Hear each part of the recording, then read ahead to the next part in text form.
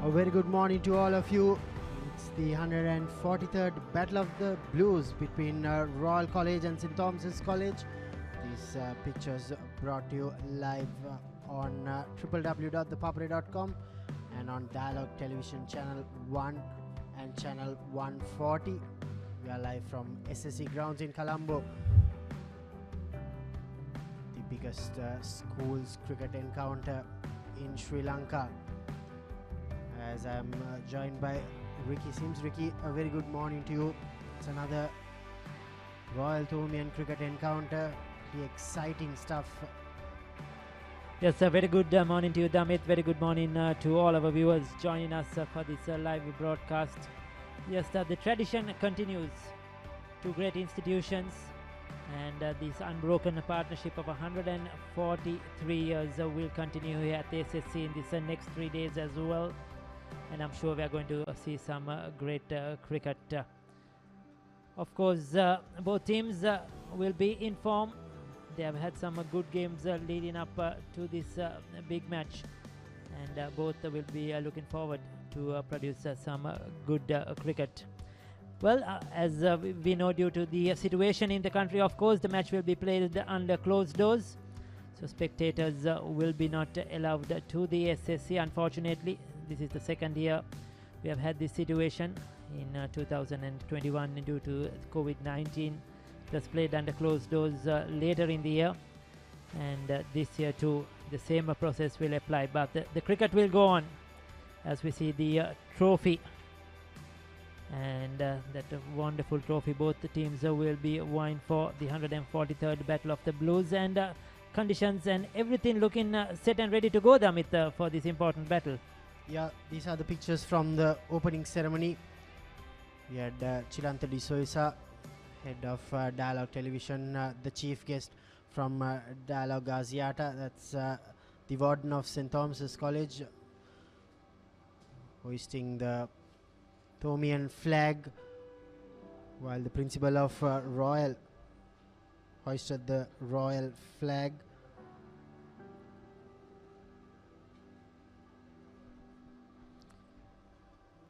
Yes, the organizing committee and our guests, those are the two captains. The captains, the teams, Ryan Fernando leading St. Thomas's, and it's going to be a great battle between these two. The two college songs being sung. The traditions continue, of course, the usual protocols, the official opening ceremony, that is the Royal College flag going up with the principal at the helm, and the Royal College team. It's a proud moment for the boys who are out there, who will be playing this big match. It's a once in a lifetime opportunity for some of them, and I'm sure they're raring to go. And the introductions to the guest Royal College principal. We have Thomian Warden introduced to the two teams for this all important game. And as always, everything in order, organized well, and all ready to go for this important match. The venue, as always, at the SSC looking fantastic outfield, and the conditions looking amazing. Sri Lankan test venue, of course. This is the venue used for the Royal Thomian over the years, and it has produced some great cricket. Well, those are the players who are warming up earlier on. Both teams are out there. A lot of hard work with the coaches, going through their morning warm-ups and a bit of drills, and getting them ready and fit for this game. There's a few, of course, both teams handicapped, some with injuries, some with illness, but both teams will come up with their best sides, I'm sure, for this game. Some of the boys will be playing their final year, and some of them will be even playing their first year at the big match. The college prefects of both schools are out there doing the hard grinds and doing their bit for this big match with the flags. Yeah, Ricky, it's an exciting 3 days of cricket ahead for all of us, and we'll now go and listen to what Arjuna Vaidyasekhar and Feroz Ahmad had to say about the pitch, which is the all-important pitch report before the start of play. Good morning, everyone. Welcome to the Sinhalese Sports Club, the Lords of Sri Lanka Cricket, as we are here in the centre for the 143rd Battle of the Blues, a Royal Thomaian encounter. We're here at the SSC. It's a bit of overcast conditions out here, a very luscious outfield as you can see behind me. And if you look at what's in store for the two teams in the centre, the wicket has a very good grass coverage. It's live grass, it's very green. And as I walked towards the Vidya Mavata, or what we call the vantage box end, with me is Feroz Ahmed, who played in 2006-2007 for Royal College. Good morning, Feroz. Good morning, Arjuna, and good morning to our viewers. So the pitch is a batting paradise, and there's a little bit of dampness on the ground, but as you can see, the moisture is underneath. It's not on the surface. So I don't think this will last for a long time. And with a late start, it'll probably favor the batting team. The first star will be tricky, but if you can survive, there's plenty of runs to be scored on this wicket. Absolutely, Feroz. So in terms of the wicket has been prepared over the last 8 days. It's very hard. It's rock solid hard. It's been rolled in well. But as you can see, it has a very good grass coverage. It's live grass. And you can see a lovely tinge of green. There's a lot of moisture in this. And because of the SSC new covers, the breathable covers, the moisture content will retain much more than a usual of a 45-minute SSC live wicket on the first day. So, Feroz, I reckon with the sun gods not coming down at the SSC, the moisture content will retain for itself, and probably the faster bowlers will have a better wicket for a good 2 hours. And what it means is that the catchers behind the stumps will come into contention. It's a typical SSC wicket. The first star will assist the bowlers, and if you're a fast bowler, that's the special focus is to make the batsman play in the first star and try to exploit whatever life that is available on the wicket. What does it mean for the batsman? Well, I would bat on this hard surface, play through the line, and as both teams will be using the brand new Duke ball, Feroz, I believe the teams have got the combinations right. I think both teams are playing 3 fast bowlers. So whoever wins the toss with the overcast condition will look to bowl first and try to exploit the condition as much as possible. That's a prediction from the centre. I'm Arjuna Vaidyasekhar. Feroz Ahmed. And we're back to the combox for live telecast.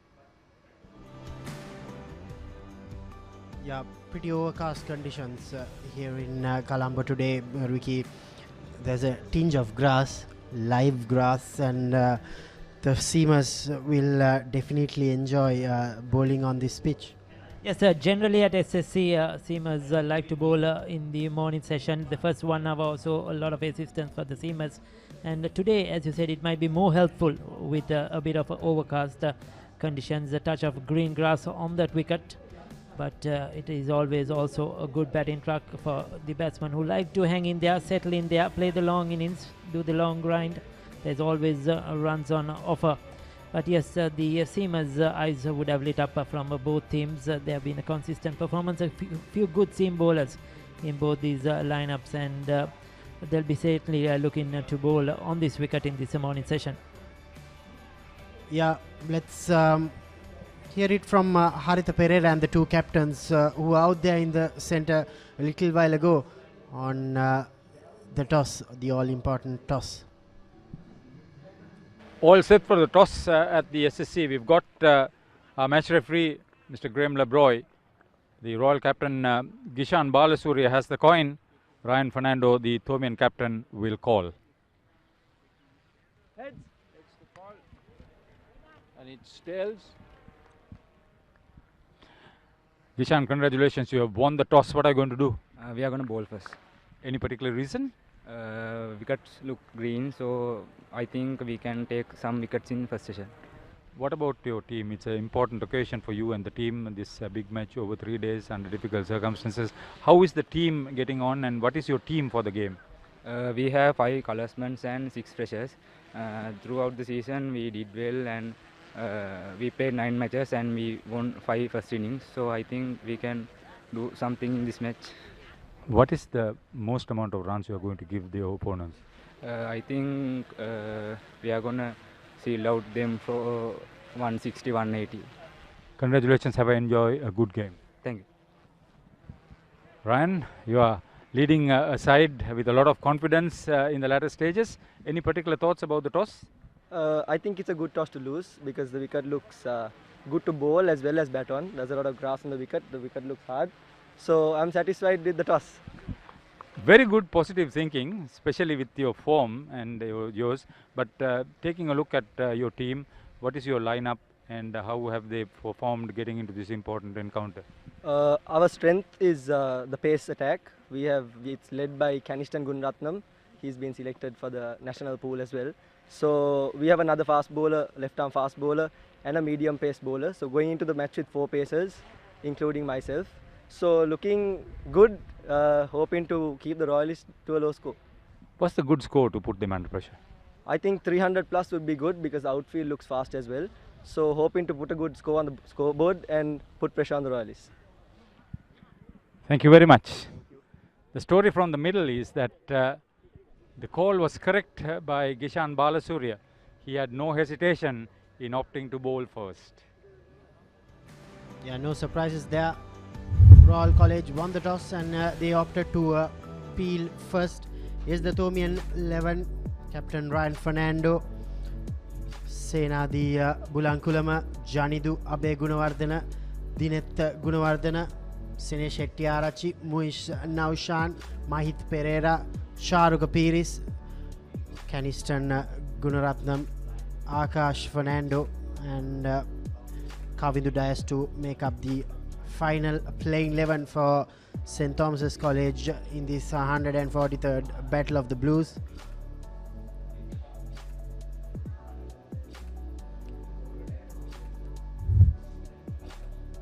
Royal College led by left-arm spinner Gishan Balasurya, Sanvidu Senaratarachi, Sinet Jayawardena, Sadish Rajpaksha, the under-19 player, Uvindu Veerasekara, Dasis Manchanayaka, Ramiru Pereira, Netin Panapitiya, the wicket keeper, Sandesh Ramanayaka, Bulan Veeratunga and Dan Podivela. So 2 good, exciting young teams here in action. So we are all set for the first ball here at SSC grounds. It's overcast conditions. We've had 2 slight drizzles coming down, Ricky, but thankfully we are seeing the first ball right on time at 10 a.m. local time in Sri Lanka. Dan Podibella will start off proceedings from the tennis court ends. Yes, umpires Asanka Jayasuri and Gamni Disanayaka officiating this game. The umpires are out there in the center. They are ready to go. As Damit mentioned, right on time. We had a few drizzles. The covers were on for a while too, and we were hoping that there won't be rain. And the weather gods have been good to us. Well, this is the first game of the 143rd Battle of the Blues. Bulankulama to open the batting for St. Thomas's College. Dan Podivella, he's a very capable right arm seamer, played as the 3rd seamer with Kavindu Pathiratna last couple of seasons, but now he's spearheading the bowling attack. It's a good prospect, has risen up the ranks quite quickly, has taken on the responsibility with the new ball for Royal, has been one of their leading wicket takers this season.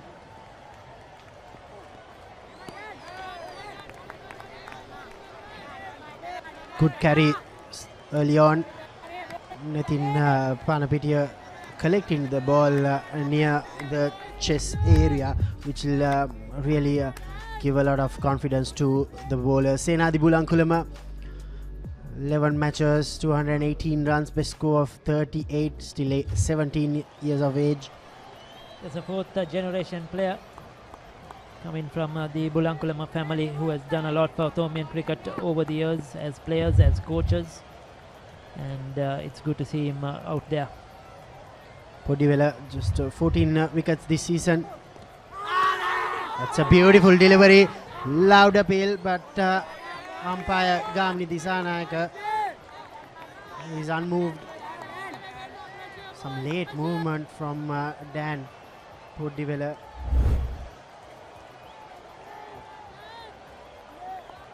Look at that movement and look at that carry. Beautiful delivery. That's what you need to bowl on this pitch. Fuller length, making the batsman play. That's very important. Yes, I'm sure they heard something. Both the wicketkeeper and the bowler went up in appeal, but that was a beautifully bowled. As we mentioned, the conditions will suit the seamers. If you get it in the right areas, you're certainly going to get a bit of a swing, a bit of movement. A perfect start for Dan Podivela. He's on the mark, no freebies, no looseness, making the batsman play, making the batsman probe outside that off stump. And certainly a good starter for Royal so far. He's grown with experience, has played 8 games so far this season. As you mentioned, picking up 14 wickets and 5 for 19. His best figures this season. So he's been among the wickets for Royal. They're leading seam bowler. Slightly wide this time, and Bulankulama will be happy to leave that alone.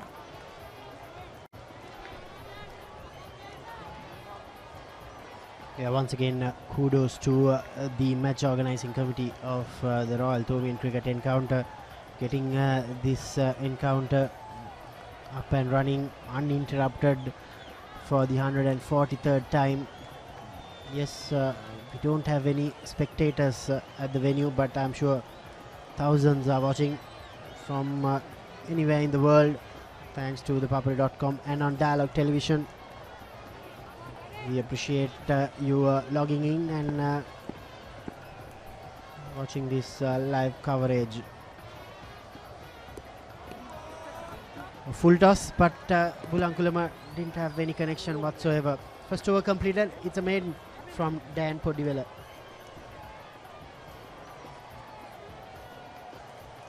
Welcome to the universe of the Raj. Whatever you want, whatever you need, all you can imagine is on your feet. When miles are abridged, happiness is unlocked. Discover your Daraj.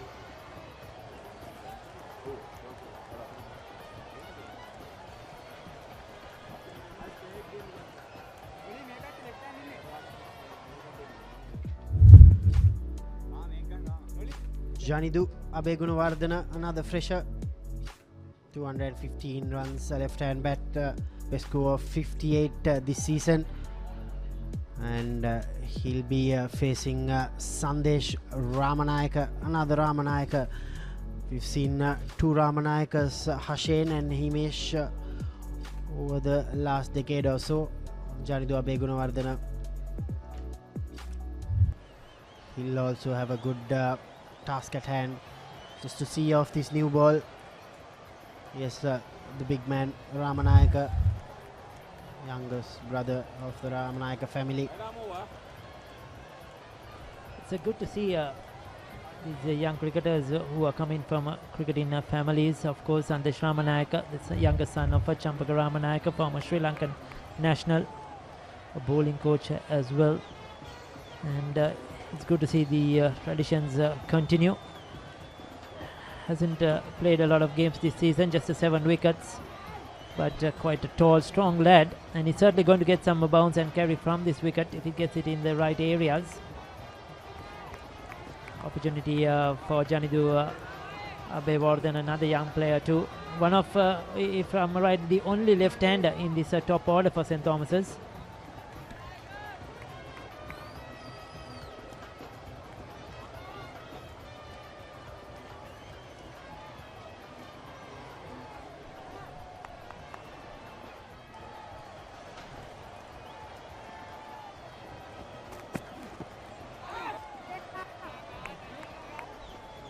Has a similar action, just like his second elder brother Himesh Ramanayaka reminds me of certainly just like him. Not much difference whatsoever in the bowling action. Yes, high arm action certainly. I'm sure they all have those perfect bowling actions and trained from young ages, from small ages by their father, I'm sure, who has played a big role of them coming up the ranks as medium or fast bowlers.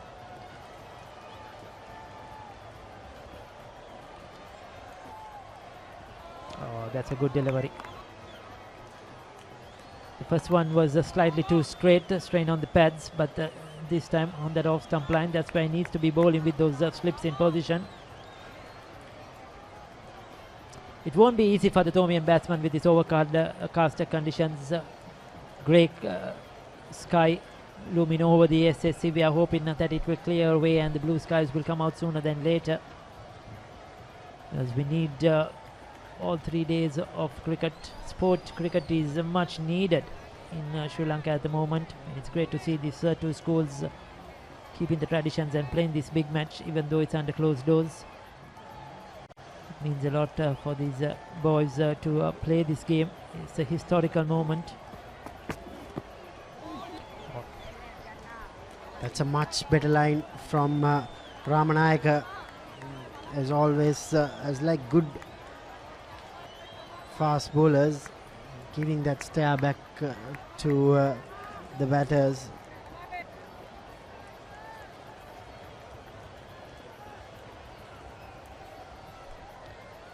So both teams are bowling strong. They are fast bowlers and spinners, especially Royal College. Of course, their spinners have contributed immensely this season as well. But the fast bowlers have done a good job. It's going to be a real battle for the batsmen of batters for both teams. Slightly too straight this time. Trying to probably get it closer to the batsman on their off stump, but a bit of in-dip in movement into the left hander, taking it down the leg side.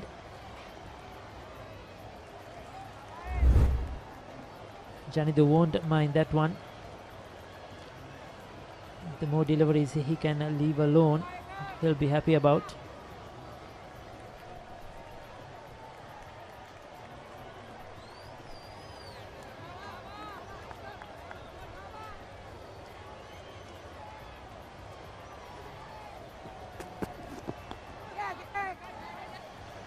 That's the first run of the 143rd Battle of the Blues, the Royal Tomian annual cricket encounter. Janidu Abegunawardena gets off the mark. If you're just joining in on this live coverage, this is the Royal Tomian cricket encounter, brought to you live from SSC grounds. Royal College captain Gishan Balasurya won the toss and had no hesitation in opting to field first with a lively track and overcast conditions above, so giving his seamers an ample opportunity to bowl at this young Tomian batting lineup. It's attack in field for the right hander for catching. Good looking shot. Good cricket all around. Oh, slight misfield. That was a good delivery. Swinging into the right hander. Negotiated it well, but he's off the mark too. So 2 overs completed. It's a 2 without loss.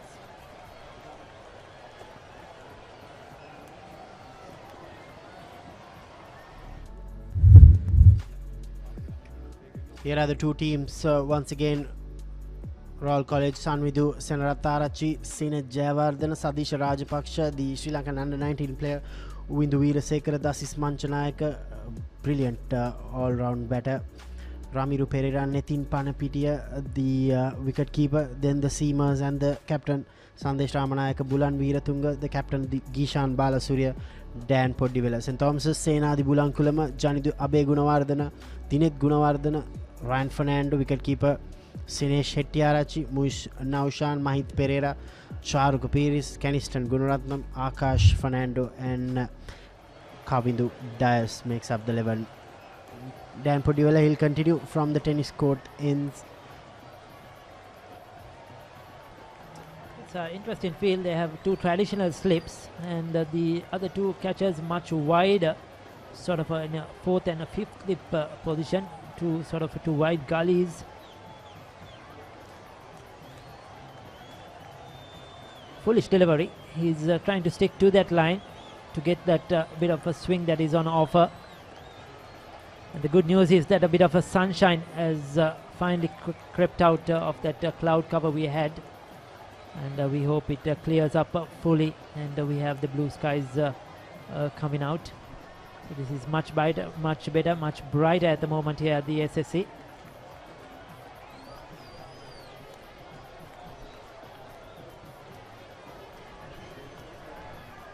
That's a very good delivery from Dan Podivela. He was leaning on his front foot, Bulankulama, all this time, giving that surprise factor with a short delivery. Saidori negotiated it well too, Damit. He was up to the task. There is a short leg in position, but he handled it well, watched the ball very closely, and did bat. Royal have been on the mark so far this morning. Not bowled any loose deliveries at all. There was a couple probably down the leg side, but didn't go for runs. Other than that, they have been on that off-stump line, making the batsman play. It's good that St. Thomas also have a left and right hand combination. As I mentioned, Janidu Abegunawardena is the only left-hander in this top four. They needed the variety. Not easy for the bowlers. They have to keep switching around when the strike is rotated regularly. The bowler having a chat with his captain. Yeah, this is the first time he's bowling to the left-hander. He had a good outswinger to the right-hander, so pretty much the in-swinger to the left-hander. Look at it, good delivery. He has that natural ability to swing the ball into the left-hander. And Janidu Abegunawardena, he'll have to be very watchful, especially to that foolish delivery, Vicky, because I quite like the length he's bowling. He's making them play, he's bringing them onto the front foot. Sometimes these young seamers, they think that the pitch is green, and they tend to bowl a little short, but Dan has been very good so far.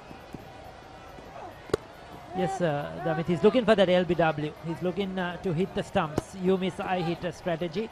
And you could have even seen the field. For the right hander, he had those 4 catches. But to the left hander, he's just having the 3. He's removed 1. And the reason is that he's swinging it back at the left hand. He's not getting the ball to go away. And he's employed that short leg fielder.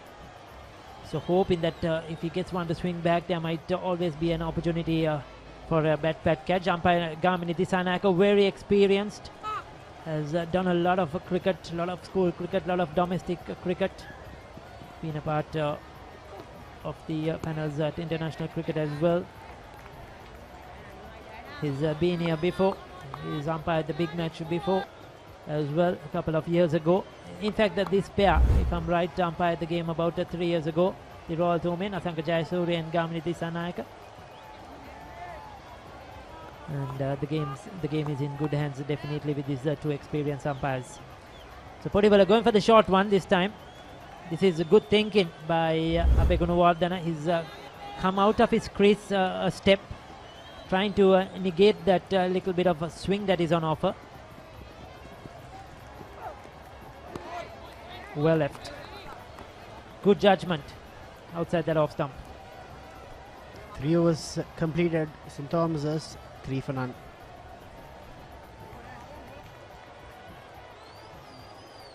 දරස් ලෝකයට එකතු වෙන්න ඔබට සැරිසරන්න සිත් සේතෝරා ගන්න හැම දේම ඔබ ළඟටම කොතැන හිටියත් එකම යායක් අසීමිත සතුටක් අත්විඳින්න.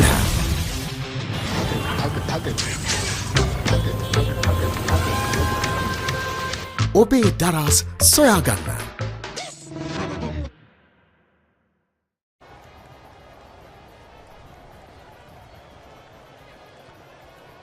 So Ramanaka will continue bowling from the Vidyama at the end. He too has employed those 4 catches for the right-hander, 2 traditional slips, the other 2 are rather wide. Looking for that outside edge. Just a touch too much wide outside that off stump. Bulankulama won't mind leaving that. The Bulankulamas generally all have been top order batsmen and scored tons of runs over the years in the Royal Thomaians.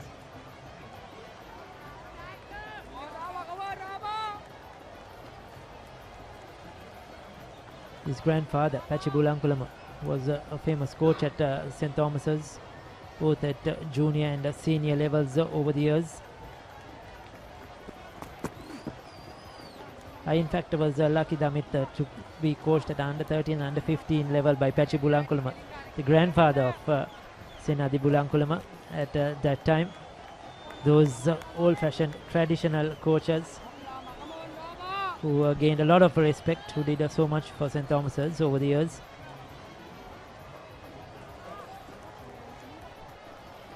Yeah, that's the true spirit of this Royal Thomaian cricket encounter. It's been played for several generations, 143 years. That's not an easy task. So, that's a wave delivery from Ramanayaka. Yes, probably the first real loose delivery that's been bowled. He completely lost that one. Sprayed way down the leg side. The wicketkeeper had no chance. So the first boundary of this innings, not coming off the bat, coming through extras. The Thomaians won't mind that at all. Still trying to get going in the 4th over. They will be trying to negotiate this first half an hour, 45 minutes, not lose any wickets. They won't mind, I'm sure, about the runs on the board, just ensuring wickets don't fall. He hasn't really got his line right so far in comparison to Dan Podivilla. Ramanayaka has been either too much outside the off stump, and whenever he's tried to bowl straight, he's slipped it down the leg side. Hasn't got the batsman to play as much as he would want. Final delivery coming up in this 4th over. Once again, welcome to all our viewers who are joining us from overseas. I know many who are watching the game. Whichever part of the world you are, whichever time zone you are in, warm welcome to this 143rd Battle of the Blues. Once again, too wide. Bulankulama leaving it alone.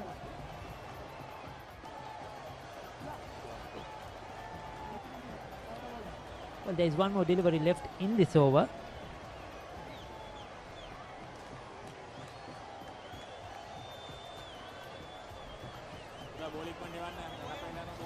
Sandesh Ramanayaka operating. Royalist, after winning the toss and electing to field first, will definitely be looking for some early wickets. They will need or want their fast bowlers to get those early breakthroughs. The top Thomaian 4 have been their regular run scorers this season. Again, too much outside that off stump. That's far too easy for Bulankulama. 4 was completed. It's 7 without loss. We live in a world that's rapid and demanding. We live in a community that values trust and reliability. So what if speed and convenience had a new makeover? Introducing the new Quickie.lk. Sri Lanka's favorite online marketplace. Quickie.lk, convenience delivered.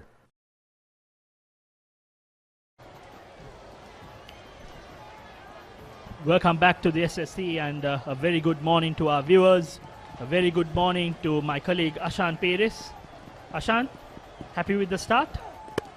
Very good morning, Feroz.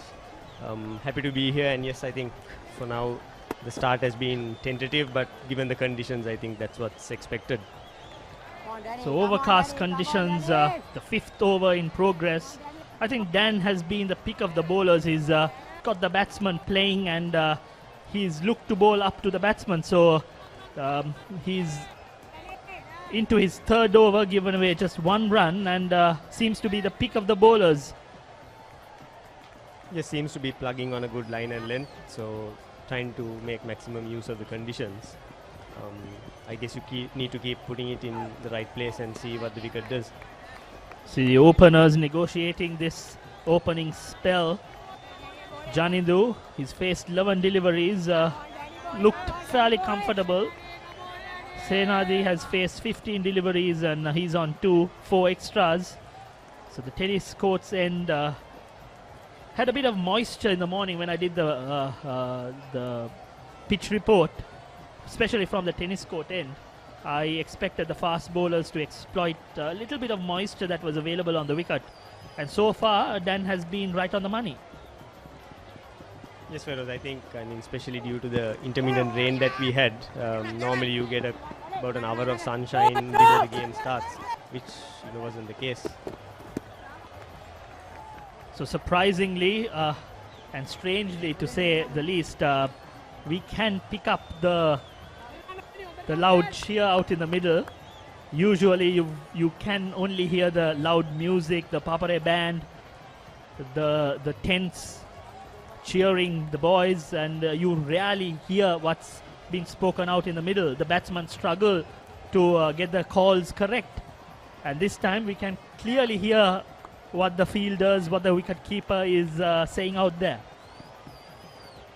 Yes, normally even the fielders struggle to hear each other, even in the slips. I recall, we had to use sign language sometimes to get a message across. A foolish delivery, punch towards extra cover, and Janidu takes a single, so brings Senadi on strike, the right-handed Senadi, to face Dan. Now this will be interesting because Dan is getting the ball to move away from the right-hander. That's why you saw a field adjustment, a short mid-wicket being brought in. Sadesh, a key player of Royal, he's been amongst the runs and has plenty of experience, Sadesha. Yes, clear plan to bowl at off stump, just outside off stump, and try and get the slips into action. Feroz, what is your take on having third and fourth slip open, and with 2 gullies there? Is that particular plan that they are working on? Because sometimes we see edges go right through the middle, and I am personally not a fan of that. Wideish, sort of a fourth slip and a wideish gully. I was also looking at that field placement. Usually you tend to have that field placement when the pitch is slower, where your edges go towards the gully region, especially when it's quick and on a sort of a first day, the first 15 over sort of a wicket, you tend to have it finer. So it's a strange field placement, but I'm pretty certain that there is some logic behind the change. So it was, that particular delivery was on the shorter side. End of the 5th over.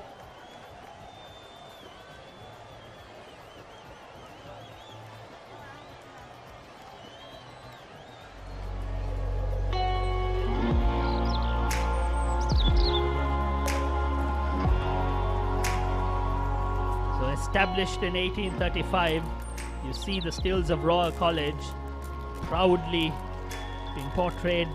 Rich history behind Royal College. One of the first few schools to play this game. The crest and a memorial for the war heroes, and a distant shot being shown. So that was a brief sort of glimpse of Royal College standing proud, and the 143rd Royal Tomian. Well, bowling change, and Kishan be brought into the attack, left arm spinner. Interesting change, Feroz. Very interesting, especially with the fact that it's only 5 overs bowled. But I suppose when there is moisture on the wicket, there's always a chance for the ball to grip. And we've also seen at SSC, this first session, there's a tendency for the spinners to get some purchase off the wicket. Yeah, for sure. Absolutely. However, I was admiring Ramanayaka's bounce in the early over. So, interesting change. I guess we'll have to see if it pays off for Royal. But personally, I may have been inclined to give Ramanayaka another over at least. Oh, at least use the third seamer. Gishan starts off, and there is some turn. Yes. It's a good maybe game awareness from Royal before the sun comes out and the wicket settles a bit to try and get some purchase and turn off the wicket and bring the close-in catchers or the slips into play. There was turn and bounce, the new ball, and this time again safely negotiated by Janidu. This time he didn't opt to leave that. That would have been curtains had he done that. So there is some life in the wicket for the spinners, but I suppose it's the moisture that is coming to the bowler's advantage.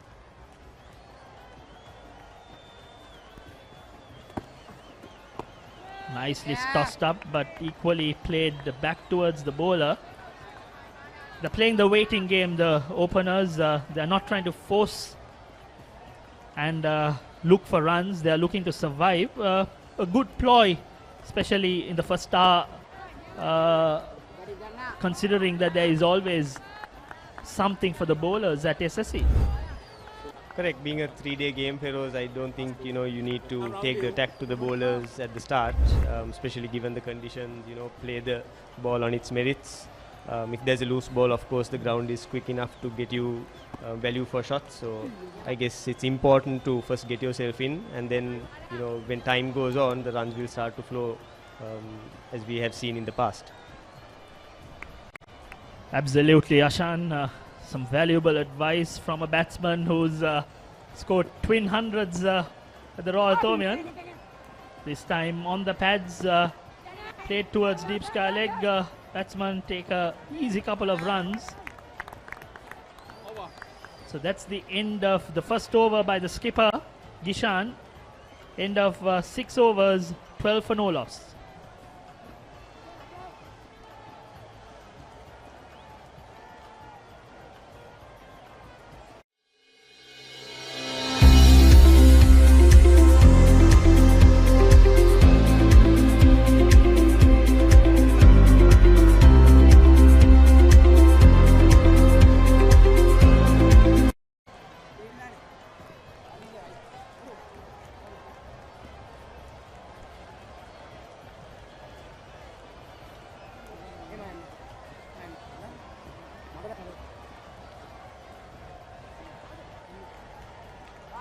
Will we see another bowling change, or will it be Dan to continue from the tennis court end?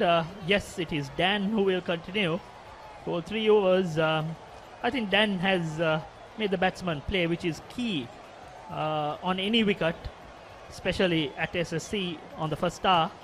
You need to get the batsman to play. The only criticism I have of Ramanayaka was the fact that he was a bit wayward. So hopefully he'll come refreshed and bowl a better spell in the second spell if he is given. Very good ball there, just outside off stump. Bit of away movement and getting the batsman playing. Senadi would do well to leave that if possible, but seemed a bit close to him as well. So that very good delivery there. Very good delivery, getting the ball to come into the right-hander and then seaming away. Very well bowled on the 5th stump.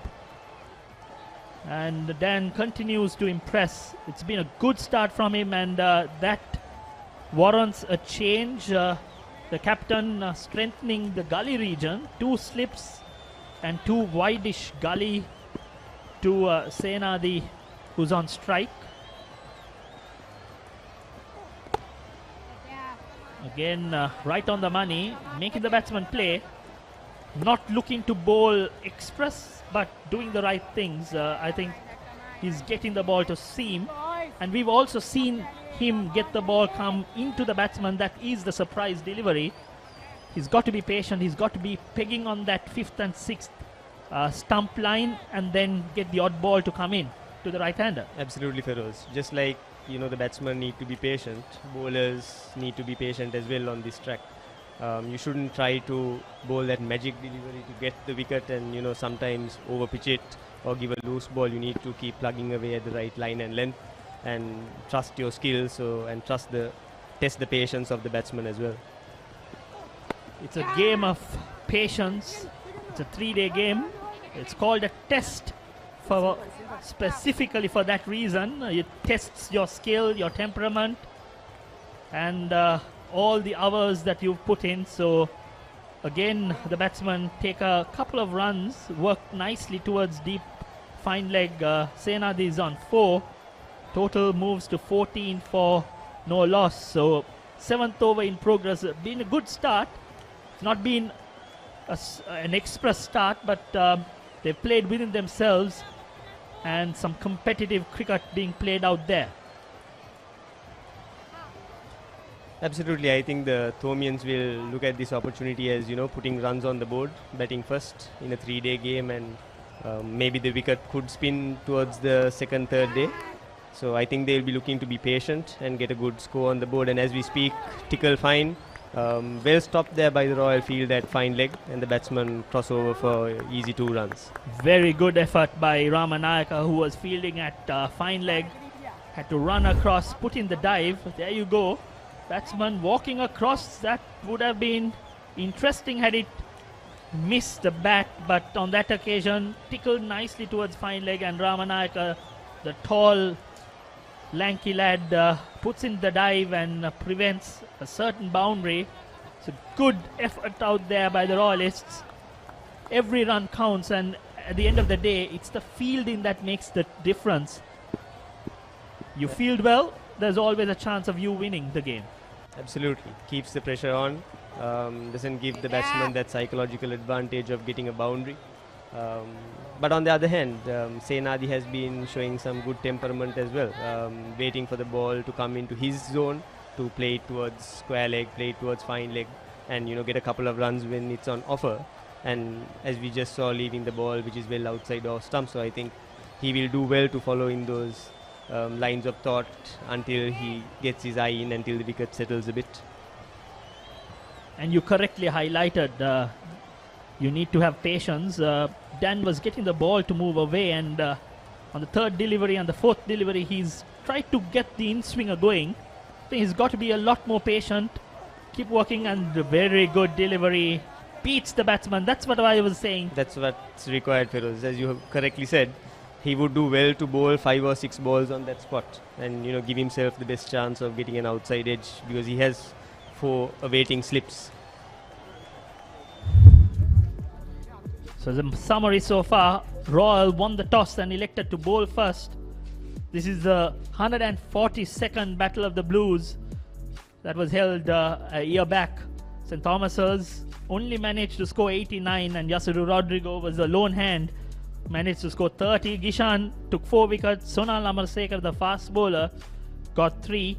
Royal first innings declared at 112 for 4. Isivara missed out on a 50. And unfortunately, the weather gods had the final say, and it ended in a tame draw. I suppose only 1 day of play was possible out of the 3, and that made the difference. Yeah, had it lasted for 3 days, the outcome would have been different. Absolutely. I think, the boys went through multiple challenges that year leading up to the Royal Thomian. COVID was running rampant. I think we didn't have an under-15 season and under-17 season. So there were a lot of challenges that both schools faced leading up to that game. And I think we must applaud the teams, the coaching staff, and the organizing committee for getting last year's game off the ground. But like you very correctly said, rain sort of spoiled the show, and we couldn't get as much play as we wanted. And there could have been an obvious result if the game had continued. So Gishan, the skipper, continues to ball from the Vidyama at the end. Not afraid to toss the ball up. He's getting some purchase off the wicket again, this time on the shorter side. Played comfortably on the back foot by Janidu, the left-hander.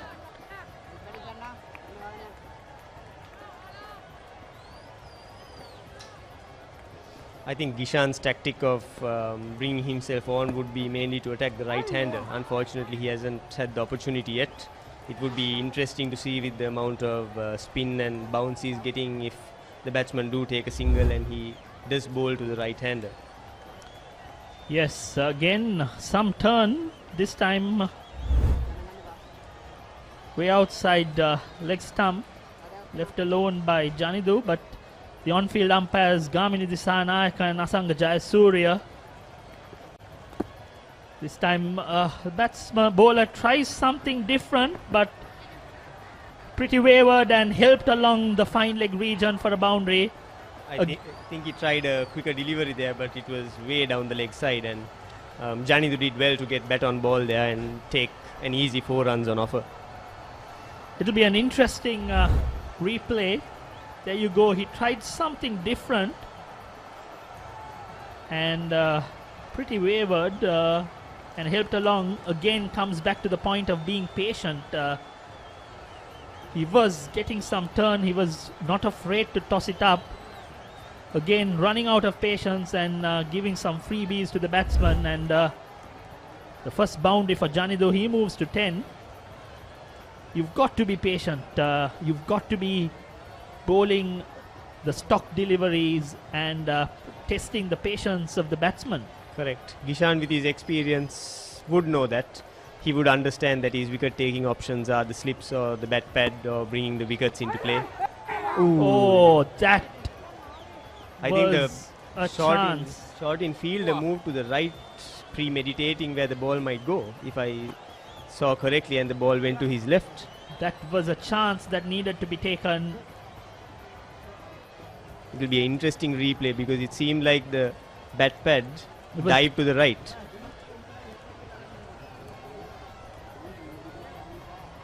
අයිනෝ පුතා හැබැයි යා ගෙදර නිදියන්නෙම අමෝතු තැනක. කාලගුණය කොහොමුණත් Rhino නං වහලට safe තමයි මුළු ගෙදරම. Rhino Cement Roofing Sheets. Then you know Rhino. I know.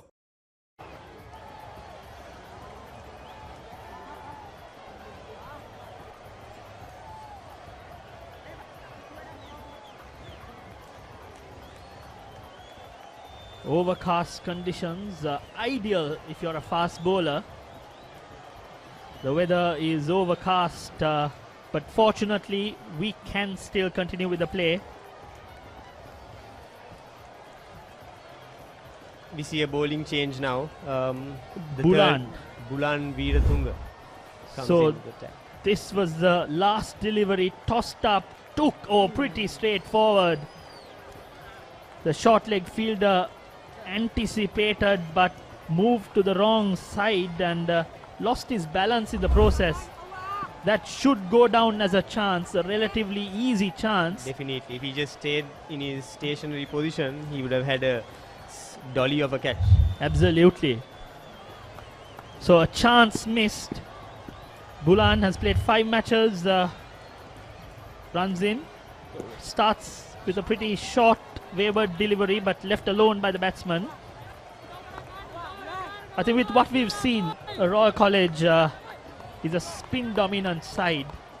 Ramanayaka seems to be the quickest out of the lot. Bulan has played 5 matches, 51 overs, taken only 5 wickets. The fast bowlers haven't been amongst the wickets. But the big match is a different ball game, and Dan particularly has started well. Bulan, let's hope, will continue from where Dan left. A much better second delivery, just outside the off stump and with a touch of away movement. So Bulan would do well to plug away there and see what he can extract out of the wicket, given the overcast conditions that we still have, which is to his advantage. Bulan walks back, a shortish run-up, bowls well within himself, getting the ball to seam away from the right-handed batsman Senadi, who's on 6, faced 25 deliveries, So both these batsmen have faced 25 deliveries each, spent time in the middle. That loud appeal, but seemed to be sliding slightly down leg side, but the batsman did slightly move across the wickets and put his front foot just outside off stump. So with the little we've seen, Bulankulame seems to be planting his left leg across the off stump, and if you can get the ball to nip back from just outside off stump, you're always in with a chance. But you've got to keep the ball outside off stump, Correct. get the ball to move away, and then get the odd one to come in. Yes, once again moving slightly to the offside, and even though the ball is down leg side, he would have, if he planted his foot down the wicket to middle stump or leg stump, been able to easily flick it down to fine leg or towards square leg. So I think this is something potentially for the Thomian batting unit to take note of and develop him. And Maybe a slight tweak in his technique maybe. The on-field umpires Gamini Disanaka and Asanga Jayasuriya will come into play if the batsman misses a straight delivery. This time left alone. The previous delivery, Janidu, the non-striker, did his role. He walked up to the batsman, Yes. gave him a piece of advice, and I'm pretty certain he would have told him, don't put your left leg across. So the next delivery, the batsman made the adjustment and Senadi left alone. This time though, the ball was way outside off stump. Yes, well spotted, Feroz. I think batting also, like bowling, sometimes works in partnerships. You don't realize sometimes what, little technical mistakes you do depending on the bowler and his angle and his swing. So it's very important for the non-striker to be aware and, deal in partnerships. So that's the end of the 9th over, 20 for no loss. Introducing Quickie.lk, Sri Lanka's favorite online marketplace with a wide range of product categories. Pharmaceuticals, automobile, groceries, electronics, flowers and cakes, homeware and appliances, and special services such as Quickie Concierge and Quickie SOS. Providing you with multiple payment options, quick delivery, and reliable customer support. Get anything you want delivered anywhere in Sri Lanka with special late night delivery until 3 a.m. within Colombo and suburbs. Download the Quickie.lk mobile app on your Android or iOS device or visit www.quickie.lk. Quickie.lk, convenience delivered. Good morning, Shami. Good morning, Hartha, and good morning to all our viewers across the world. Joining the 143rd uninterrupted Battle of the Blues. The tradition continues. Yeah, the second longest inter-schools cricket encounter in the world. Bit gloomy, but scheduled start. Decent start from the Thomian openers. A well measured start from the Thomian openers, I'd say, driven on the offside there by Janindu. Stumbled across for single. Bit hesitant from early on, and the new ball bowlers didn't do too much justice. Sandesh Ramanayaka from the Vidyamavat end and Dan Poddivela from the tennis court end. And now the Royal captain Gishan Balasuriya, he's into his 4th year. He's operating from the Vidyamavat end to a 4th generation Thomian. Senadi Bulankulama on 6.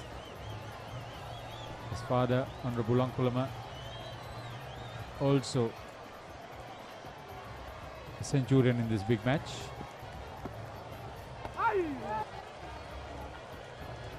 Kishan is definitely the strike bowler, but I would have liked to see the Paceys take on the show for a little while of the morning hours at least, since it's quite overcast and you do know that the SSC does provide something for the quickies early on in the day.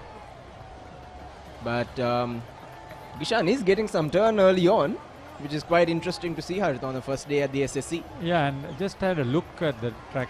It looked a lot green, but a very hard track prepared by the curator Manoj Panditage. and the head groundsman Kamal Sri, who's been there for long enough, under the watchful eyes of Mahinda Halangoda, the ground secretary, who is now with the national team as the manager. So his workload is shared by Samantha Durangwala, the assistant ground secretary here. He's also the chairman of SSC Cricket. Good change that from Gully to Selimidov.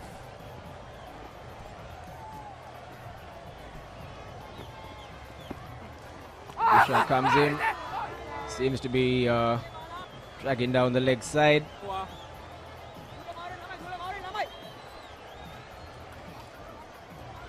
So 10 overs completed. A sedate 21 without loss. The Thomians sent into bat.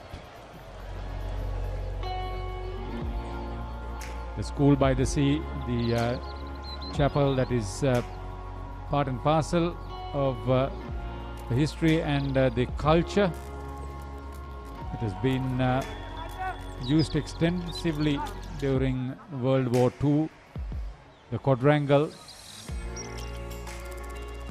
It's a beautiful site of place that has the Thomian choir practicing regularly.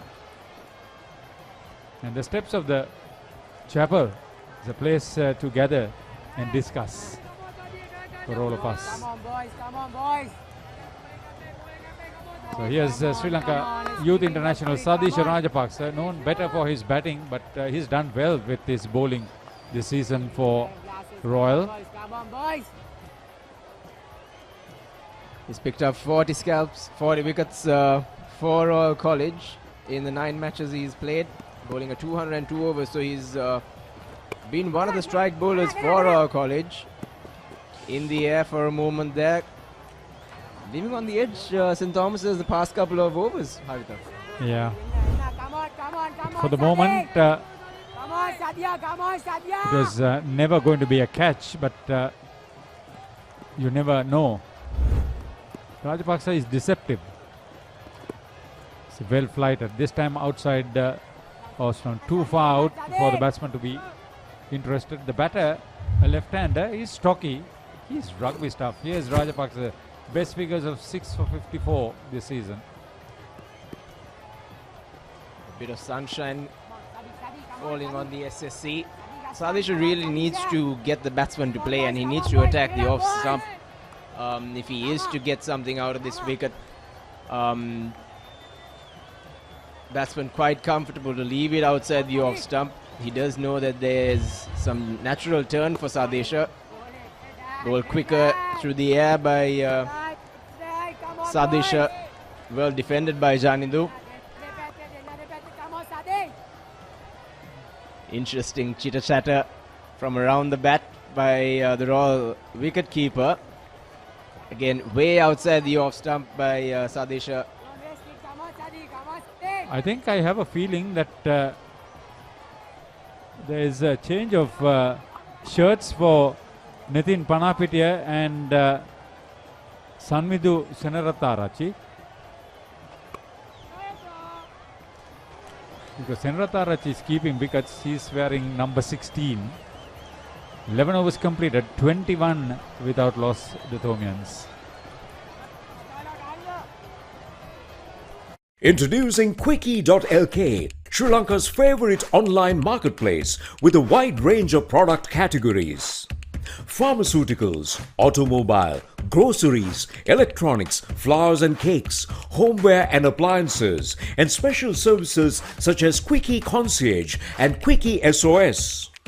Providing you with multiple payment options, quick delivery, and reliable customer support. Get anything you want delivered.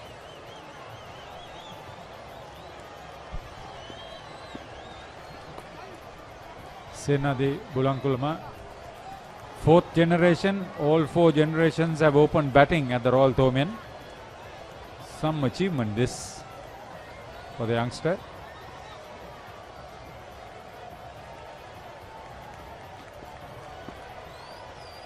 Spanning over a century of years, the 4 of them have played PB Bulankurama in 1917 was the first Punchibanda Bulankulma, and this Senadi Bulankulma is the 4th generation after 105 years. Proud moment for the young lad and for the families, Artha. Always a special feeling. Yeah. Dhammika, Anura and Suresh. 2 of them have made hundreds. Also brothers playing in the encounter. The Ramanayaka brothers. 3 of them. The youngest playing today, Himesh. Yes. Hashen, the eldest, played in 2013 and 14. Put on brilliant innings. A match-saving inning in 2014 by Ramanayaka. And Himesh Ramanayaka played in 2015-16, if I'm not mistaken. And the youngest of the 3 brothers, Sandesh, playing today. So proud moment. All 3 have open bowling. All 3 have open bowling. It's following in the footsteps of their father, Champaka Ramanayaka, test opening bowler. 12 overs completed. That was a maiden. 21 without loss. The Thomians put into bat. Daras lokayata ekatu wenna. Obata sarisaralla. Sit se toraganna. Hama dema oba langatama. Kotena hitiyat ekama yayak. Asinita satutak. Attidinna.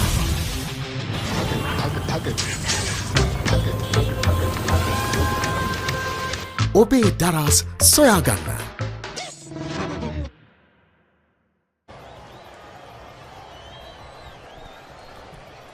So it's a question of just building on this hard work done so far by the Thomian openers. They would have thought that they would have been under a little bit of pressure coming into this big game. I think they've handled the pressure quite well.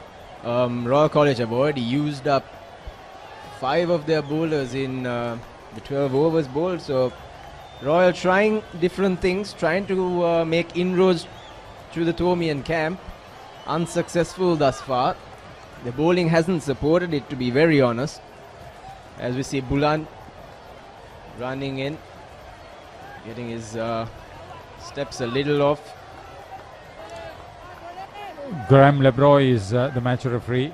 Gamani Desanayaka and Asanga Jasuria, the on-field umpires. Hemant Botejo is the television umpire. With Vidura Prasad as the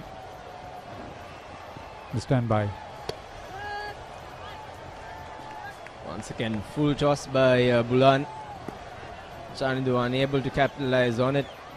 They've had quite a few loose deliveries, the Royal camp, but thankfully, for Royal at least, St. Thomas's haven't been able to dispatch them to the boundary.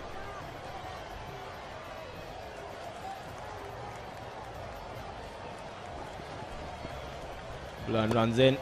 Once again, very full. Driven on the offside. Should be a couple of runs.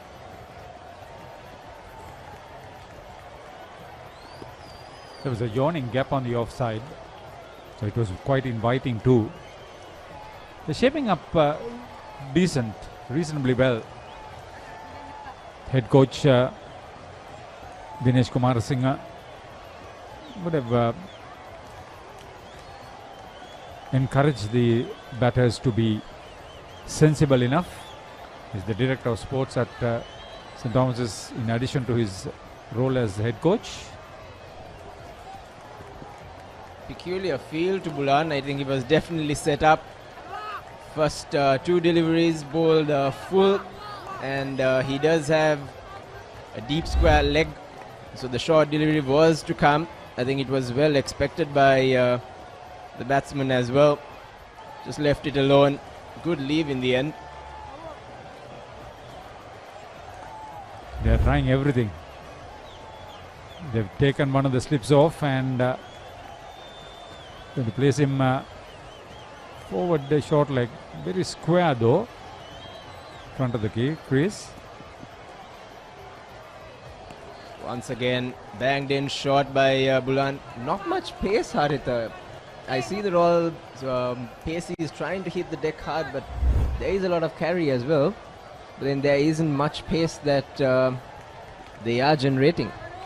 Yeah, I think the Tomian captain was correct when he said it was a good toss to lose. Well, he would have loved to have said that I would have liked to have won the toss and then decided. But then on the other hand, now it's a situation where it becomes very understood. Good to go.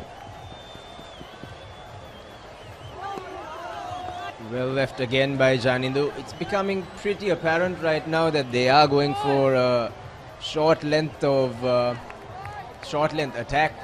The Royalists. It's in line with the stumps. That's the good thing about it. He's not erred in his line in trying to get that ball lifting. So Rohan Soisa would have had plan B as in this case. Good take by Sanmindu. They're still climbing. He's standing quite a distance from the stumps. But they've got only one slip and there's a huge gallop between the wicketkeeper and the first slip,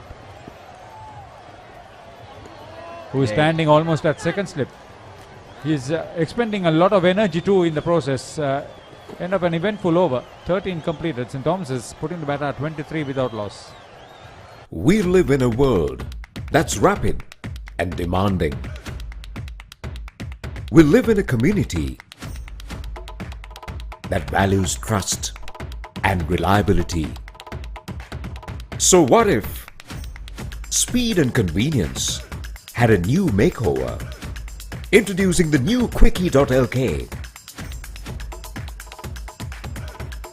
Sri Lanka's favorite online marketplace. Quickie.lk, convenience delivered.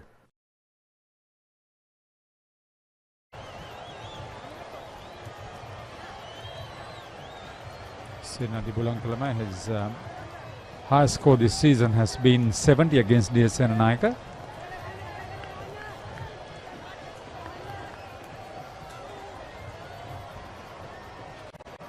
St. Thomas's taking things slow and steady.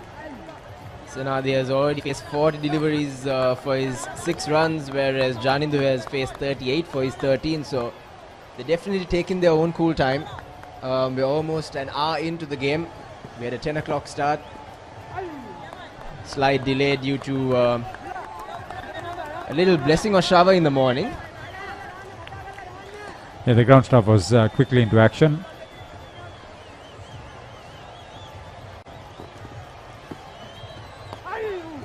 Again, well-flighted delivery on middle and leg.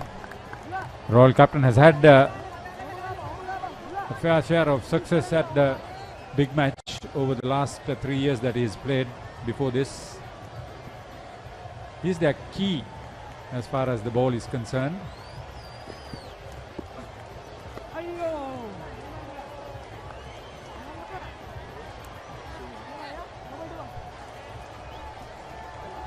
If you're catching the live action on www.thepapare.com, and if you are a Dialogue subscriber, you can always catch the live action on TV channel 1 and channel 140. If you're joining us from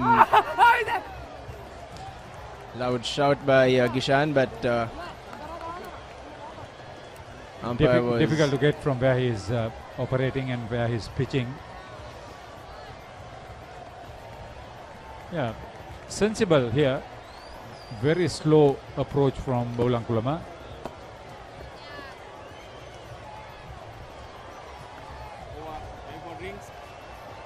It's another maiden over to end the 14th. It's 23 without loss, so the Tomin openers has survived the first session up to the first water break.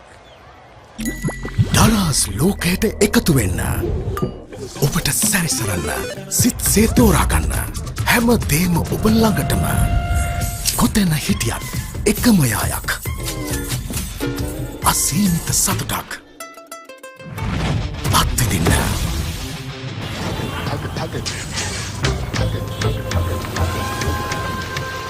Obe daras soyaganna. Introducing Quickie.lk, Sri Lanka's favorite online marketplace with a wide range of product categories. Pharmaceuticals, automobile, groceries, electronics, flowers and cakes, homeware and appliances, and special services such as Quickie Concierge and Quickie SOS. Providing you with multiple payment options, quick delivery, and reliable customer support. Get anything you want delivered anywhere in Sri Lanka with special late night delivery until 3 a.m. within Colombo and suburbs. Download the Quickie.lk mobile app on your Android or iOS device or visit www.quickie.lk. Quickie.lk. Convenience delivered. What's the best ceiling sheet, Mr. Basunda? That's the Rhino ceiling. The Rhino ceiling. A wood pattern finish. I know. You can color it your way. The plain ceiling. Rhino. The roofing's Rhino.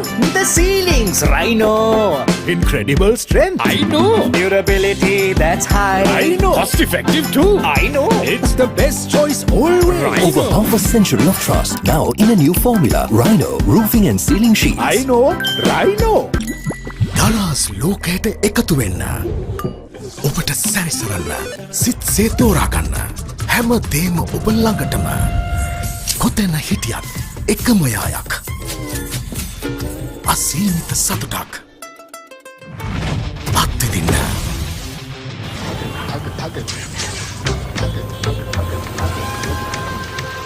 ඔබේ Daraz සොයාගන්න.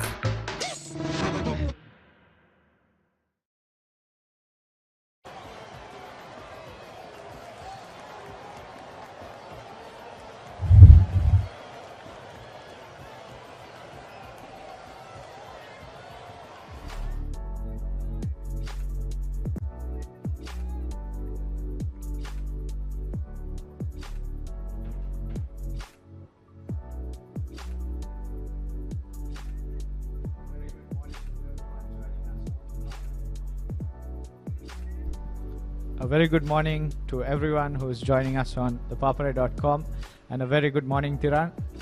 The Thomians, I think, off to a reasonable start. And as we can see, the bowling so far, the Royalists have used 5 bowlers: Dan, Sandesh, Gishan, Bulan and Sadisha. And Tiran, I think all the bowlers were a bit off the mark in the morning, and the Thomians did well not to lose any wickets during the first session. Very good morning to everyone who's joining us on Papare.com. Morning, Dhanushka. Yep, absolutely right. Thomians have been taking their own time and getting ready, and we're back in action.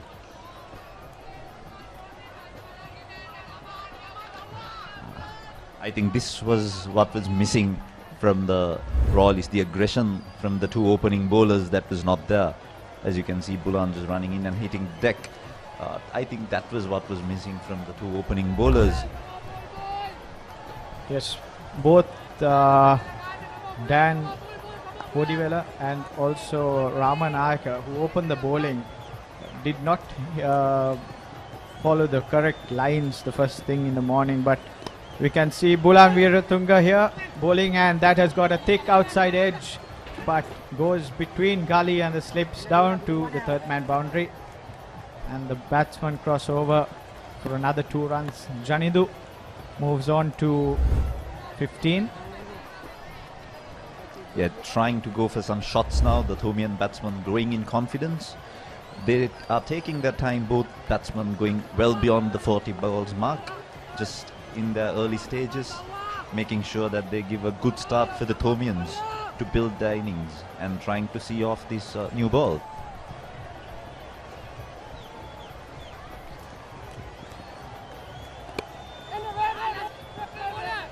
Next ball played defensively towards cover point, no runs. Yes, Tiran, I think the main target of the Thomians during the first session would have been not to lose any wickets, and I don't think they would care much about the run rate or at the rate they're going at. But the main thing is that they have got through the first hour of play without losing any wickets, and as you all know, the SSC wicket gets much better for batting as the day progresses.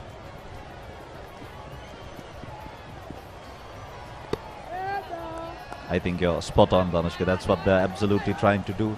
They're just trying to see off this new ball, this first session, which is very crucial for any Royal Thomian.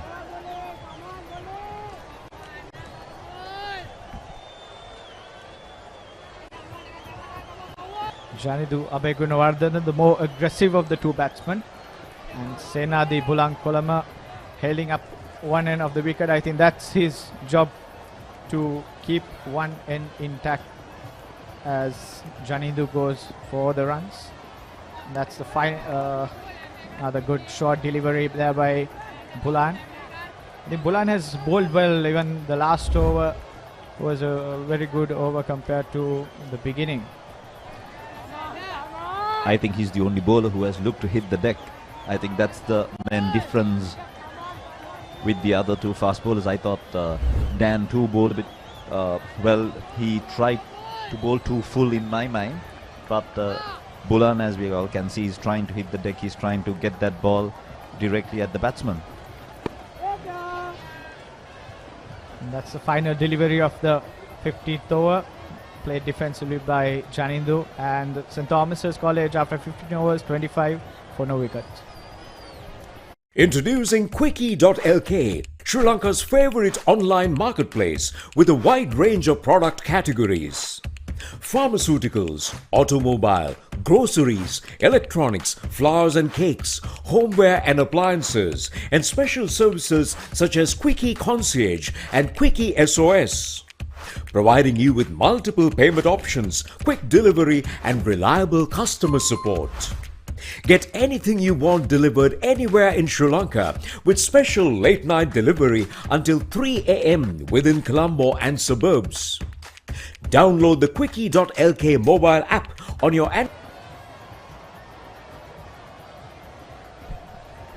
Gishan Balasuriya, the Royal captain, to continue. And slightly different field this over. He's got a leg slip, normal slip, and also one just in front of the batsman on the offside. I was quite surprised by the Royals' approach to bring spin so early. The thought process might have been to get the best for the spinners early as possible. But as you can see, the wicket is extremely slow and there's nothing much on, even though there is a bit of turn on offer. Yes, there is a bit of turn, but I think Janidu and Sena both have now got their eye in, and they are managing quite well against even the spinners. I think Gishan has bowled extremely well, trying to play within his boundaries, but the Thomian batsmen have been very cautious against him.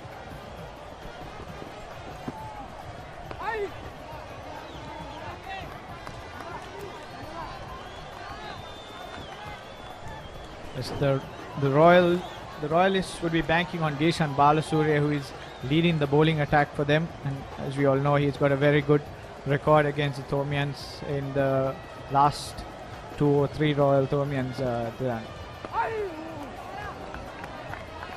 Once again played defensively, played well by Sena the Bulankolama.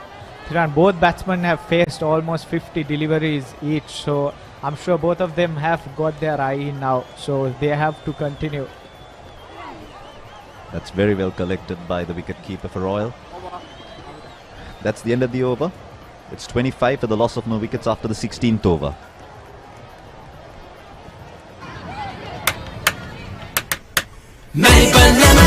ස්වාභාවික මිහිරයි නියම lemon රසයයි කාගෙත් දිව පිනවයි Maliban lemon puff lemon puff Maliban lemon puff හැම සිතක්ම පිපිදේ රස lemon රසයේ ජීවිතයම මිහිරයි Maliban lemon puff lemon puff Maliban lemon puff Maliban lemon puff chill when lemon.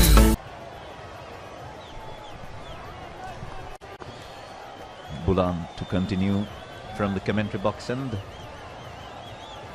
Just trying to hit the deck, Bulan. Continuously trying to make the batsman play directly at their body. the Thomians have been really watchful against the Royal fast bowlers. They've made sure that they get through this difficult time period.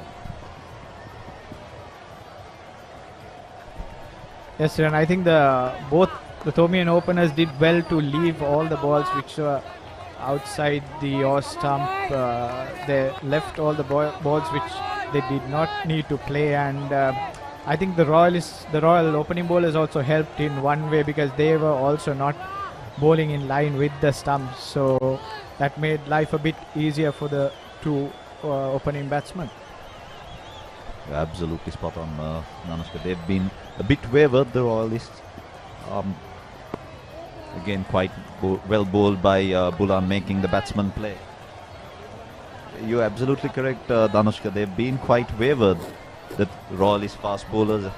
There's a bit of a dark cloud just gathering around the ground, as you can see on camera. It's a bit of a gloomy day today.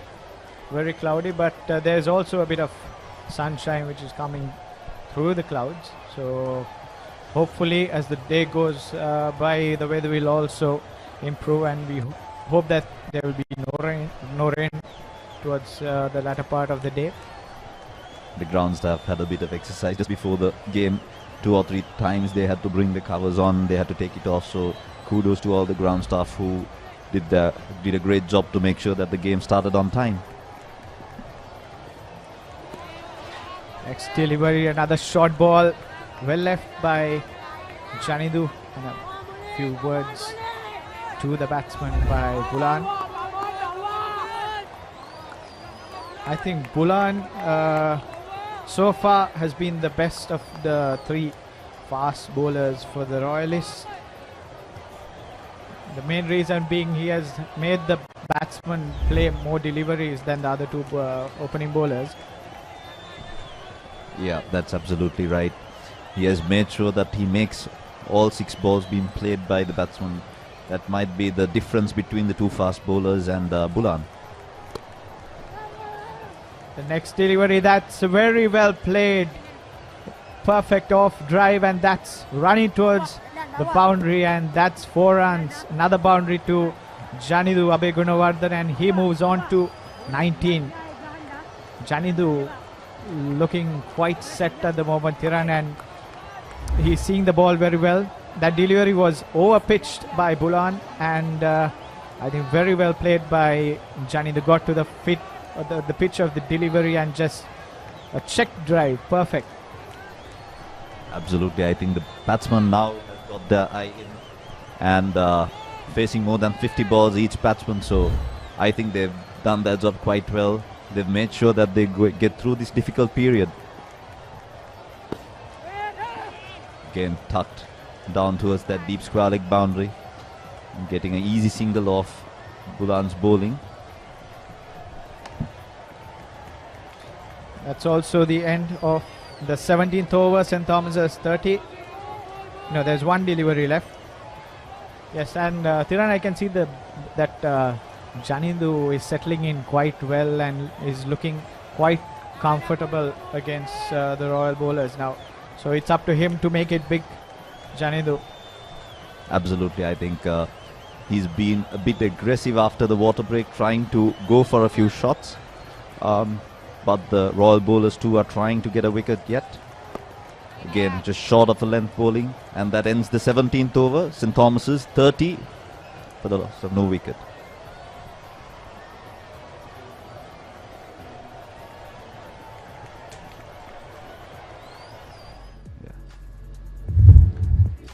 As we can see, record partnerships for each wicket for the Thomians. The first wicket is at 65 runs, and this pair has another 35 to reach that target. We can see a few familiar names: Ashan Pires, Nishan Mazahir, Vikramanayaka Bangso, who played very recently. Yeah, Rashmi Gopath and Johan Mendes played quite recently for St. Thomas's in the year 2016. But I presume this opening stand was well beyond 100 runs. Just for our statisticians to check.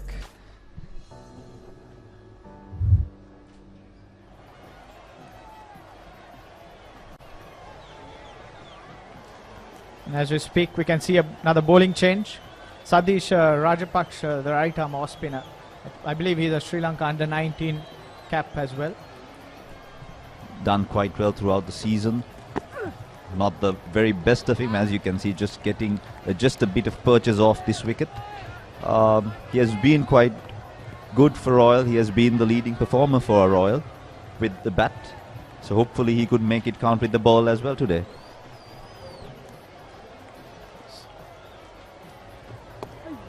This time flighted outside the off stump, played defensively by Janindu. Yes, I think Sadish this season has played 9 matches and has taken 40 wickets, the highest wicket taker for Royalists. So he's performed well with the bat and the ball. Absolutely, and just making sure that he just keeps it in one line. That has been his role. He has been the container for Royal, even though he has picked up a lot of wickets. He's made sure that he just keeps it on the good length and makes the batsman make the mistake. Well bowled once again on the stumps, but played equally well by Janindu. So Gishan Balasuriya and Sadish Rajapaksa are the leading wicket takers for the Royalists this season. This time a bit short outside the off stump and played on the back foot towards deep extra cover, and an easy single. Janindu moving on to 21 runs. Yeah, Janindu is getting more comfortable in the middle. He's showing signs of being a bit aggressive and also being very calm and composed at the crease, just making sure that they tick the scoreboard. I think runs is not what they're after. They're trying to contain. They're not to make sure that they don't fall any wickets during this session. Final delivery of the 17th over, and that's down the leg side, and the keeper fails to collect it cleanly, and the ball goes down to the fine leg boundary. It's a leg by 2 runs, but the Thomians move on to 33 for the loss of no wickets at the end of 18 overs.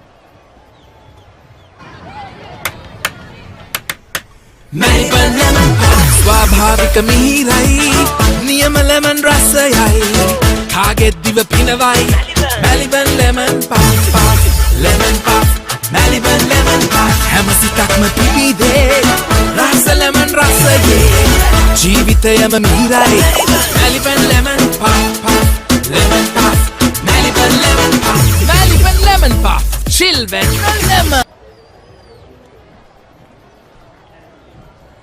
Welcome back, and Bulan to continue from this end, and he will be bowling to Janindu. And Thiran, I think even though these two batsmen are taking their time, the Thomians do have Ryan Fernando, their captain, who will be coming in at 1 or 2 down, who has an impressive strike rate of around 82, which is quite good in this level, school cricket level. Absolutely, where Janindu just tucks off for a single. Absolutely, talking of Ryan, I think he has scored a ton of runs in the few games that he had the opportunity to play, with a higher score of 252 against Isipatana, into 200s and 350s, averaging at around 67. So it'll be very interesting how the Royalists bowl against him. But first and foremost, I think they have to get through these opening partnerships, who's looking very composed in the middle, doing a great job for them.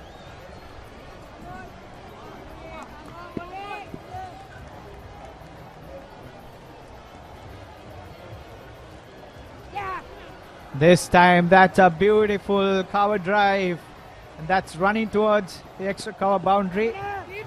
Just up right next to the boundary, and the batsman crossover for 3 runs. Beautiful shot by Senadi Bulankolama. He's also now getting more comfortable playing his shots, and it was played along the ground through that vacant extra cover area. Absolutely, Danushka. I think the wicket 2 is looking a bit settled now. The ball is not swinging as it was a few overs back. So the batsmen also are growing in confidence, which is extremely important. Both the batsmen, as you can see, have faced 55 deliveries each. So they've got their eye in, and I think they've done a great job for the Thomians. short delivery this time. Play defensively. I think the first tick in the box for the Thomians would have been not to lose any wickets during the first hour of play, and that is done perfectly by these two batsmen, Janindu and Senadi. And I think they have set the stage for the rest of the Thomian batting lineup. Another short pitch delivery quite easily left away by Janindu.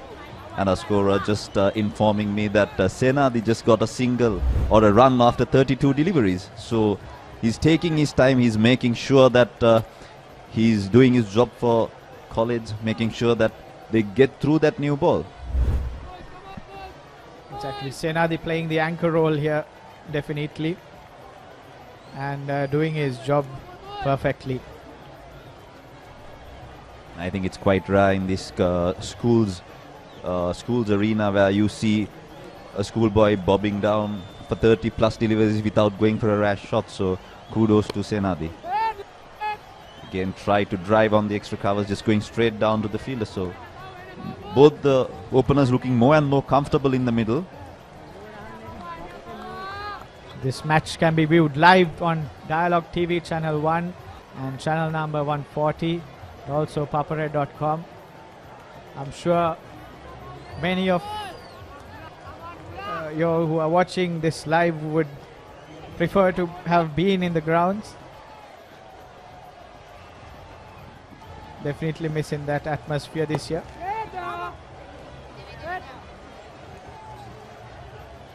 That's the end of the 19th over. St. Thomas's 37 for the loss of no wickets. What's the best ceiling sheet, Mr. Bausunda? That's the Rhino ceiling. The Rhino ceiling. A wood pattern finish. I know. You can color it your way. The plain ceiling. Rhino. The roofing's Rhino. The ceiling's Rhino. Incredible strength. I know. Durability, that's high. I know. Cost effective too. I know. It's the best choice always. Rhino. Over half a century of trust, now in a new formula. Rhino Roofing and Ceiling Sheets. I know. Rhino. St. Thomas's College 37 for Nolos after 19 overs. Janindu on 22 and Senadi on 9. Quite a watchful start here. Joining with me, Ricky Sims. Good morning, Ricky. Yes, good morning, Laksasi. Once again, a very good morning to all of our viewers who are joining us, watching this game on the Papare.com on Dialogue TV. Or if you're watching from overseas, wherever you are, a warm welcome to the 143rd Battle of the Blues. It has been a sedate start. They've taken their time. 19 overs, just 37 runs, just around 2 runs per over. But the good thing is St. Thomas's haven't lost a wicket. Well, what happened there? Was it off the bat? It was down the leg side. It was a loose delivery from Sadisha Rajapaksa.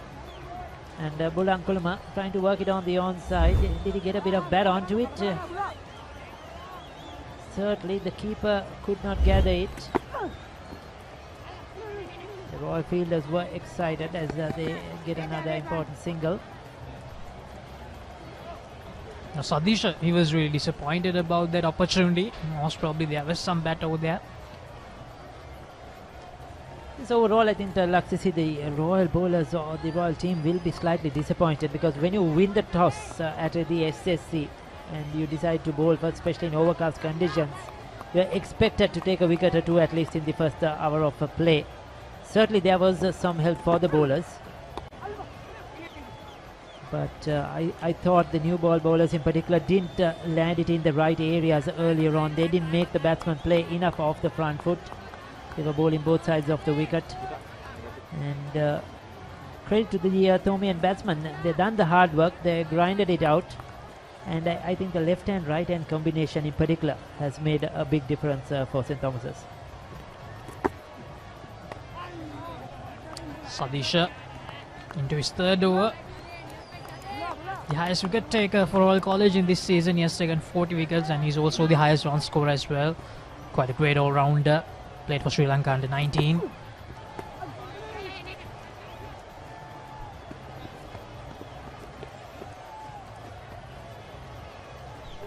That's the end of the 20th over. St. Thomas's College 40 for no loss.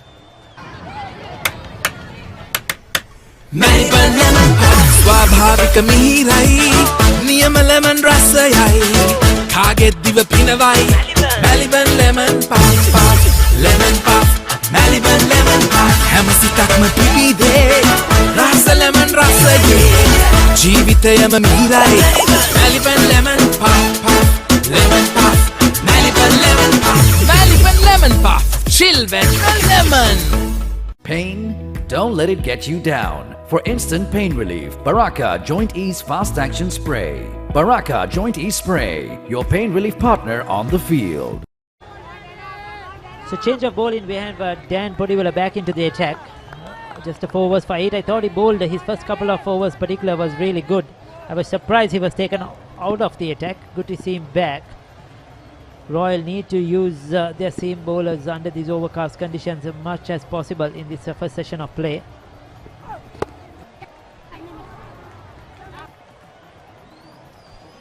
Just a single.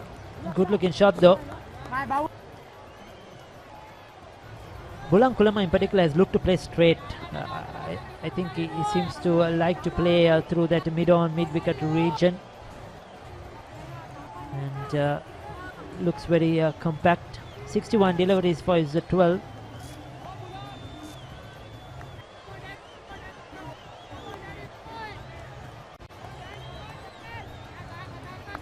And Podiwala 4.1 overs so far. One maiden has given away just 9 runs. He has taken 14 wickets this season. Can he bring in that breakthrough for Royal College? They have been searching for that since the beginning of play today.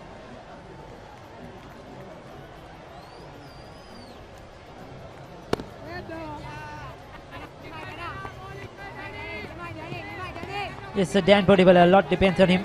The Royal bowl in the seam attack is their lead bowler, lead seamer.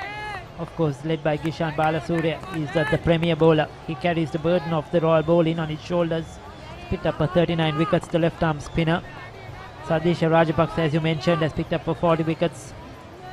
So Dan Podiwala, Ramanayaka, they'll have a big role to play. We might see a few overs from the vice captain Dasis Manchanayaka later on as well. Now that's good. That's really good. In that corridor of uncertainty, whether to play, whether to leave, the batsman was in 2 minds. Let it go at the last moment.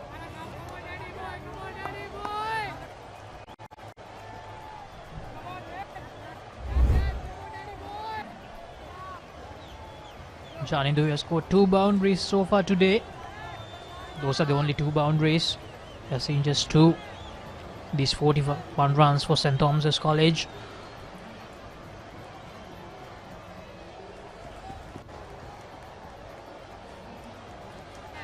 There's a test in the wicket. Seeing what's on offer. But I'll really like him to bowl that foolish length and make the batsman drive.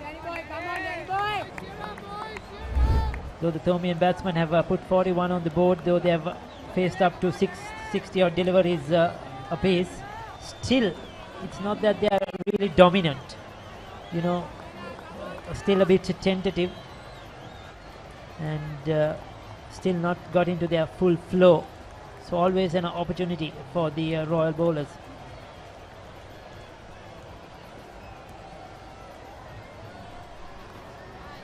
Dan Podiwala trying to use the bouncer against Janindu. Yes, he's bowled 2 short deliveries now, Luxis. He pushed him onto the back foot. The next one will be a foolish delivery. Earlier on, we saw him bowl a beautiful in-swinger to Janindu Abegunawardena. So I would love to see that now, because the batsman will be probably hanging on the back foot. But credit to him, Janindu. Earlier on too, he was batting outside his crease a couple of steps, trying to negate that little bit of swing. No, he's gone for the 3rd short delivery in a row. I thought that was a waste. 21 overs completed. It's a 41 without loss. What's the best ceiling sheet, Mr. Basunda? That's the Aino ceiling, the Rhino ceiling, a wood pattern finish. You can color it your way. The plane ceiling. Rhino. The roofing's Rhino. The ceilings. Rhino. Incredible strength. I know. Durability, that's high. I know. Cost effective too. I know. It's the best choice always. Over half a century of trust, now in a new formula. Rhino Roofing and Ceiling Sheets. I know. Rhino. Pain? Don't let it get you down. For instant pain relief, Baraka Joint Ease Fast Action Spray. Baraka Joint Ease Spray, your pain relief partner on the field. St. Thomas's College 41 for no loss. You're joining me the live coverage of the first session's play, the 143rd Battle of the Blues. You're watching live on the Papare.com. If you have Dialog TV, you can watch the match on Dialog TV channel number 1 and channel number 140. And also, if you want to watch it on your mobile, you can use the Dialog View app.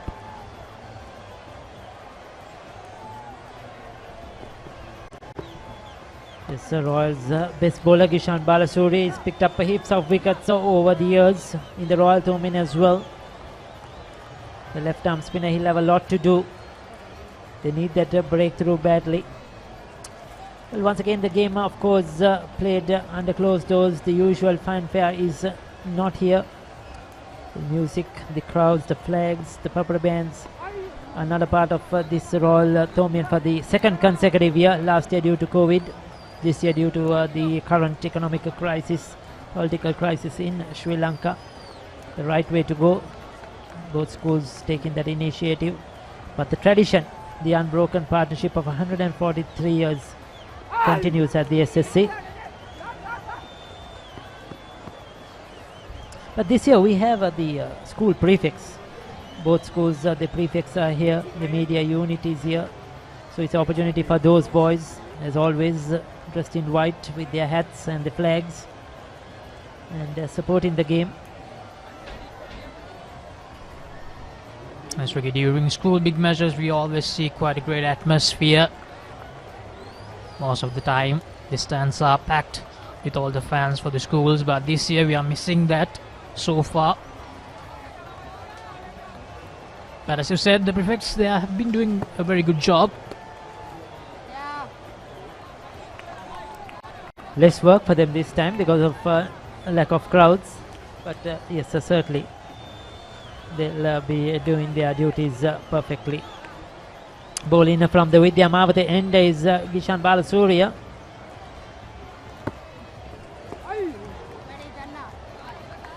Royal have the left arm spinner and right arm leg spinner. And Thomians, if I'm correct, I've been told that they have only this one left-hander in their top order. So this is crucial that Jani plays a wrong innings. It's very vital. And Jani Devi is better settled at the moment. He'll definitely need to stay there and make it big, otherwise he'll be really disappointed, to be honest. So that's the end of the 22nd over. St. Thomas's College 42 for no loss.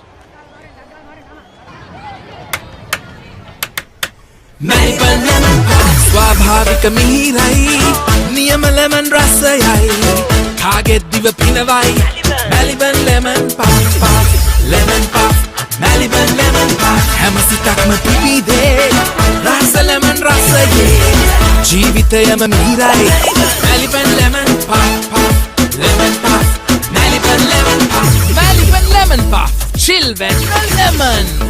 What's the best ceiling sheet, Mr. Basu? That's the Rhino ceiling. The Rhino ceiling. A wood pattern finish. I know. You can color it your way. The plain ceiling. Rhino. The roofing's Rhino.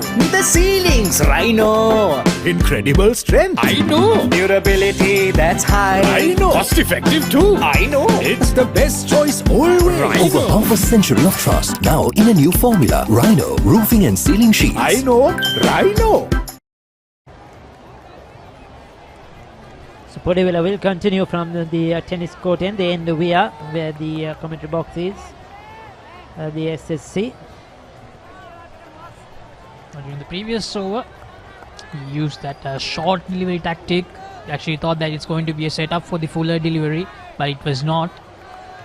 So let's see whether he will actually use that this over, or whether he will continue with the short ball tactic. Dan Podevilla.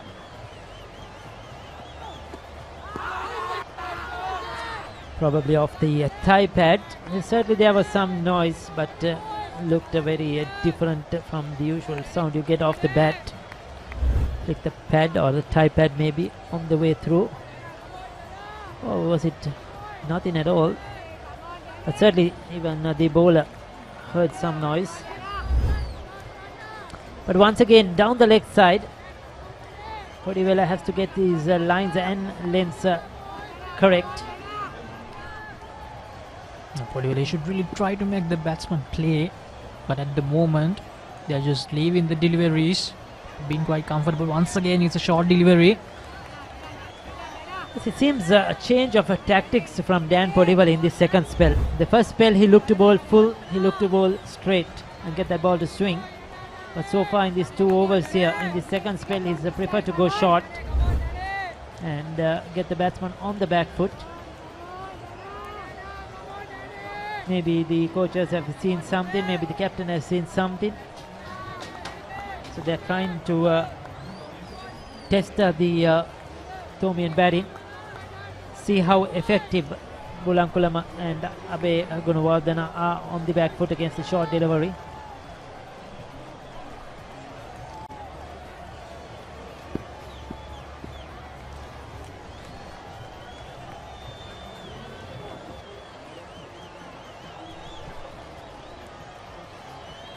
That squared him up a bit. It was a shortish delivery. He was hanging on the back foot, but just swung away a bit. He had to adjust. Did well. A lot of noise out there in the centre.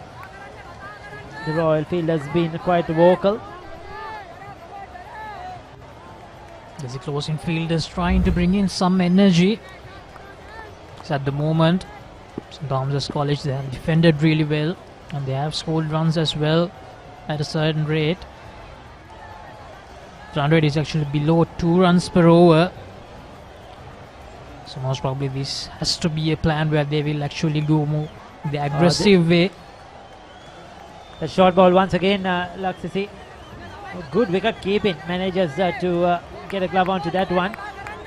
It was very high over the batter's head. Replay once again. Too short. So by bowling these short deliveries, you're exerting a lot of energy for the bowler.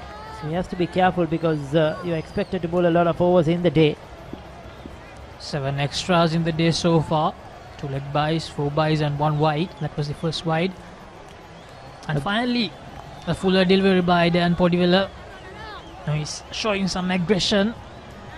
Not trying to take that first wicket. Yes, that's much better. That's what I like to see. You know, getting it full there, making the batsman play. You miss, I hit strategy. Always an opportunity for an LBW as well. But Bulankulama has been up to the task. He's adjusted well. He's seen that foolish delivery early. And each and every time has managed to get his bat down in time.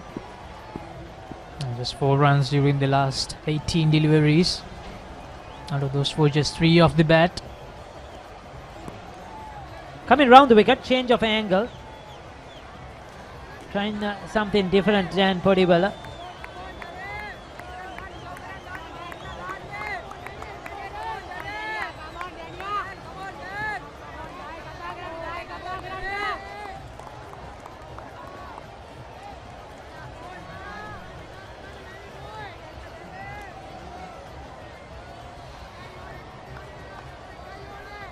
Yes, the Royal dearly wish they could have a wicket now. 23rd over in progress. Again, that short delivery with 2 slips in position. I feel that short ball has bowled just a couple of times too much in these 2 overs from Dan Podivela. 23 completed. It's a 43 without loss.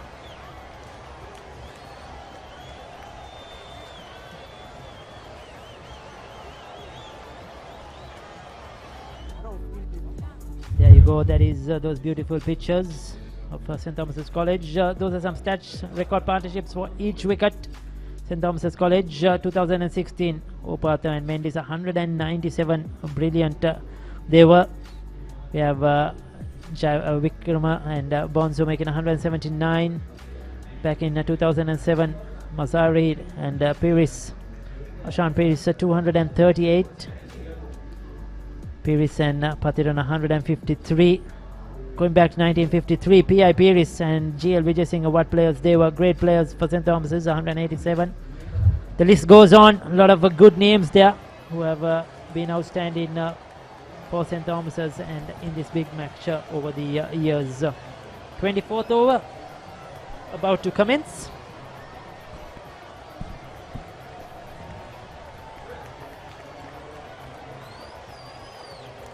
Gishan Balasuriya bowling his 8th over. It's been pretty economical so far.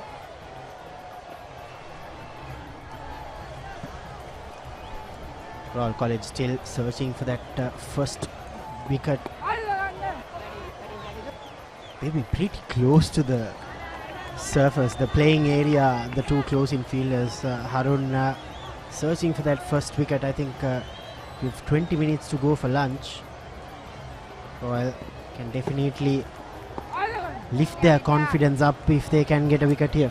Correct. I mean, it's been very slow proceedings to say the least. STC 43 for no loss. We are nearing the 24 over mark. Generally you look at 90 to 100 runs per session, but nevertheless it's been a very watchful and I would say steady progress for St. Thomas's. They have put their heads down. But also to say the Royal haven't bowled their best. They've been all over, especially the fast bowlers, bouncing the ball more often than not and not actually making use of that newer ball. So you're right. I think STC, even though they're at 43, they would be the happy side of the two at this point in time. Yeah, that's what these youngsters do. Whenever they see a green deck, they tend to lose focus and they tend to bowl erratic with the new ball. But I thought Dan Podivela bowled well. He was very unfortunate not to get a wicket. But nevertheless, nothing can be taken off these two players. They've been very watchful. They've done their job very well so far. Another maiden from Gishan Balasuriya. St. Thomas's 43 for no loss.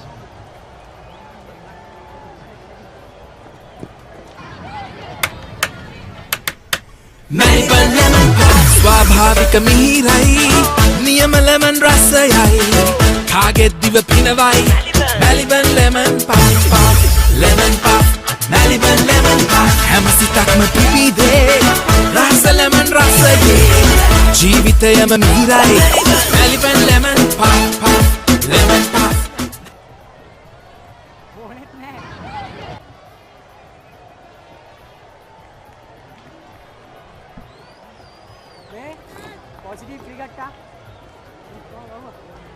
Dan Podivela will continue persisting with 2 slips and a gully. As the lead of the, I think, the fast bowling attack, Dan has been, I suppose, the least impressive, especially not using that full length delivery. Generally moves the ball both ways, Damit. So it's been quite surprising. I think that's where he should be. Yeah, I think from the 3 seamers, he has been the best out of the seam attack. And of course, he's also the most experienced bowler.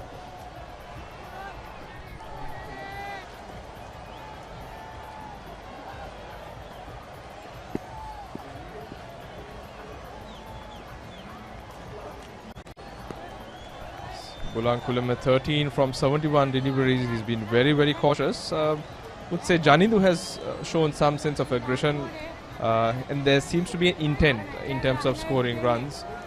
Stocky in nature, but it's been very effective in getting those runs for St. Thomas's. I think that's what you need. We want to bring in some excitement into the game, Damit, I suppose, and see how they can take it forward from now on. That's much better from Bulankulama. Good bit of fielding. Oh, that's the first boundary for Senadi Bulankulama after 72 deliveries. He reaches his first boundary. Third 4-run scored by the Thomian so far in this 143rd Battle of the Blues. gloriously driven through that cover region. Poor attempt by the cover point fielder, making good ground, managing to get to the ball but failing to collect that cleanly and costing Royal 4 runs.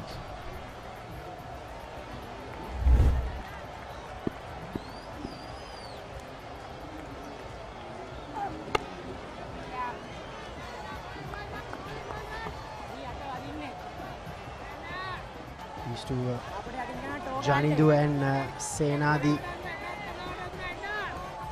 both have faced 74 deliveries each.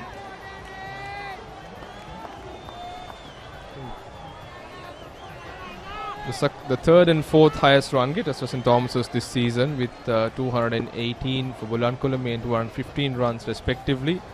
Not very many games, as we know. This seems to be going down the leg side.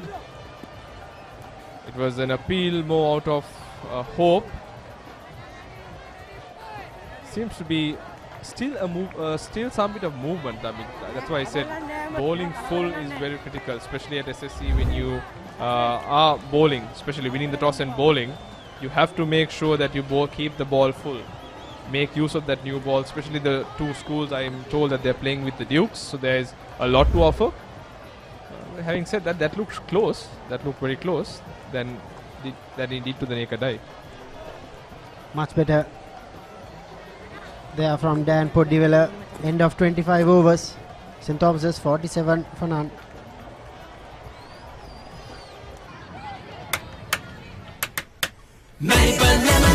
ස්වාභාවික මිහිරයි නියම lemon රසයයි කාගෙත් දිව පිනවයි Maliban lemon puff lemon puff Maliban lemon puff හැම සිතක්ම පිබිදේ රස lemon රසයේ ජීවිතයම මිහිරයි Maliban lemon puff lemon puff Maliban lemon puff Maliban lemon puff chill when lemon.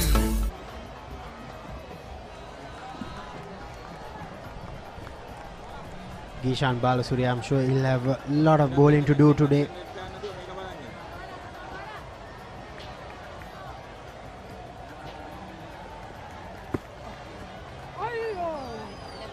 It's good bounce. Balasuriya giving that good air. As I said, with the moisture in, there is always something on offer for the spinners. Balasuriya, as you can see, that's a very good bounce and turn.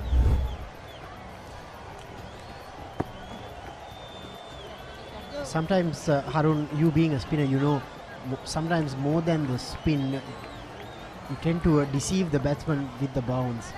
So it's a very good weapon to have, the bounce, especially with too close in field as in place. Spot on, Damit. I think that's very critical, especially when you're playing in a track like SSC, and when you're a spinner.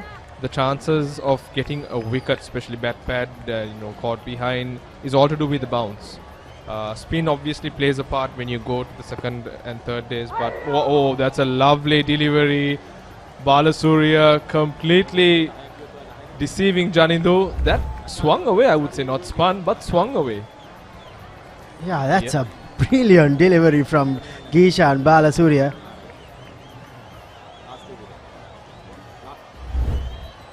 Would have been a left arm seamer when he was young, Balasuriya.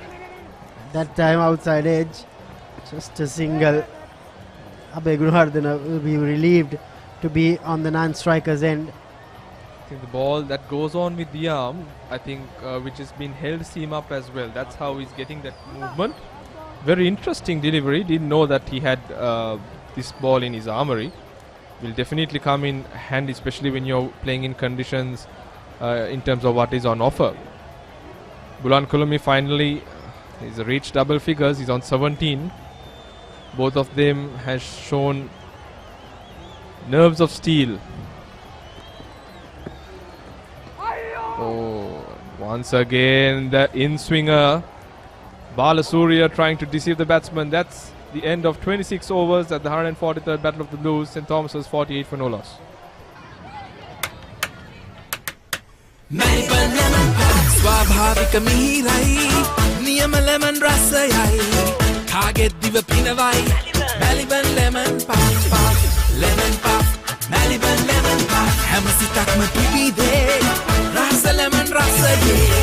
ජීවිතයම මිහිරයි Maliban lemon puff puff lemon puff Maliban lemon puff Maliban lemon puff chill with the lemon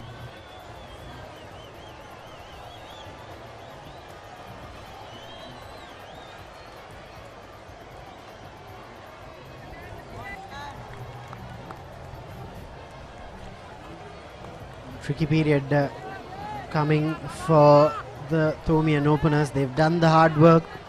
Just 10 minutes to go for lunch. Need to make sure that they go into the lunch break as an opening pair without losing the first wicket. But from the Royal point of view, they need a wicket badly. Spot on, Damit. I think it would make the Royalists very much happy. They'd have eyed at least 3 wickets in this first session. You know, having won the toss, deciding to bowl, and given a green top and playing 3 fast bowlers. Not the start that Royal would have wanted. Yes, they may be content to some extent with the run scoring because it has been relatively slow, but in terms of the wickets, it's been a worry. One option I would like them to try is get the leg spinner in, Ramiro Pereira.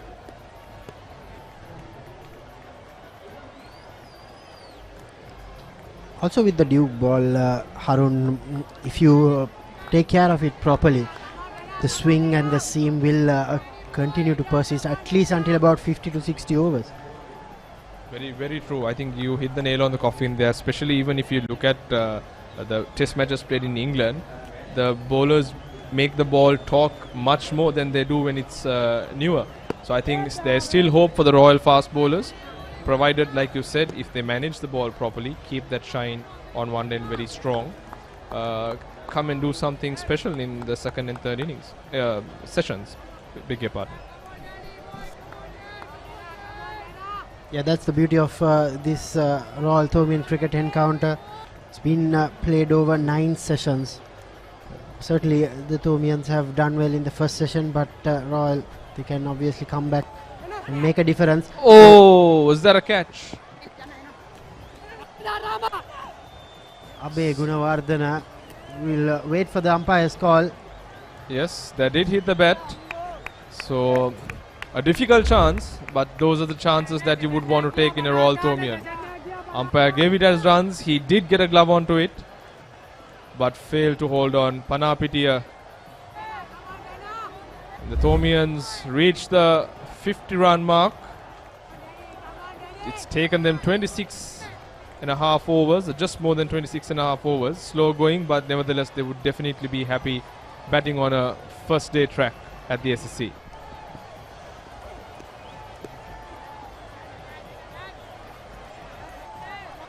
Yeah, Panapitia, that time, if you want to win the big match, you need to hold on to those. It would have been a crucial wicket also. Janindu Abegunwardene, who's got 26 runs, has been the batsman with some resolve. He showed intent, and when you can see when he defends, he means business.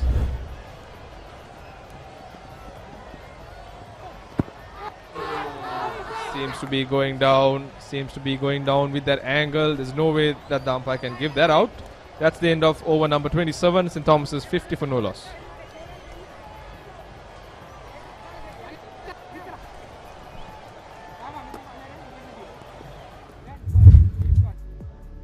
These two players, Sena Adibulankulama and Janidu Abe Gunawardena, playing their first Royal Thomian. They've added 50 runs for the first wicket. That's a brilliant effort from two freshers.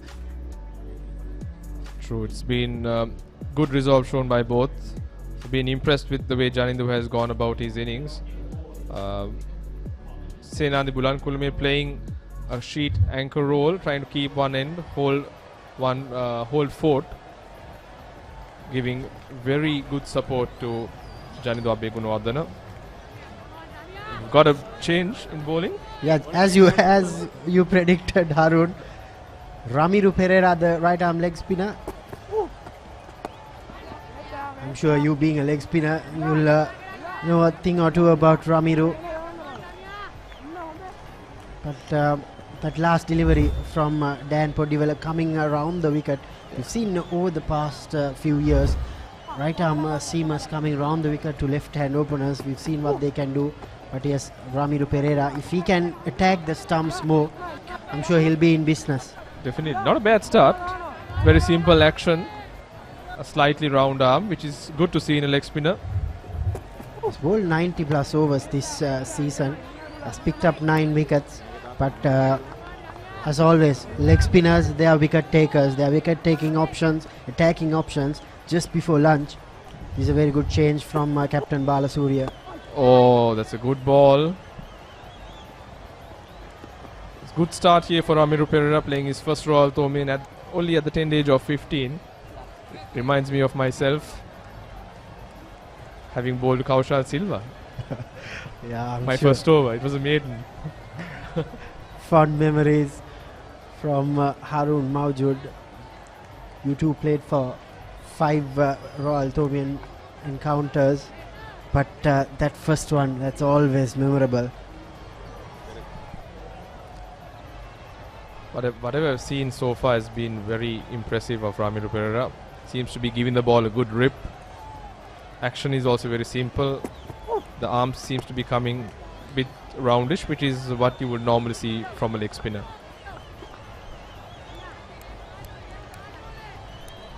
If he can stay on his front leg for another half a second and get that pivot, I think he'll be in business. That's taken the outside edge. Much better from Ramiro. I'm sure as the game progresses, he'll be in business for sure. 28 completed, 52 for no loss, St. Thomas's College.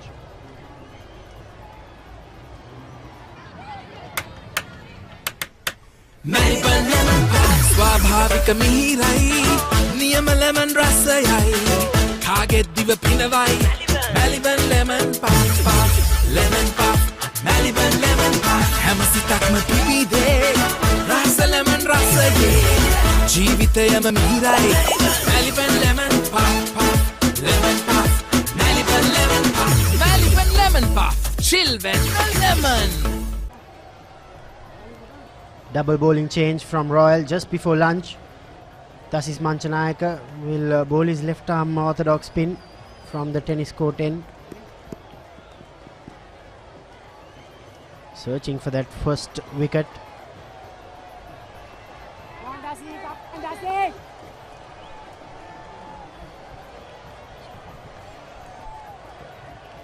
Very interesting change. A good change, I would say. He's that boy with the golden arm, I would say. He's made a change. I remember when he played the Royal Thomaian a couple of years ago. Yes, we have Maliban Lemon Puff also to keep us chilled for the next 3 days. Not easy, Harun, watching these 3 games. Last couple of games, we've had the Anand and the Joe Pete.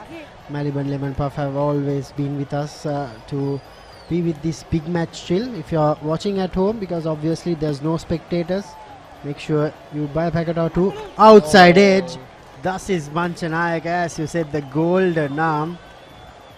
Almost carried to that second slip fielder. This is very good stuff from Royal. I think they need to be changing the bowling consistently, not letting these 2 players settle down to a particular bowler. True, Damit. I think what's also helped is the fact that this pitch is giving some support to the spinners, and the fact that Royal have 3 to 4 spinners in their attack. It'll be good, like you said, if they can go with a pace and spin combination from 2 ends when they start off the second session. Looking for that first wicket, Royal.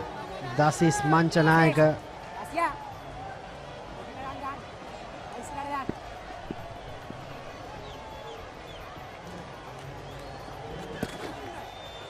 Going on with the arm, not turning. That very smartly bowled by Manchanayaka, but the line wasn't what he wanted.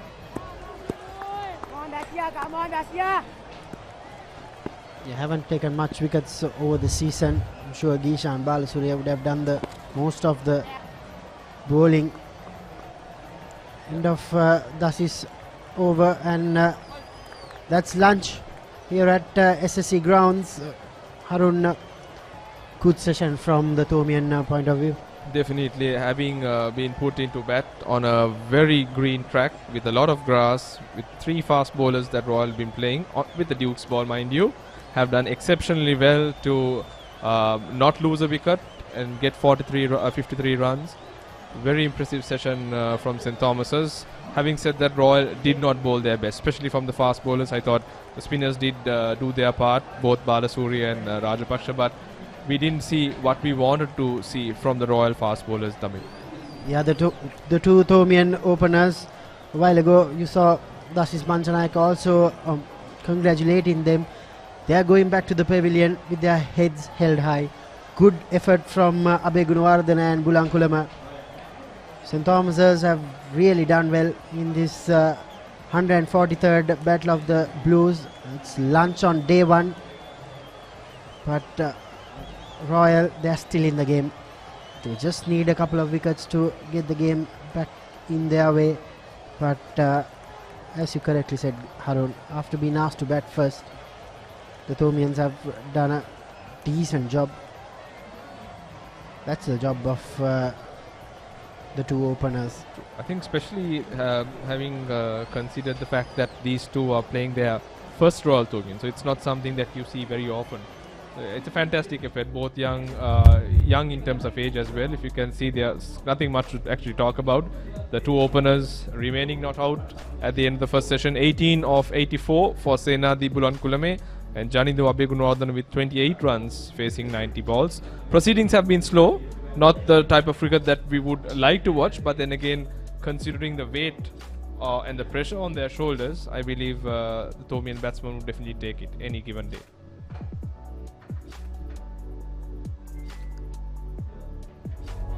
Royal, they've used 7 bowlers, Ramidu Pereira and Dasis Manchanaika bowling that last 2 overs, but the seamers, Dan Poddivela, Sandesh Ramanayaka and Bulan Veeratunga, they've done the bulk of bowling. They've not been able to get a wicket. Gishan Balasuri, the captain, he's been very economical. 9 overs, just 9 runs, but 53 for no loss, St. Thomas's College. These bowlers, they'll have plenty of bowling to do towards the next 2 sessions.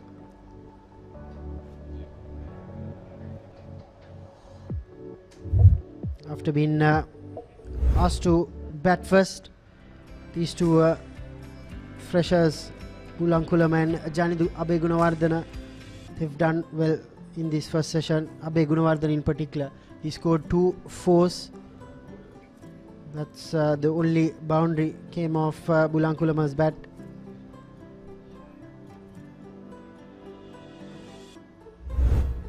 Good session for St. Thomas's College. Not too much to be disappointed about for Royal. It's just the fact that they would have loved to have 3 wickets during that session, especially given the conditions.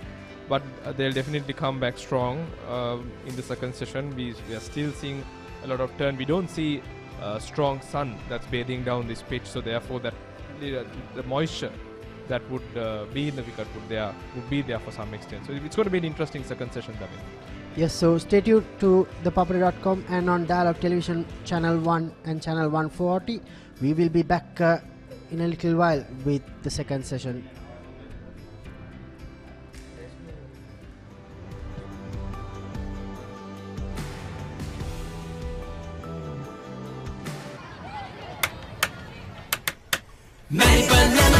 ස්වාභාවික මිහිරයි නියම lemon රසයයි කාගෙත් දිව පිනවයි Maliban lemon puff lemon puff Maliban lemon puff හැම සිතක්ම පිබිදේ රස lemon රසයේ ජීවිතයම මිහිරයි Maliban lemon puff lemon puff Maliban lemon puff Maliban lemon puff chill when lemon.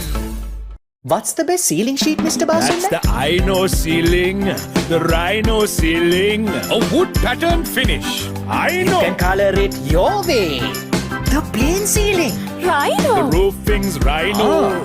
The ceiling's Rhino. Incredible strength. I know. Durability, that's high. I know. Cost effective too. I know. It's the best choice always. Rhino. Over half a century of trust, now in a new formula. Rhino, roofing and ceiling sheets. I know. Rhino. Pain? don't let it get you down. For instant pain relief, Baraka Joint Ease Fast Action Spray. Baraka Joint Ease Spray, your pain relief partner on the field.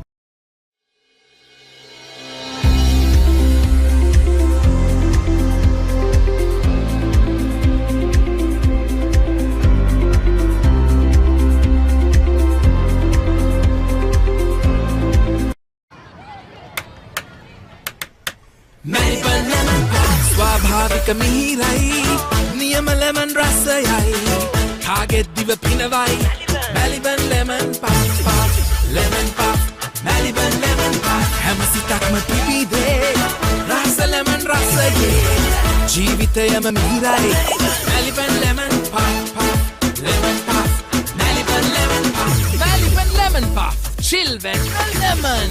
What's the best ceiling sheet, Mr. Basunda? That's the Rhino ceiling. The Rhino ceiling. A wood pattern finish. I know. You can color it your way. The plain ceiling. Rhino. The roofing's Rhino.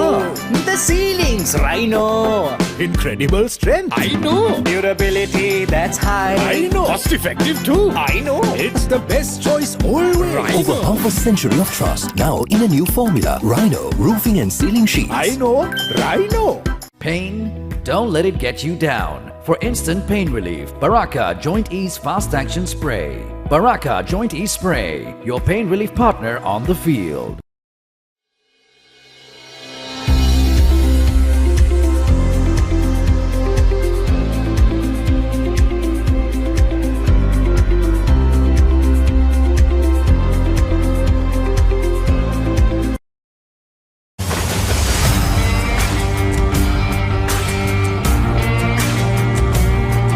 நேரடி ஒளிபரப்பு யாழ்ப்பாணத்தில் මාතර කොටවිල ගම්පියසට ඇවිල්ලා තියෙනවා. සිද්ධාස at Moratua කියගම Mahinda Rajapaksa ක්‍රීඩාංගණය. கிழக்கு மாகாணம் Sugadadasa Indoor Stadium is the Fox Hill Supercross. Kurunagala City Atugal Puravare Papare.com අපි අද ඇවිල්ලා ඉන්නේ නෝරෙලිය ප්‍රදේශයට. Final showdown Candy Sports Club පොරණරුව ජාතික සංකීර්ණයේ සිට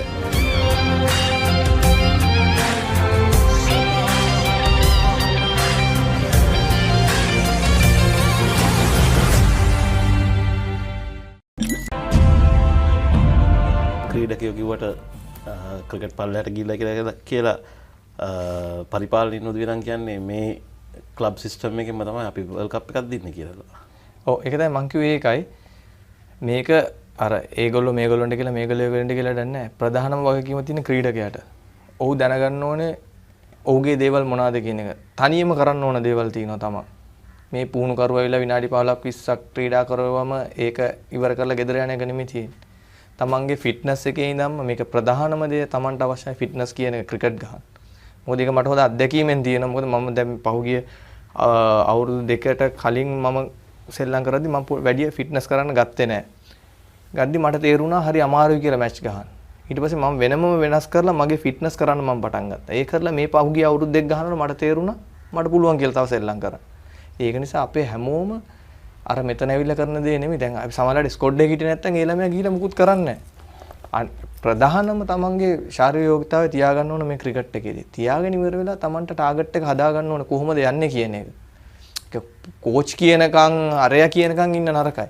තමන් හදාගන්න ඕන තමන්ගේ ටාගට්ස්. තමන්ව වැටුණා නම් අර මම මුලින් කිව්වා වගේ මෙතන පඩි දෙකක් වැටුණා නම් එයා ඊළඟට එන්න ඕනේ මේ පඩි දෙක උඩට නෙමෙයි. පඩි හතරක් උඩට යන විදිහට එයා හැදෙන්න ඕනේ. එයාගේ මානසිකත්වය හදාගන්න ඕනේ. මම කියන්නේ මේ වගේ දේවල් මේ පරිපාලනයේවත් ක්‍රීඩකෙන්වත් මේ දෙපැත්තට බැනගන්න එක නෙමෙයි. ක්‍රීඩකයා තමයි පරිපාලනය ඕන වෙලාවක යට අවස්ථාව දෙයි. ක්‍රීඩකයා හරියට යන්න ඕනේ මෙතනින්. ෂෝට් කට් නැතුව.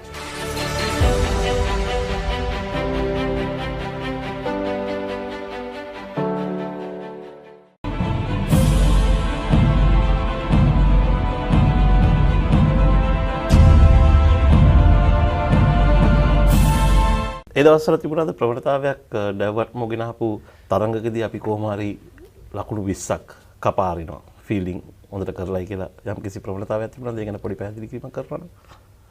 ඔය ඇත්තටම අපි ටාගට් එකක් දෙනවා.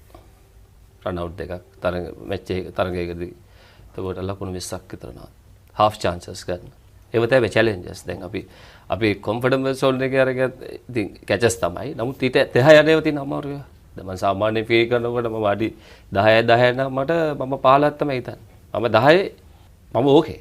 හැබැයි මම බ්‍රිලියන්ට් වෙන්නේ 15 නවත්තන එක. ඒතවට පුළුවන් එක කරන්න. මම ඉතින් හොඳයි කියලා පේන්නේ මර 15 නවත්තන නිසා. හැමතිස්සෙම වැඩිපුර challenge එකක් ගන්නවා. ඒතකොට තමයි තමන්ට ඒ challenge එක success කරගන්න පුළුවන්.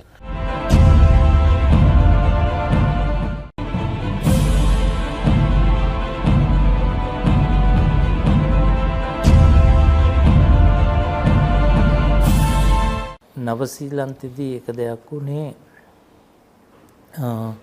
මේ තරඟෙට ඉස්සෙල්ලා මට මතකයි මම මේ අපිට එක්දෙනෙ තරඟ දෙකක් තිබුණා ඕක්ලන්ඩ් වල. ඊට පස්සේ මගේ අක්කත් හිටියේ ඕක්ලන්ඩ් වල තමයි ඒ දවස්වල. ඉතින් මේ අක්කගේ ගෙදර මැච් එකට ඉස්සෙල්ලා දවසේ ගියාම අක්කා කිව්වා මේ කාලා වේලස්සනින් ගිහලා නිදාගන්න මේ තරඟේ හෙට ඉම්පෝර්ටන්ට් තරඟයක් තියෙනවා කියලා. ඉතින් ඊට පස්සේ මාව වේලස්සනින්ම කාලා හෝටලෙට ඇරියා. ඉතින් මම ගිහිල්ලා මං හිතන්නේ 9:08 වෙනකොට වගේ මම නිදා ගන්නත් ගිහිල්ලා උදේ නැගිටලා මේ මැච් එකට ගිහිල්ලා අපි බැට් කරනකොට පළවෙනි බෝල 3 අතරේ මම ගහලා ස්ලිප් එකේ කැච් එකක් ගිහිල්ලා අවුට් වුණා 0කට. ඊට පස්සේ ටෙස්ට් ඩේ එකක් තිබිලා ප්‍රැක්ටිස් කරලා ඊළඟට ආයෙත් ගියා මැච් එකක් තිබිලා මේ ඊළඟ දවසේ මැච් එකට ඉස්සෙල්ලා ගියාම මේ එදා උත් අක්කා කිව්වා දැන් ගිය මැච් එකේ පරක්කු වෙලා යන්න ඇත්තේ යන්න අද 8ට කියලා යවලා එදාත් ගිහිල්ලා ඊට පස්සේ ඒ තරඟෙත් බෝල ගානක් ගාලා මම ආයිත් අවුට් වුණා කෝඩ් බිහයින්ඩ්. ඒ දා මැච් එකෙත් 0යි. ඊට පස්සේ තමයි අපි වෙලින්ටන් වලට ගියේ ටෙස්ට් මැච් එකට. ඉතින් මම හිත හුඟක් කැඩිලා ගියේ. ඒ වෙලාවේ ගිහිල්ලා මේ අපි වෙලින්ටන් ටෙස්ට් මැච් එක පටන් ගත්තා. ප්‍රැක්ටිස් තිබුණා දවස් ගාණක්. ඊට පස්සේ ටෙස්ට් මැච් එක පටන් ගත්තා. මේ ඊට පස්සේ ටොස් එක දාලා ඒගොල්ලන් බැට් කරන්න මේ අපි ටොස් එක දිනලා ඒගොල්ලන් බැට් කරන්න දැම්ම. ඒගොල්ලෝ 198ක් ගහලා ඕල් අවුට් වුණා. අපි එදා රෑ මං හිතන්නේ 23කට දෙකක් හරි මම බැට් කර හිටියේ. මම 3යි නොට් අවුට් මට තාම මතකයි. ඊට පස්සේ එදා රෑ අපිට ෆන්ක්ෂන් එකක් තිබුණා ශ්‍රී ලංකන් කට්ටියගේ. ඒක මේ ශ්‍රී ලංකන් ඇසෝසියේෂන් එකේ ෆන්ක්ෂන් එක ඉවරලා ආවයින් පස්සේ මම හිතුවා අද නම් මම වේලස්සන නිදාගන්න යන්නේ නැහැ කියලා. මම ගිහිල්ලා එළියට ගිහිල්ලා යාළුවෝ කට්ටියක් ගිහිල්ලා මම හුඟක් රෑ වෙලා ආවේ. මේ දවස්වල කරා නම් ඔක්කොම Facebook වල එහෙම තැනම සෝෂල් මීඩියා එකේ තියෙයි.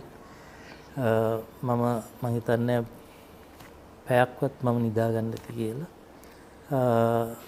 ඉතින් එදා මං ගිහිල්ලා ඊට පස්සේ ඇවිල්ලා උදේ කෙලින්ම බ්‍රෙක්ෆාස්ට් කාලා මම මැච් එකට ගිහිල්ලා ඒ පළවෙනි වතාවට තමයි මම එක දවසින් ලකුණු 200ක් ගහපු දවස. ඉතින් මට ඒ දවසත් අමතක වෙන්නේ නැහැ. මොකද මේ එදා මම හිතාගත්ත සමහර වෙලාවට ක්‍රිකට් ක්‍රීඩාව කරනකොට මානසික තත්ත්වය තමයි හුඟක් දුරට බලපාන්නේ. ඉතින් සමහර වෙලාවට හුඟක් හිතන එකයි ෆේලියර්ස් ගැන හිතන එක සමහර වෙලාවට මෙන්ටලි ඒක තමන් විදිහක් හොයාගන්න ඕනේ. මානසික තත්ත්වය හරියාකාරව තියාගන්න රිලැක්ස් මයින්ඩ් එකක් මේ වගේ ස්පෝර්ට් එකක් කරනකොට හරි ඉම්පෝටන්ට්. ඉතින් තමන් ඒක බැලන්ස් කරන්න ඉගෙන ගන්නවා එක්ස්පීරියන්ස් උයි මැචුරිටි එක. හැමදාම උදේ ඇවිල්ලා ක්‍රිකට් ගහන්න බෑ. ඒත් මං හිතන්නේ සමහර වෙලාවට තියෙනවා මයින්ඩ් එක ක්‍රිකට් වලින් අයින් කරලා තමන්ගේ සිටුේෂන් එක හැටියට ෆෝකස් එක වෙනම තැනකට අරගෙන ගිහිල්ලා මේ ක්‍රිකට් වලින් අයින් වෙන්නේ. ඒක තමයි කියන්නේ සමහර අයට බ්‍රේක් එකක් ඕනේ කියලා. ඒ රිෆ්‍රෙෂ් කරගන්න මයින්ඩ් එක. ඒක හරිම ඉම්පෝටන්ට්. මොකද 98%ක් තියෙන්නේ තමන්ගේ මයින්ඩ් එකේ. ගේම් එක තියෙන්නේ. ඉතින් ඒක හන්දා තමන් පුරුදු වෙන්න ඕනේ කොහොමද කියලා ඒක බැලන්ස් කරගෙන හරි මයින්ඩ් එකක් තියාගන්න මේ ගේම් එක ගහනකොට.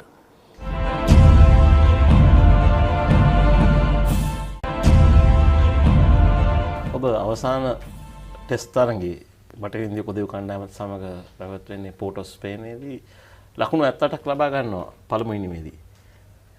ඊට පස්සේ නැවත ටෙස්ට් තරඟයක් ක්‍රීඩා කරලා නැහැ. ඔව් ඒකේ මම අර මුලින් කිව්ව දේ තමයි එතන අපිට තිබුණ ලොකු තරඟකාරීත්වයක් තිබුණා. පළවෙනි ටෙස්ට් තරඟේ ක්‍රීඩා කරේ ප්‍රසන්න ජයවර්ධන ක්‍රීඩා කරනකොට ප්‍රසන්නට බෝලයක් වැදිලා එයාගේ ඇඟිල්ල ආබාධයකට ලක් වුණා. ඊට පස්සේ තමයි එතන හිටපු බැට්ස්මන් හැටියට මාව ඊළඟ මැච් එක ගස්සන්න ඒගොල්ලෝ තීරණය කරා. සංගක්කා මම හිතන්නේ කීප් කරා ඒක සංගතකෝද කීප් කරලා මම ගහලා ඉතින් මම ඒකේ ලකුණු 78ක් ගැහුවා ඇත්තටම. ගහලා ඉතින් ඊළඟ ටුවර් එක තිබ්බේ ලංකාවේ ඉන්දියාවත් එක්ක. ඒකෙදී ඇවිල්ලා අපි පුහුණුවීම් තරගයක් තිබුණා ඉන්දියාවේ ටීම් එකත් එක්ක NCC එකේ. ඒකෙදිත් මම මේ පුහුණු තරගයට ක්‍රීඩා කරා. ඒකෙත් මම ඉනින්ස් දෙකේම ලකුණු 50යි 70යි ඒකෙත් ගැහුවා නොට් අවුට් ගහලා. ඉතින් හැබැයි මට chance එක ගන්න බෑ. අතන ප්‍රසන්න ජයවර්ධන තමයි අපේ නම්බර් 1 විකට් කීපර්. ඉතින් ඒ වෙලාවේදී ප්‍රසන්නට ඒ අවස්ථාව දුන්නා ඒගොල්ලෝ කීප් කරන්න දීලා මම වෙනුවට ගැහුවේ ඩිල්ෂාන් ගහලා මම හිතන්නේ මට මතකයි ඔක අර රිවිව් එක ආපු දවස්වලමයි තිබුණේ ওই ටූර්නමන්ට් එක තිබුණේ. ඉතින් ඔතනදී ඩිල්ෂාන්ට දුන්නා ජන්ත මෙන්ඩිස්ගේ තරඟාවලිය. ඔව් මුලින්ම ඩිල්ෂාන්ට ඒ chance එක දුන්නා මේ මැච් එක ගහන්න කියලා. ඩිල්ෂාන් මේ මැච් එකේ 100ක් ගහනවා. ඉතින් 100ක් ගැහුවා. ඉතින් මට එහෙමම බලාගෙන ඉන්න උනා ඊට පස්සේ. ඉතින් ඊට පස්සේ හිටපු ටීම් එක සම්පූර්ණයෙන්ම හැම වෙලේම chance එකක් ගන්න අමාරු වුණා. කොහොම ලකුණු අතර හිටියා. ඉතින් ඒක තමයි මට ඊට පස්සේ ටෙස්ට් මැච් එකක් ගන්න හම්බුනේ.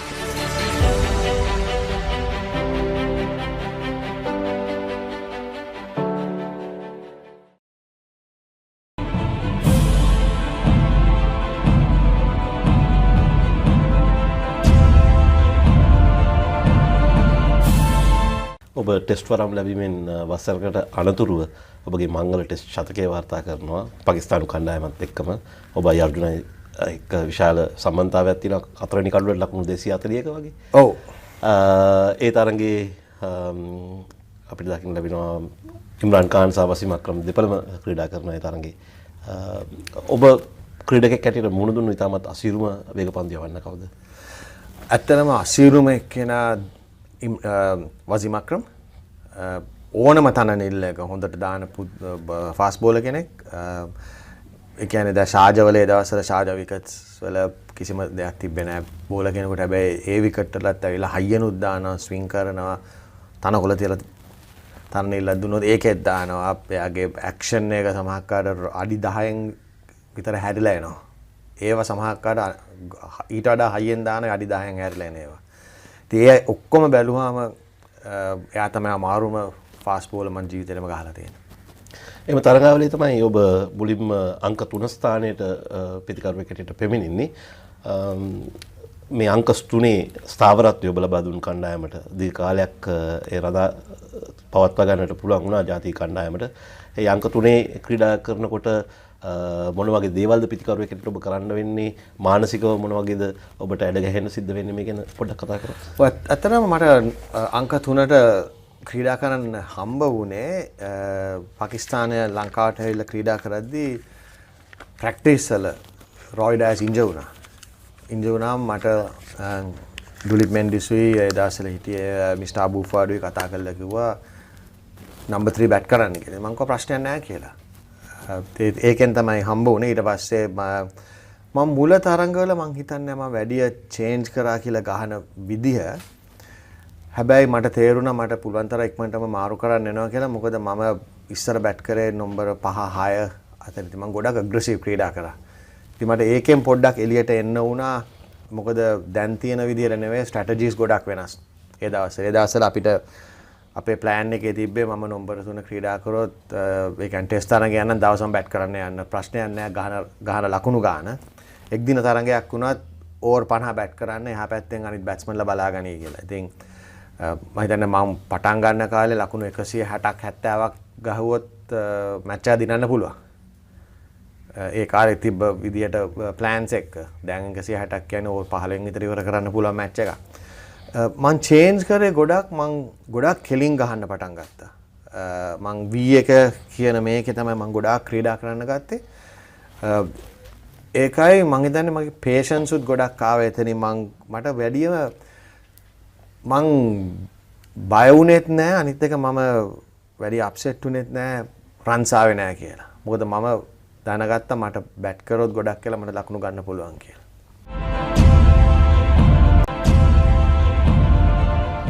ශාන්ත අවුරුදු දෙකකට කලින් දකුණු අප්‍රිකාවට යනකොට කවුරුත් අහලා තිබුණ නැති ක්‍රීඩකයෙක් තමයි ඕෂද ෆර්නැන්ඩෝ කියන්නේ. යම් තාක් දුරට ලසිත් ඇම්බිල් දෙනිය. නමුත් ඔබ තීරණය කරනවා මොවුන් දෙදෙනා මේ තරඟාවලට එක්කන් යන්නේ තරන්නේ ඔවුන් තරඟ දෙකම ගස්සනවත් එක්කලා. අවසානයේදී ශ්‍රී ලංකාව දකුණු අප්‍රිකාවේ තරඟාවලට ජයග්‍රහණය කරන්න පළවෙනි ආසියාතික කණ්ඩායම බවට පත් වෙනවා. මේ ගැන පොඩ්ඩක් කතා කරොත්. ඇත්තටම අපි බැලුවා මේ ලසිත් ඇම්බිල් දෙනිය මං හිතන්නේ එයා අපි ශ්‍රී ලංකාවේ මේ අයර්ලන්ඩ් එක්ක සීරීස් එකක් ගැහුවනේ ලංකාවේ ඒ කාලේ මේ සවුත් ඇෆ්‍රිකාවට යන්න ඉස්සෙල්ලා ඒකනේ අවිෂ්කත් රන්ස් කෝ කළා ලසිත් ඇම්බුල් දෙනේ ඒකේ මම බැලුවා මේ මැචස් ඔක්කොම. ඉතින් එයා ඊටාමත්ම හොඳට බෝල් කරා. ඉතින් අපිට ඇත්තටම ලෙෆ්ට් ආම් ස්පිනර් කෙනෙක් අවශ්‍යතාවයක් තිබ්බා. ඉතින් අපි හිතුවා එයාව යවන එක සවුත් ඇෆ්‍රිකාවට අපි හිතුවා ඒක හොඳයි කියලා. මොකද ඒ වෙලාවේ අපිට ඒ වගේ ස්පිනර් කෙනෙක් හිටියේ නැහැ නේ. රංගනේරත් රිටයර් වුණාට පස්සේ අපිට ලෙෆ්ට් ආම් ස්පිනර් කෙනෙක් ඒ අපිට උමනා තත්ත්වෙට හිටියේ නැහැ.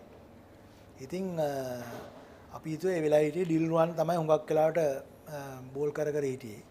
එයාටත් කකුලේ ආබාධයක් තිබ්බා. මේ ඒකේ සෙල්ලම් කරන්න බැරි වුණා. ඉතින් අපි අනිත් එක ඕසද ගත්තම අපි බැලුවා ඕසද අපි මැචස් වල බැලුවා එයා ලෝකල් මැචස් වල හුඟක් රන්ස් ගැහුවා.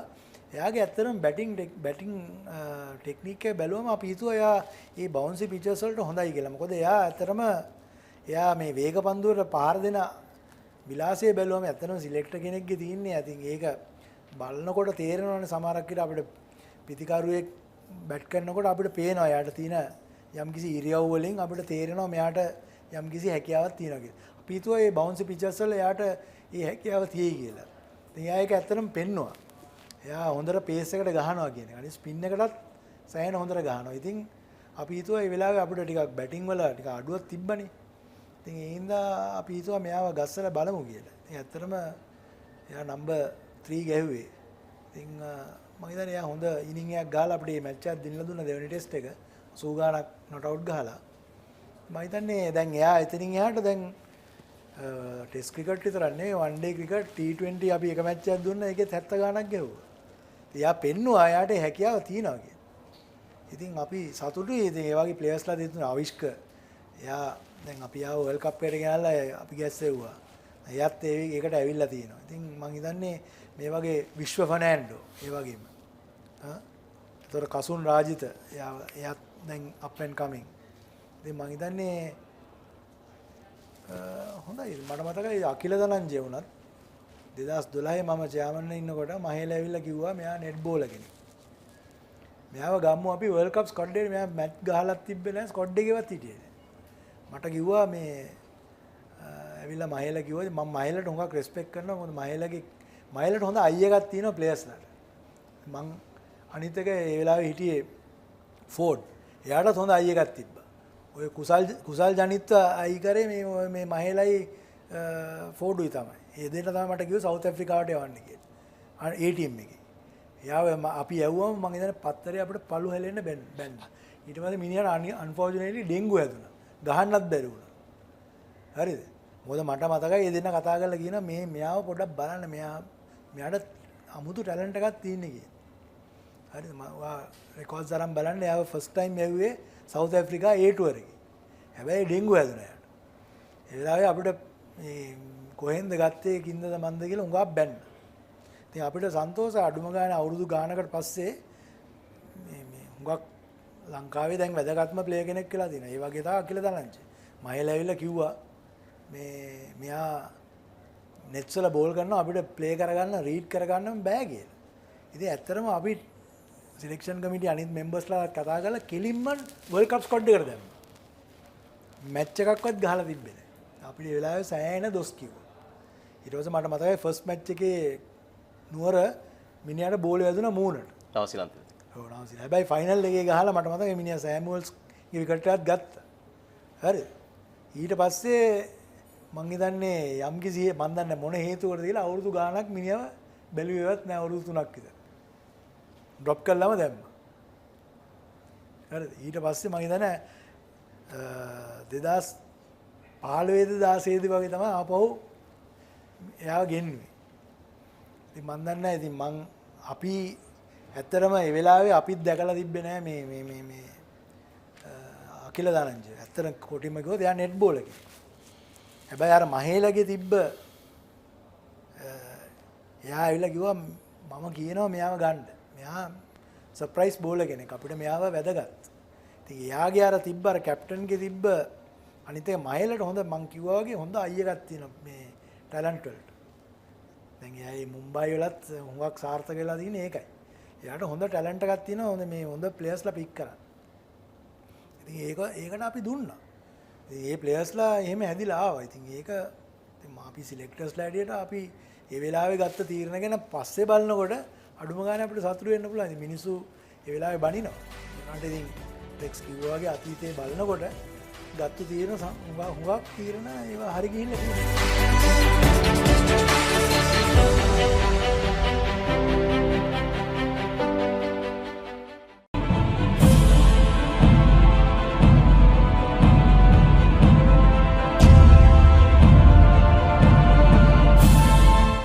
යොවුන් කණ්ඩායම් භාරව සිටින පුද්ගලයා නිසා මම කැමති කොහොමද ඔබ ක්‍රිකට් කණ්ඩායමේ අනාගතය දකින්නේ 2019 ලෝක කුසලානෙන් පස්සේ? 2019 ලෝක කුසලානෙන් පස්සේ මම ඇත්තටම දකිනවා මම එදා කලසක් කිව්වා 2023 වර්ල්ඩ් කප් එක ගැන ඉන්දියාවේ ගහන්නේ.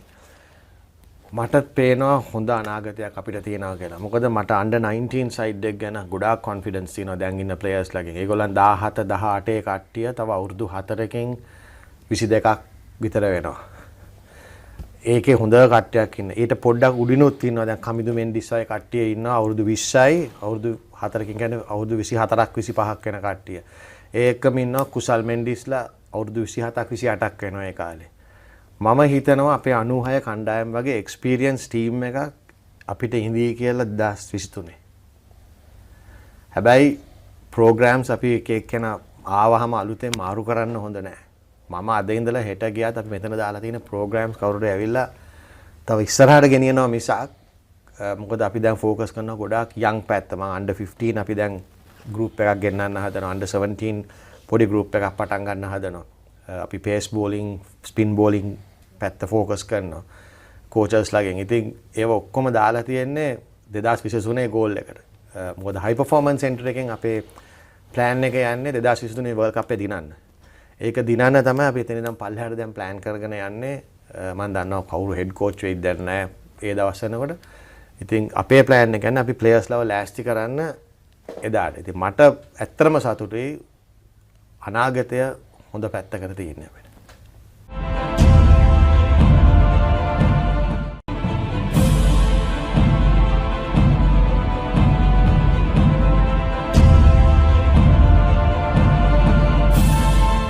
කොයි අවස්ථාවේදී ලෝක කුසලාන තරඟාවලියේදී ඔබට දැනුනේ ජාතික කණ්ඩායමට මේ ලෝක කුසලානේ ජයග්‍රහණය කිරීමට අවස්ථාවක් තියෙනවා කියලා? ඇත්තෙන්ම අපි ක්වෝටර් ෆයිනල් එකට ආවම මම අර්ජුනටත් මම දවසක් රෑ කෑම කරන් ගමන් කිව්වා අපි මේ ක්වෝටර් ෆයිනල් එක තරගෙන් අපි ක්ලියර් වුණොත් මං හිතන්නේ අපිට මේක දිනන්න ලොකු අවස්ථාවක් තියෙනවා කියලා.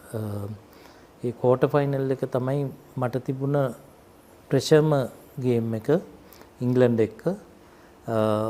ඒක මම හිතුවා මේ හුඟක් වෙලාවට අපිට ඒ තරඟේ පන්න ගන්න පුළුවන් නම් ඒ මුළු ගමනම ඉතාමත් සාර්ථක ලෙස යන්න පුළුවන් වෙයි කියලා. ඉතින් එදා අපි වාසනාවට වගේ අපේ බැටිං ලාස්ට් මිනිට් අපේ බැටිං ලයින් අප් එක ස්ට්‍රෙන්ත් කරලා සනත් ඉතාමත් හොඳට ක්‍රීඩා කරලා අපි එදා ජයග්‍රහණයක් ලබා ගත්තා.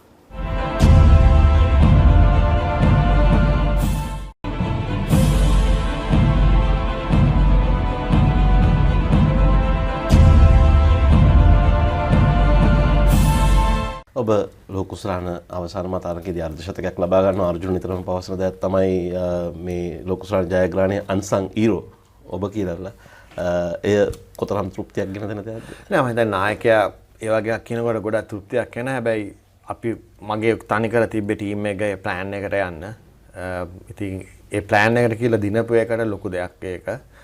ඒකත් අපි මැදදී එකපාරක් ඇත්තට මම අරවින්දයි කතා කරා. මොකද අපි දැනගත්තා ඕස්ට්‍රේලියා හරිම හොඳ සයිඩ් එකක් රන්ස් අඩු කරගෙන අන්තිම ඕවර් වලට යන එක.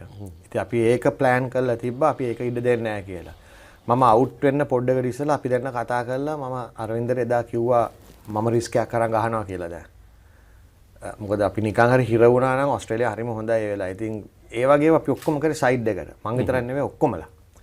ඉතින් මං ඒක නිසා දිනපු දේ කවදාකවත් ඒක අපෙන් ගන්න බෑ කාටවත්. දැන් ඔබ ඒ කියන්නේ ඔබගේ කාර්යභාර වෙලා තිබුණේ පන්දු අර 50ම බැට් කරන්න. නමුත් ඔබේ අවස්ථාවේදී රිස්ක් එකක් ගන්නවා නෑ මම ලකුණු ප්‍රමාණය වේගය වැඩි කර යුතුයි කියලා තීරණයක් අරගෙන එමය දැවියන්නේ. ඔව් ඒ වෙලාවේ මොකද මම අරවින්දයි කතා කරා. මොකද මම දැනගත්තා අරවින්ද පළවෙනි බෝලෙම ක්‍රීඩා කරපු විදිහට ඒක යාගේ දවස කියලා. මොකද මම අරවින්දත් එක්ක අවුරුදු 13 වගේ ඉඳලා ක්‍රීඩා කරන්න තියෙනවා පාසලේ. එයා DS එක නයි ක්‍රීඩා කරද්දි. ඉතින් ඒ වෙලාව මම දැනගත්තා අරවින්ද ඉන්න ඕන කියලා 50 වෙනකන්. මං අපි දෙන්න කතා කරලා ඩිසිෂන් එක ගත්තේ එක්කෙනෙක් රිස්ක් එකක් ගන්නවා කියලා.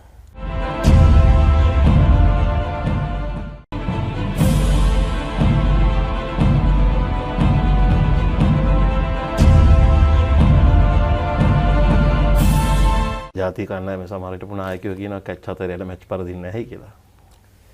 එනයිද 6ක් විතර ගහන්න යනවා. තරගයකදී. කමන්නේ එතකොට කැච් 4 හරියට ෆීල්ඩ් එකේ නිදාගෙන හිටියට ප්‍රශ්නයක් වෙන්නේ නැහැ. එනයිද 6ක් විතර ගහනවා. දැන් ඒක මම දකින්නේ. නැත්තම් ඉතින් හැමතිස්සෙම අපි ගහන ලකුණු තත්ත්වෙත් එක්ක එක ලකුණක්වත් යන්න දෙන්න බෑ. කැච් එකක් අතරින්නවා 100ක් දුන්නා වගේ තමයි කියන්නේ. අපි ගහන්නේ ලකුණු ටිකයි. ඒ චැලෙන්ජ් එකට කැච් දෙක තුනක් කරියොත් එimhe අපි නිකම්ම තමයි. ඉතින් සපෝට් එක දෙන්න ඕනේ හැමතිස්සෙම චැලෙන්ජ් බාර ගන්න ඕනේ. අපි 100 දෙක ඇහුවේ ඒ 100 නවත්තන්න තමයි අපි යන්න ඕනේ හැමතිස්සෙම. ගැහුවෙච්චරයිනේ. අපි ඇති කියලා හිතලා ඒක ගහලා තියෙන්නේ. එහෙනම් ඒකට සාධාරණේ කරන්න ඕනේ මරාගෙන නැමෙරි මැරෙන්න ඇතුලේ ගහන්න ඕනේ නං කියලා. තමන්ගේ උපරිම දායදේ දෙන්න ඕනේ මේ තරගෙට.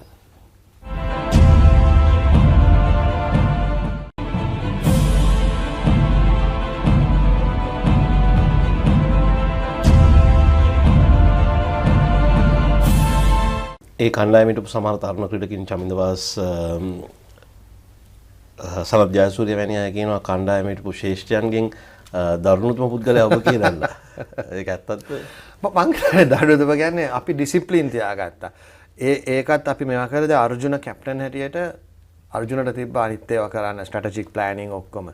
අපි සීනියර් 4 දෙනා බලාගත්ත එක දේවල්. අපි කියන්නේ මම ගොඩක් ඩිසිප්ලින් පැත්ත යං ප්ලේයර්ස්ලත් එක්ක බලාගත්තා. හෂාන් උත් ගොඩක් හෙල්ප් කරා ඒ පැත්තේ. රොෂානුයි අරවින්දයි අනිත් සමහරක් ඒවා බලාගත්තා. කියන්නේ ඒකෙත් තමයි කැප්ටන්ට ලේසි උනේ. නැත්තම් කැප්ටන්ට හැමදේම කරන්න උනොත් අමාරුයි. අර්ජුනට කිසිම ප්‍රශ්නයක් තිබ්බේ නැහැ ඩිසිප්ලින් ගැන හොයන්නවත් මොකක්වත්. එයා දන්නවා අර සීනියර් ප්ලේයර්ස්ලා 4 දෙනා කරනවා කියලා. හැබැයි දැන් උනත් ඒගොල්ලන්ට කතා කරලා ඒගොල්ලන් කියනවා ඒ වයින් ඒ ඩිසිප්ලින් හදපෙකින් හොඳ වුණා කියලා.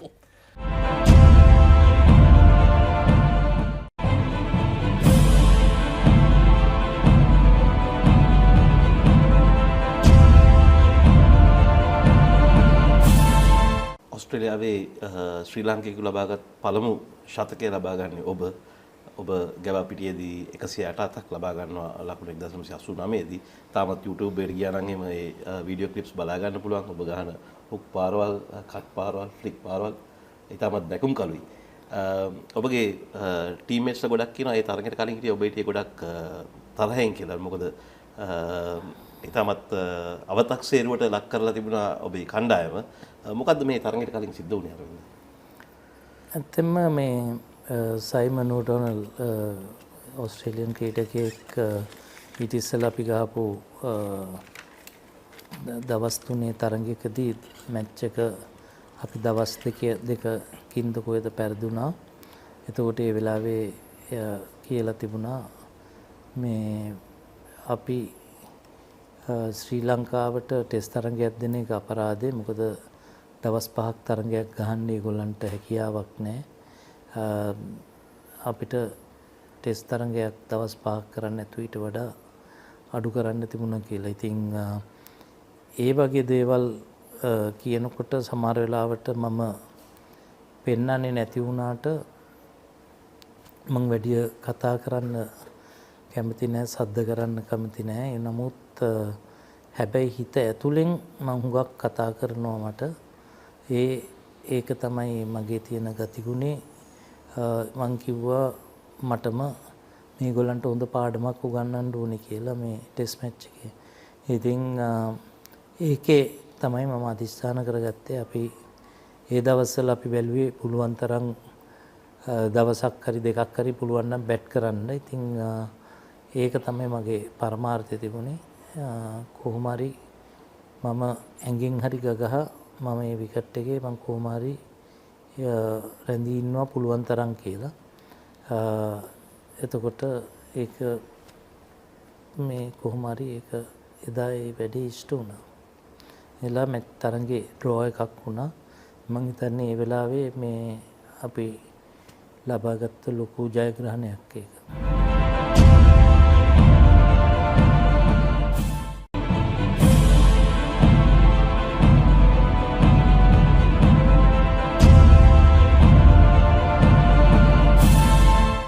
ජීවිතේ බය වෙච්ච තැනක් තමයි එතන.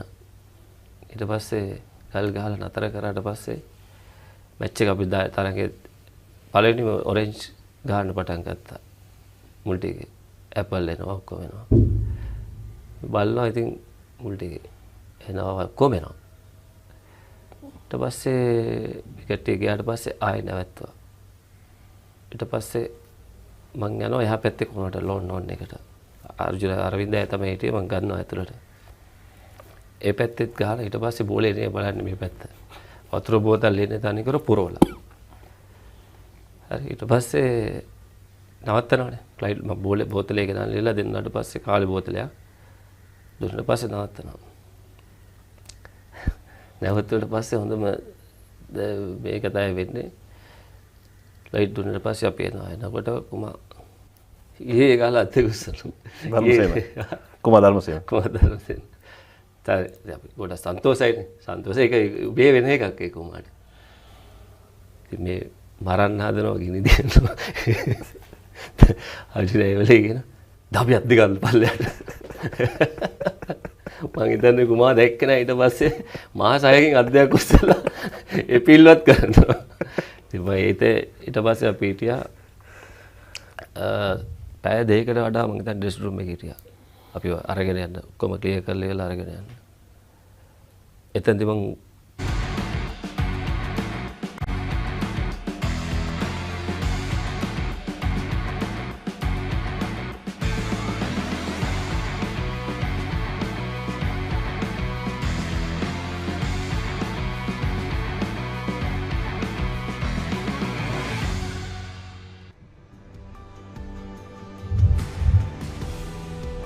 Hello and welcome to the second session of the first day's play in this, the 143rd Battle of the Blues between Royal College, Colombo and St. Thomas's College, Mount Lavinia.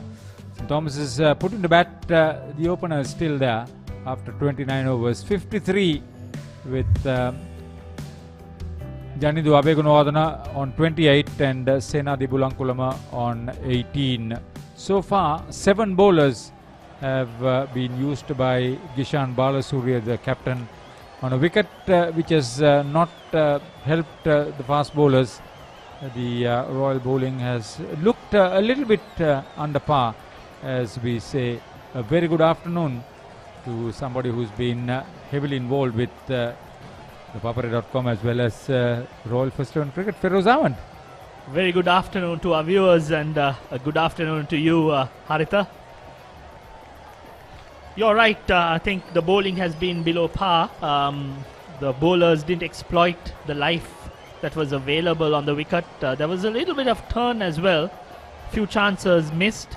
But these two openers have battled it out there and so far they put on a 53-run partnership. And for the last 2 decades, I haven't seen the openers survive the first hour. And these two have managed to survive a session. Good observation. Here's Abhay Gunawardene, the left-hander. He's looked to me to be the little bit more aggressor of the lot. He's hit 2 fours as against the solitary boundary by Senadi Bulankulama. Ramiro Pereira has bowled just 1 over. He looked impressive in that only over bowled. Yes, a leg spinner as well, and the leg spinners are generally not afraid to toss it up. They're always in the game, and especially with St. Thomas's not being overly aggressive, playing the safe sort of cricket that we are accustomed to. It's a good move. I think Royal's bowling attack is also spin dependent. The fast bowlers haven't been amongst the wickets. So strangely and surprisingly, they are going ahead with the spin attack, playing to their strengths. The first ball after lunch, I'm sure Dinesh Kumarasinghe would have spoken to the 2 youngsters, the openers, the freshers. Generally, the post-lunch session is the best session to bat. The wicket gets settled, but we haven't seen the sunlight stream in, so there should be moisture and some life available on the wicket.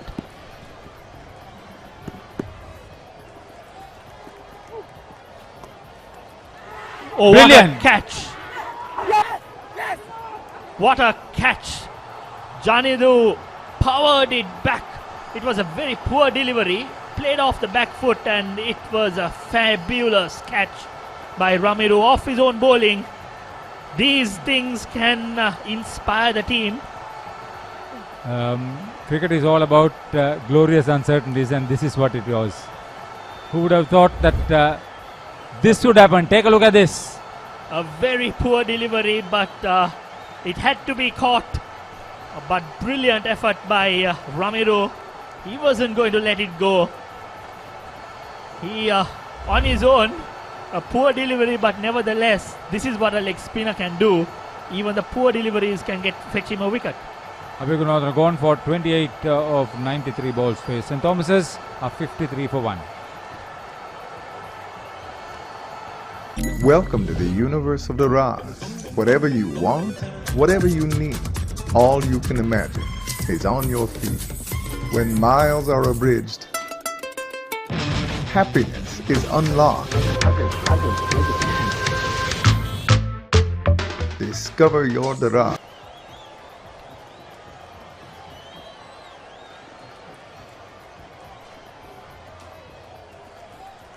So the new batsman, Dinesh Gunawardene, he was, I suppose, a last-minute inclusion because of an injury, unfortunately.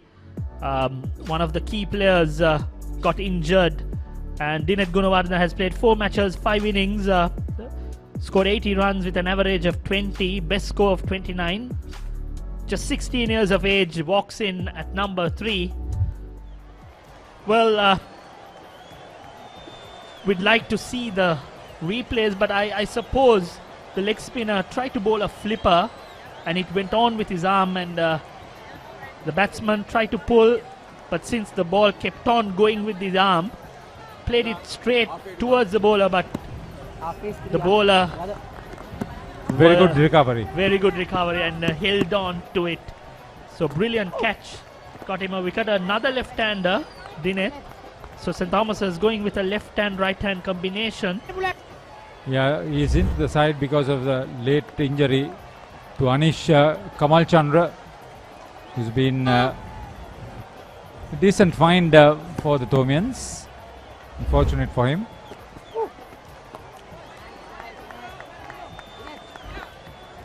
So Dinesh, Ramiro bowling his second over, the only wicket taker. So good start straight after lunch. The batsman put on a partnership, but again right on the money. So good start for a leg spinner. That's the end of 30 overs, 53 for 1. Welcome to the universe of the Raz. Whatever you want, whatever you need, all you can imagine is on your feet. When miles are abridged, happiness is unlocked. Discover your Daraz. Today at the opening ceremony, the chief guest was Chiranta De Souza, Senior General Manager at Dialog Garciata. He was a fantastic rugby player. The ability to kick with both legs, as playmaker, standoff, brilliant on the field, in a very successful Thomian outfit of yesteryear. So Senadi Bulankulama, he is from very good stock, as we have mentioned before. 4 generations to have opened batting at the Royal Thomian, something that no other has achieved before.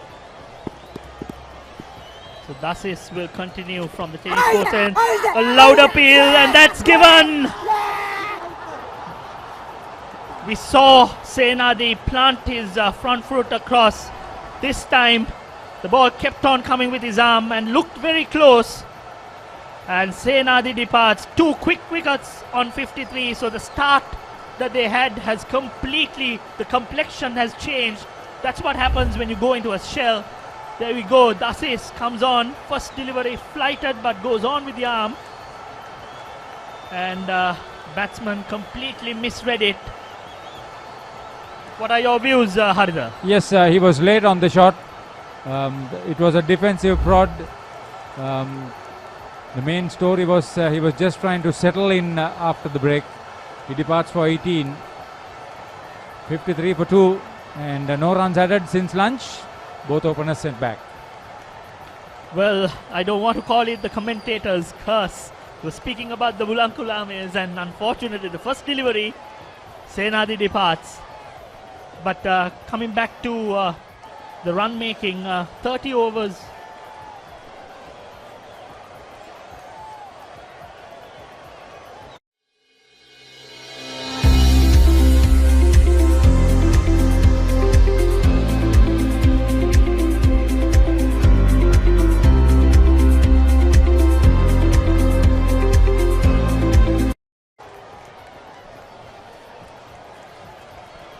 So the skipper Ryan, the run machine, walks in. This will be the key battle of this Royal Thomian. Ryan Fernando, 11 matches, 16 innings, 880 runs. But look at that best score, 252 not out, with an average of 67.69.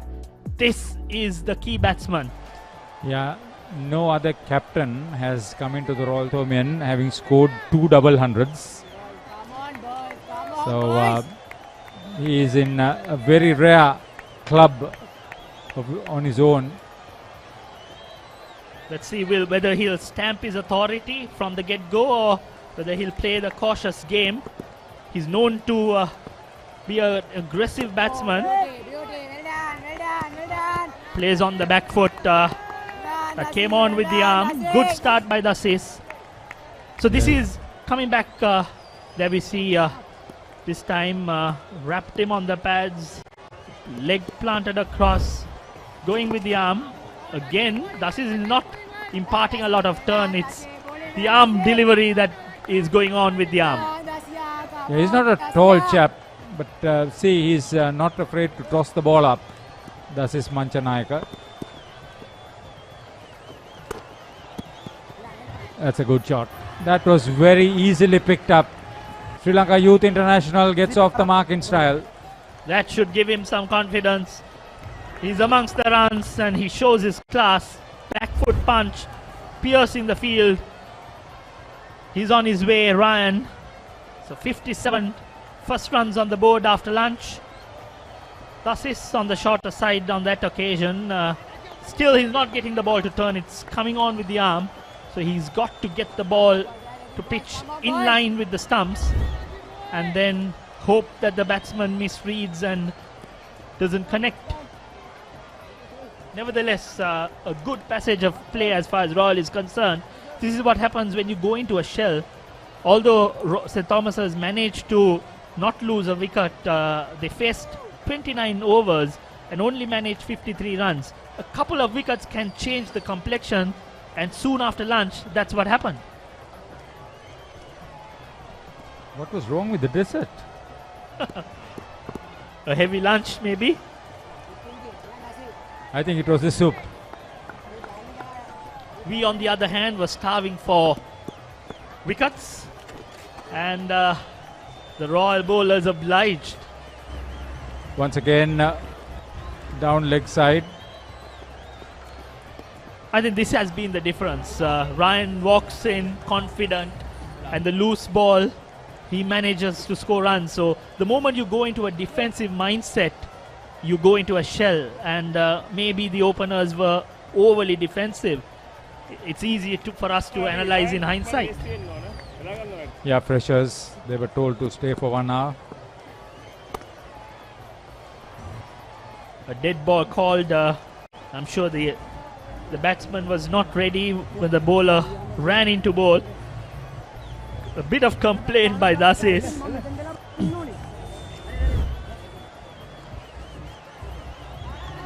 Batsman wasn't ready. Dasis ran into bowl. Some friendly banter out there, Arita. By Gamini Sanayaka.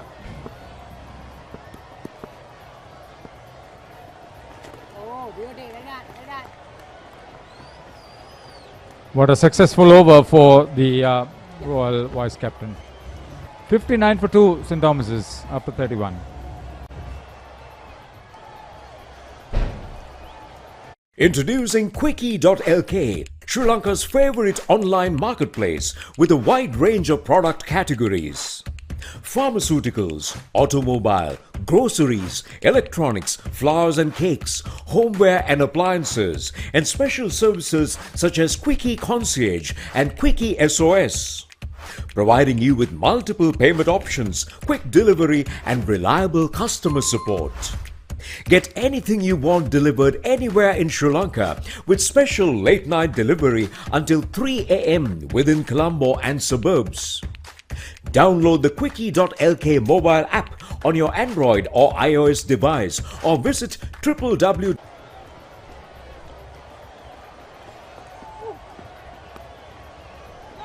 Oh, that was well picked up. It was short and deserved to be hit, but the way it was done by young Dineth was exemplary. Beautiful shot off the back foot. That should give him some confidence. Dineth rocked onto the back foot. It was there to be hit, but he timed it perfectly, and he's off the mark. So two batsmen new to the crease have started off quite confidently. That's the way to get about, not to be overly defensive under the circumstances. These two bowlers are not their frontline spinners. Much better delivery by Ramiro. This time opting to come over the wicket. Adjustment made, and continues to flight the ball. He's not afraid to toss it up. Oh, he seems a busy body. It's heading towards the boundary, a long chase. Again, Ramanayaka puts in a valiant dive, prevents a certain boundary. Batsman take a couple of runs, 3 runs taken on that occasion. So score moves to 66 for 2. Dineth looking good out there, but this is a different challenge. A right arm leg spinner against a right-handed Ryan. He'll have to be watchful. Aggressive but not reckless. So Ramiru. Today at the opening ceremony, the guests of honor, Suleiman Saldin, captain of 1976 for Royal. Kapila Vijay Gunodana, captain of St. Thomas's in 1983.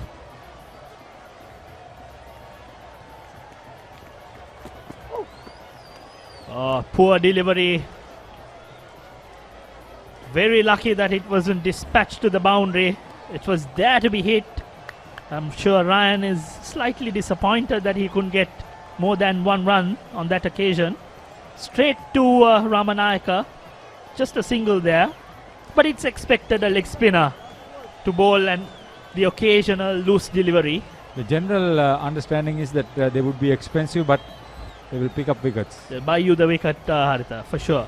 And they actually did. The first wicket was taken by the leg spinner, and that changed the game.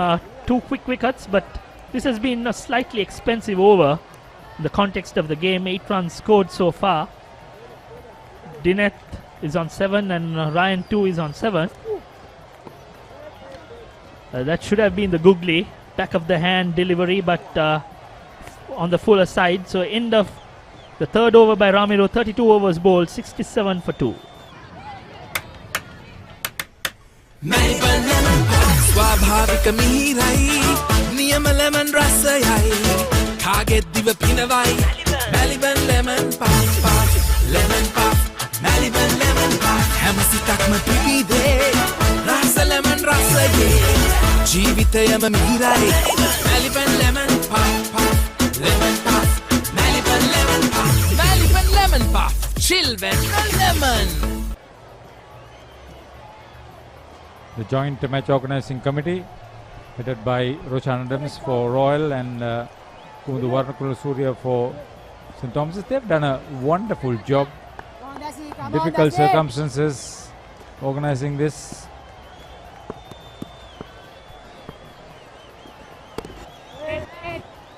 Many contingencies put in place in case.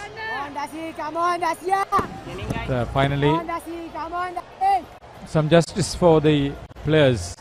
Absolutely. The Royal Tomian is the thing. Again, Dasis on that occasion not afraid to toss it up.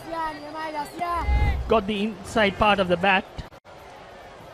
Ryan has predominantly looked to play off the back foot, and on that occasion came on to the front foot and tried to power it along the ground. Again, Dasis has made the adjustment. He's realized that Ryan was parked on the back foot, and now he's tossing it up, enticing the batsman to come onto the front foot. A good delivery, but equally well played by Ryan. It's a good battle. He's making the batter play. That is a newfound confidence as far as the bowler is concerned. I get a feeling that he will get a longer ball than we would have expected. Yes, on that occasion, again played on the back foot.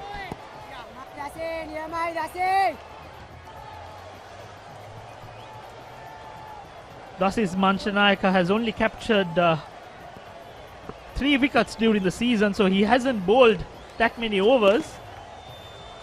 But so far he's started off well. But that's beautifully played off the pads by Ryan. Fetches him a couple.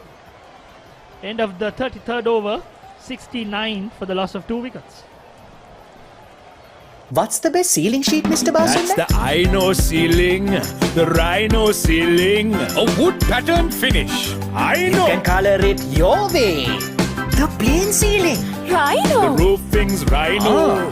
The ceiling's Rhino. Incredible strength. I know. Durability, that's high. I know. Cost effective too. I know. It's the best choice always. Rhino. Over half a century of trust. Now in a new formula. Rhino. Roofing and ceiling sheets. I know. Rhino.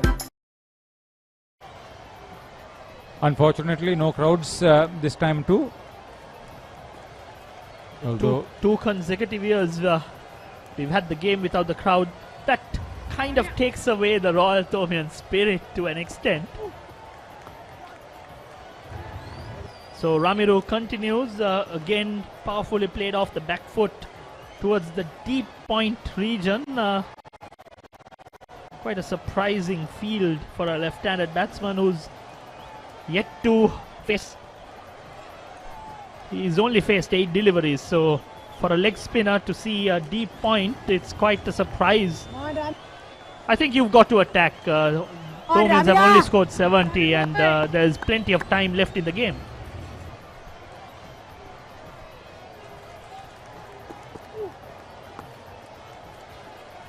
Otherwise, you will be leaking runs in that fashion. And this is, I mean, I can't justify seeing a long off fielder, irrespective of whether it's Ryan or anyone for that matter. When a new batsman walks in, he'll be really comfortable to see everyone out in the boundary. It's easy pickings. So you've got to bring in and create some pressure. He seems very comfortable off the back foot, Dinit Gunawardena.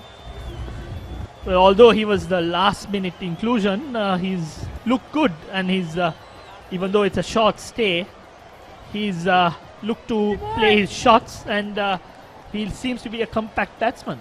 Yeah, see, you won't be a number 3 in a cricket side if you're not really good. You'll be the sheet anchor. You're expected to do so. Oh, Ramiro tossed it up. Ryan tried to play a valiant drive, took the outside edge, but fortunately for him, beyond the grasp of the first slip fielder, Ryan survives. There you go, very well tossed up. But that edge went onto the ground, so it wasn't a chance. It was a full toss that Ryan actually missed to capitalize. Yeah, it was far away from Sanju Senaratharachi, the lone slip. Long chase for Dasis Manchanayaka from backward point.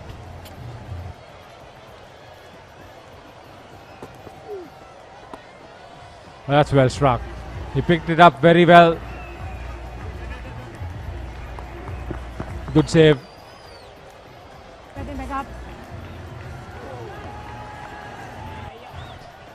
So good cricket out there. The bowler not afraid to toss it up. Ramiro coming close to the wicket, tossing it up, but equally well played by Ryan. Beautiful shot that should have fetched him a boundary, if not for the valiant effort in the extra cover region.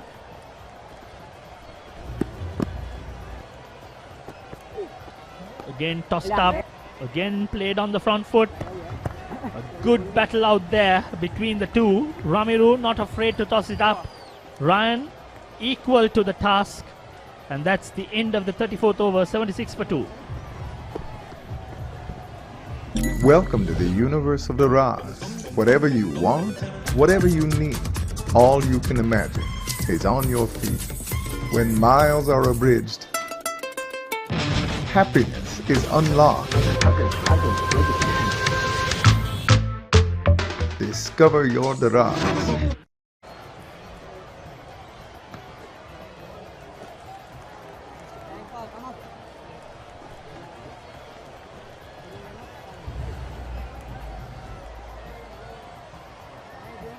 Back with live action at the SSC. The Royal Thomaian, uninterrupted for 143 years. Lot of history. Boys battling it out in the middle. Got a feel for them though. No crowds allowed this year as well. Dasis continues for his 4th over. He's picked up 1 wicket already just after lunch. 2 quick wickets for Royal College. Handsomely driven on the offside by Dinat there.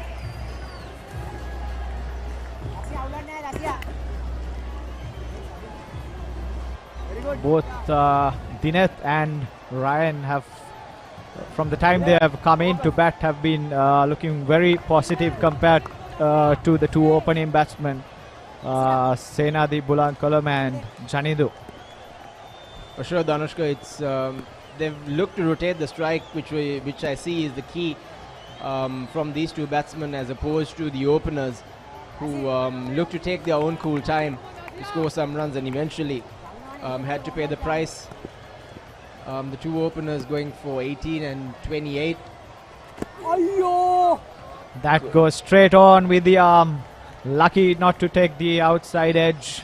Das is bowling well here, not getting much turn, but he's keeping it tight, and as you can see, the field set for him. He's having 1 slip, a gully, and also the short, the short silly midfielder has also been moved towards Gali.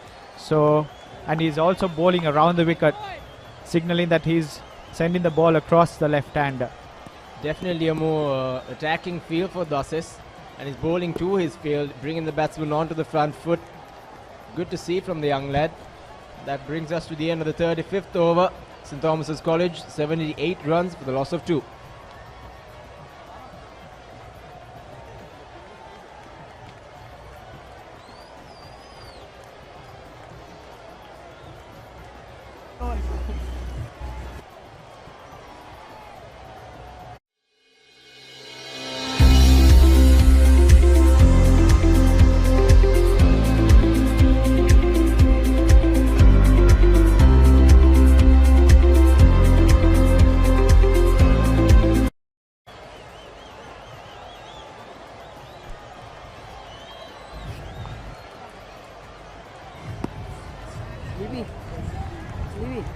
Sadesh Rajapaksha to continue on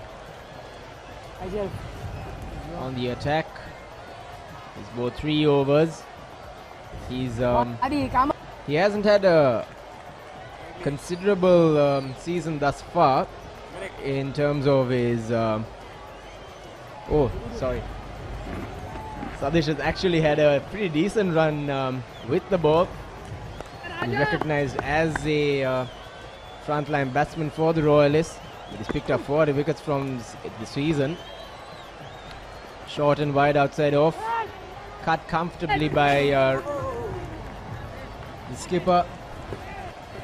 Yes, I think Sadesh is the main batsman for the Royalists, and also, as we can see, the highest wicket taker as well, with 40 wickets this season in 9 matches.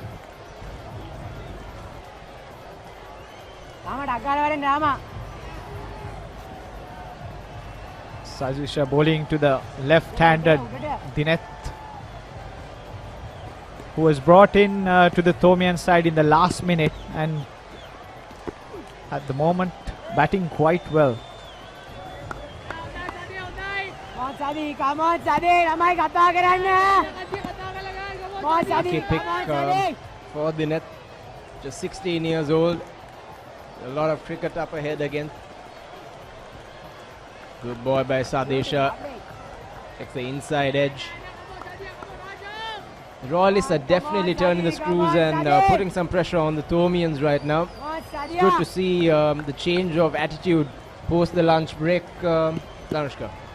It's exactly, they have bowled to their fields and bowling with a plan. This time on the legs, played nicely towards deep square leg, and an easy single to the net score moves on to 80. It's the Royalists depending on their spin attack, and they've done quite well to break the opening partnership for the Thomians straight after lunch.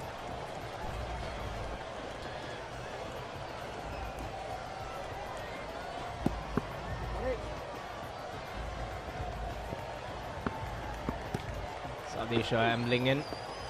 Tossed up again. Good use of the feet by skipper Ryan. Defends it off. Sadesha did drop it a little short when he saw the batsman charging. Good corridor of play by Royal and St Thomas's the past couple of overs, Danushka. Yes, and that brings to end the end of the 36th over. St Thomas's 80 for the loss of 2 wickets.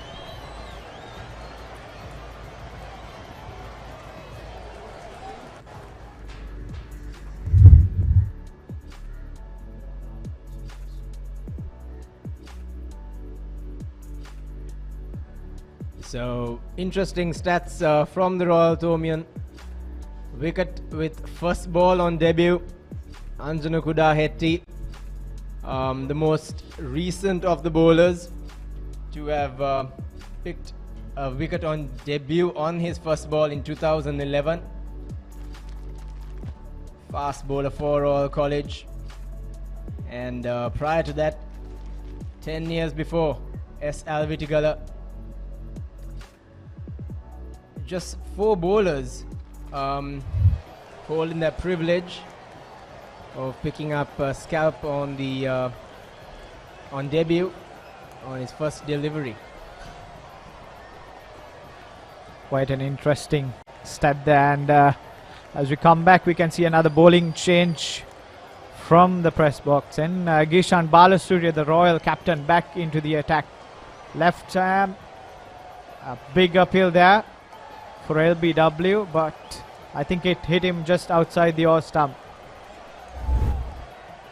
Lucky we see the replay. Yep, that it seemed to impact outside the line, but Gishan straight away getting some turn.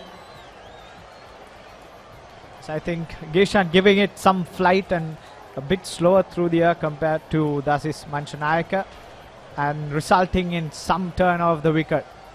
This ball left alone by Dineth. Very tempting line by Gishan, inviting the batsman to the front foot. Very enticing. It will take a lot of temperament by the youngster Dineth to hold off the skipper Gishan's attacking line and length. There's a good attacking field as well.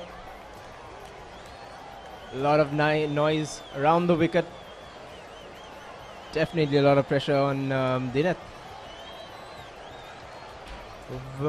Very good delivery once again.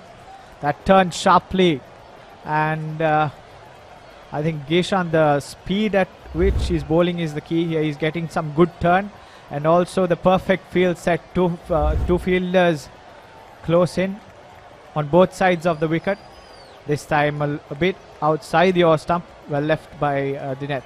Yes, a lot of pressure for Dineth, especially being 16 years old, and also he wasn't supposed to play today.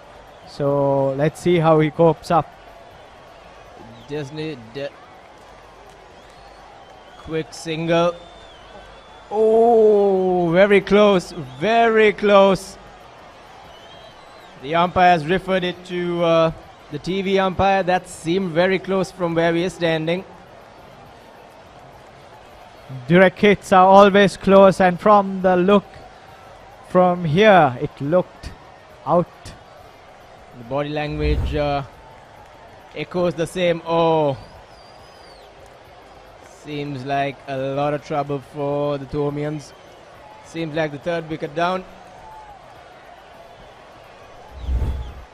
Yes, that looks out, and that was some impressive fielding by Sadish Rajapaksha. He bats, he bowls, and now he gets a run out for the Royalists. That's the red light for Dineth. Unfortunate to get run out. So he goes for 12 runs. He wasn't expecting that single. Ryan was quick to call and charge back to the other end, and Dineth is caught ambling. He walks back to the pavilion. He's facing 25 balls for his 12 runs. What's the best ceiling sheet, Mr. Basunda? That's the Aino ceiling, the Rhino ceiling, a wood pattern finish. Aino. You can color it your way. The plain ceiling. Rhino. The roofing's Rhino. The ceiling's Rhino. Incredible strength. I know. Durability that's high. I know. Cost effective too. I know. It's the best choice always. Rhino. Over half a century of trust, now in a new formula. Rhino Roofing and Ceiling Sheets. I know. Rhino.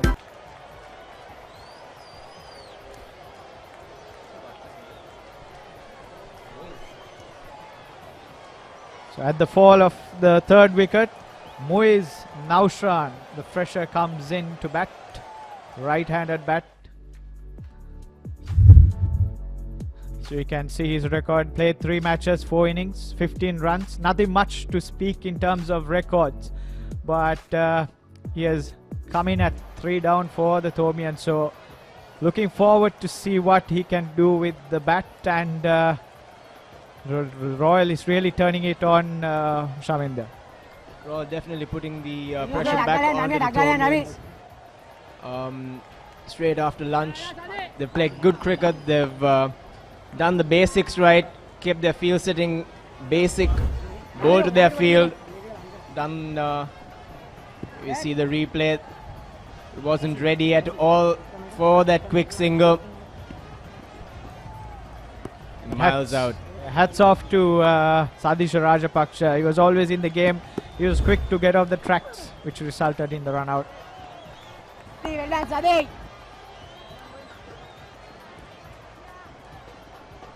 So is Naushan using his feet from the get-go. Looks a good player of spin and interesting field as well, Shaminder. It'll definitely be an interesting corridor of play, Danushka. St. Thomas's will need to steady their boat.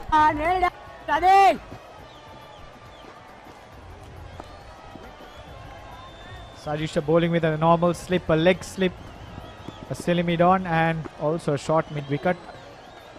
Fuller delivery this time. Quicker through the air by Sadisha. Pretty decent figures for his 4 overs thus far. Just given away 6 runs. Tossed up. He just plays it on to mid-on. Good pressure from Royal College from both ends. 2 experienced bowlers taking the brunt of the bowling and the responsibility on their shoulders. Good to see from young lads. Yes, exactly. I think Sadisha's role here is to keep one end tight, whereas Gishan would try and get the wickets from the other hand with his flight and turn. Sadisha rushing through his overs as well. It's definitely been something that I have noticed from the Royalists. They've tried to bowl their overs quick. Their changes have been quite nippy and swift. As we come to the end of the 38th over, St. Thomas's College 81 for the loss of 3. අයිනෝ පුතා හැබැයි යා ගෙදර නිදියන්නෙම අමුතු තැනක. කාලගුණය කොහොමුණත් Rhino නං වහලට safe තමයි මුළු ගෙදරම. Rhino cement roofing sheets. Then you know Rhino. I know.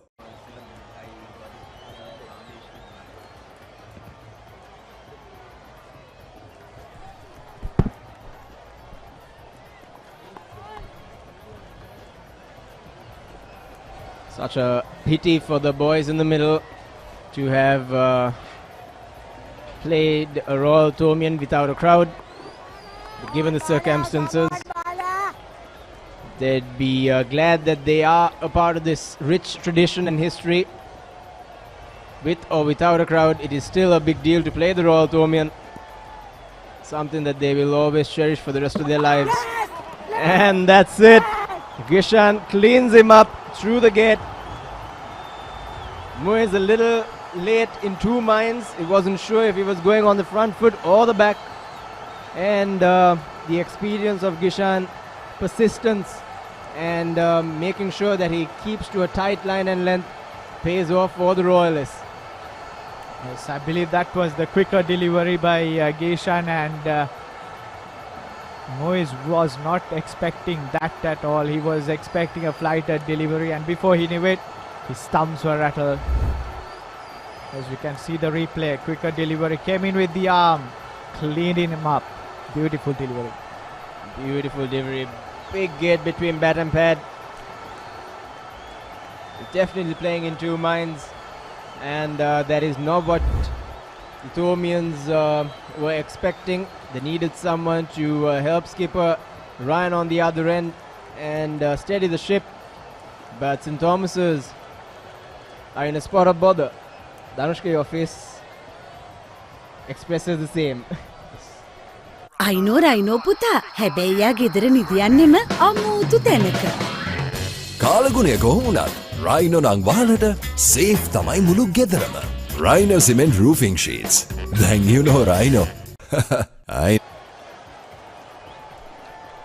Yes, I mean, I think going into lunch, I was very happy at how the Thomians played it out, but since we started after the lunch break, the Royals have really got their act together, and the spinners have really come into the game, and I think they have come in with a plan after lunch, and even with the field which is set for the batsman, we can see that they have certainly got a plan in the back of their heads, and all, they are sticking into it. As we can see, the new batsman Senesh Hettiarachchi, 7 matches with a total of 199 runs, average of 22, and highest score of 69. He'll look to do better than his best. Turn his performance up at the Royal Tour. Always a special occasion. It's more than just a game of cricket. Gishan flighted again on the offside.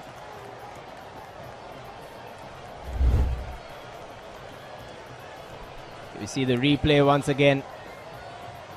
Nowhere close to the pitch of the ball, and paying the price. Gishan jubilant.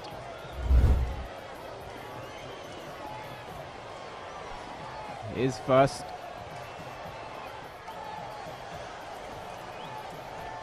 Senesh Hettiarachchi, I believe, is the wicket keeper for the Thomians. Played off the back foot this time. Quite a bit of bounce, Danushka, even for Gishan. He's giving it some air once again. Outside off stump, well left. Yes, Gishan is getting some bounce, and also the quite impressed with his flight and the pace at which he's bowling as well, because he's got the quicker delivery. That's a quicker delivery this time, which goes away from the left-hander. A bit short that time, and that's the end of the 39th over. St. Thomas's 81 for the loss of 4 wickets. Pain? Don't let it get you down. For instant pain relief, Baraka Joint Ease Fast Action Spray. Baraka Joint Ease Spray, your pain relief partner on the field.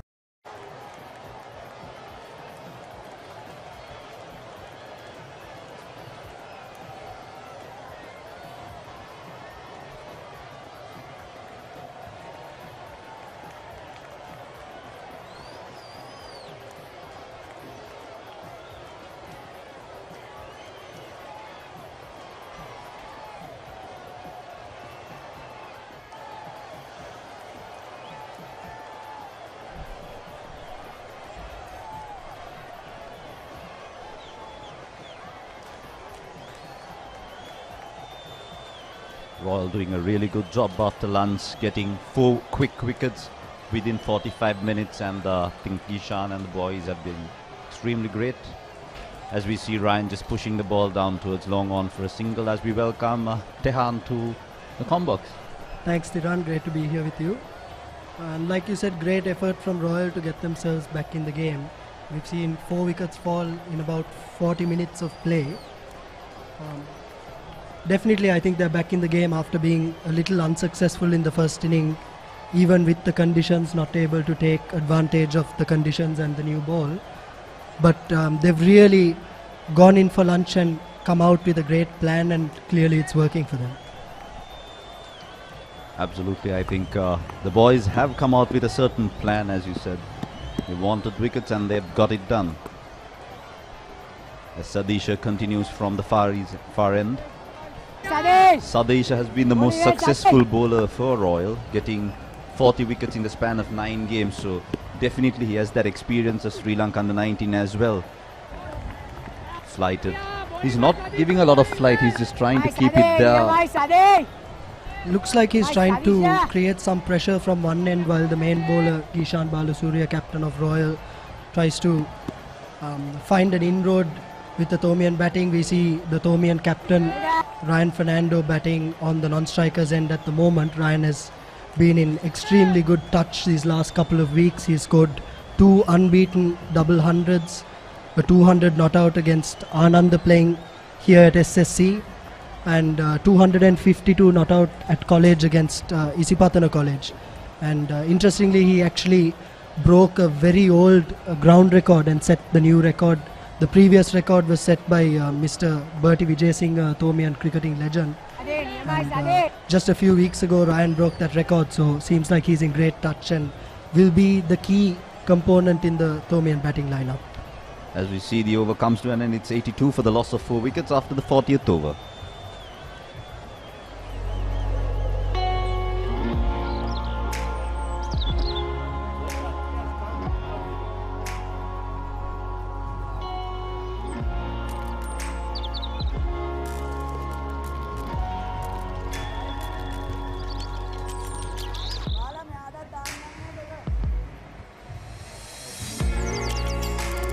Yeah, as you can see the pictures of Royal College, the school and the famous tamarind tree at the main grounds. As we come back on scene to the SSC where the 143rd Battle of the Blues is being played. On the crease is Ryan and Sinesh trying to rebuild the Thomian innings. Ryan, as correctly mentioned by Tehan, has been in magnificent form, scoring abundance of runs, over 800 runs in the games that he has played. So he's definitely in good touch, and I think the Royalists will have to work really hard to get him in as we see Gishan runs in.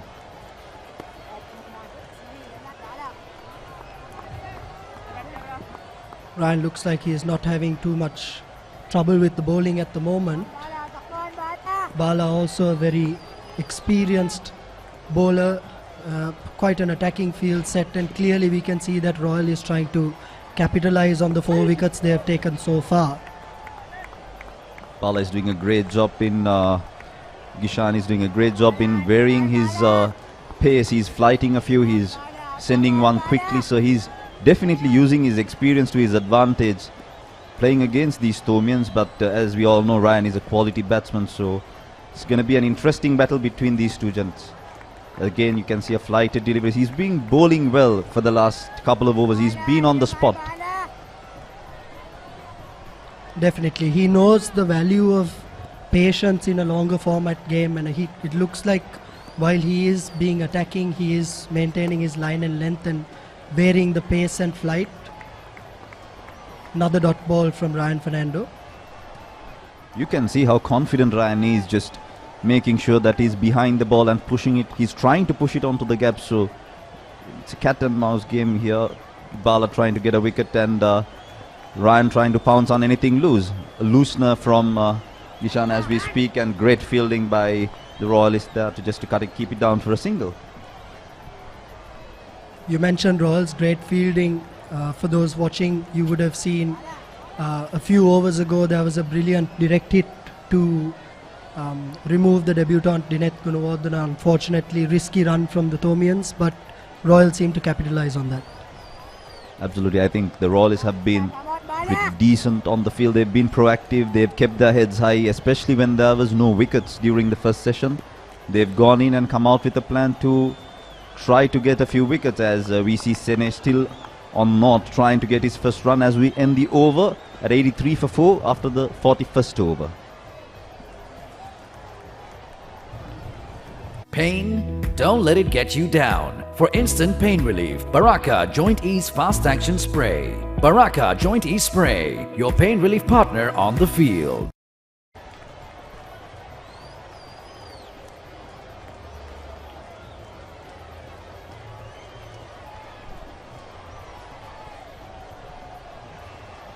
Sadish to continue from the far end. Ryan has been in top-notch form, as we spoke before. He has scored 2 double hundreds, and it's really difficult for me to remember a cricketer who had 2 school double hundreds in one particular season. So he's definitely done really well to make sure that not only for himself but if his team does well during the season. Like you mentioned, the timing of it is also perfect, reaching his peak just towards the Royal Thomian. It's also good to mention that the Thomians have only played 10 matches this season, so a much shorter season than usual, and Ryan has still managed to amass over 800 runs, like you mentioned, at an average of 79.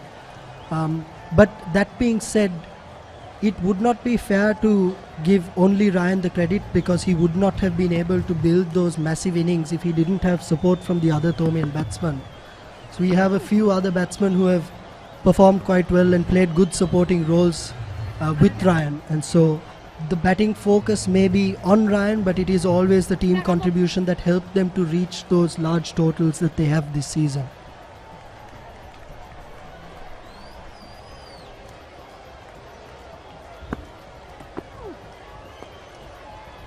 That's beautifully played by Ryan. He knows his game so well. He knows that he has to play the longer innings now. He knows that he needs to bat deep to make sure that the Thomians get to a large score. So he's making sure that he's rotating the strike, and I think Senesh, the young wicketkeeper for the Thomians, also has to follow footsteps of Ryan and try to do the same. But it's important that the Royals try to keep him on this dot for a very long time, because the more the time that he spends at North, the more the pressure that builds on him. So this is good bowling by Sadisha against the left-hander.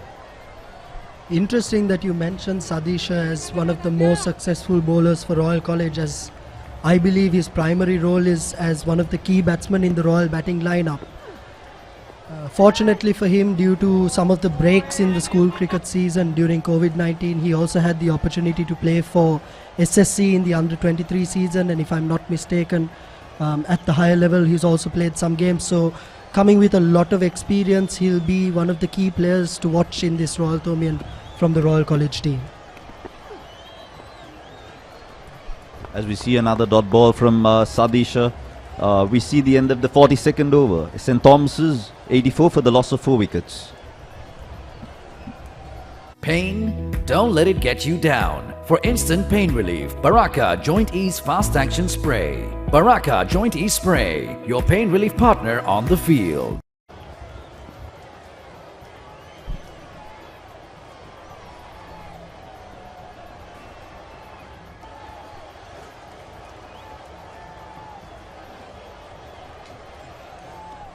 The Royalists opting to go with the 2 spinners, keeping Gishan Balasuri on from the commentary box end, where he has bowled already 12 overs of the 42.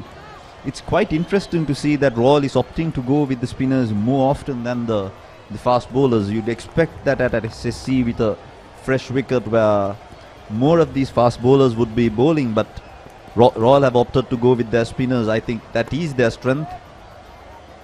The spinners have done extremely well during the season, even at a shorter game where the 2 key spinners, as I mentioned earlier, Sadisha and Gishan, has picked up over 75 wickets between the 2. So it's an interesting ploy by the Royalists, but it has come to work after the lunch break.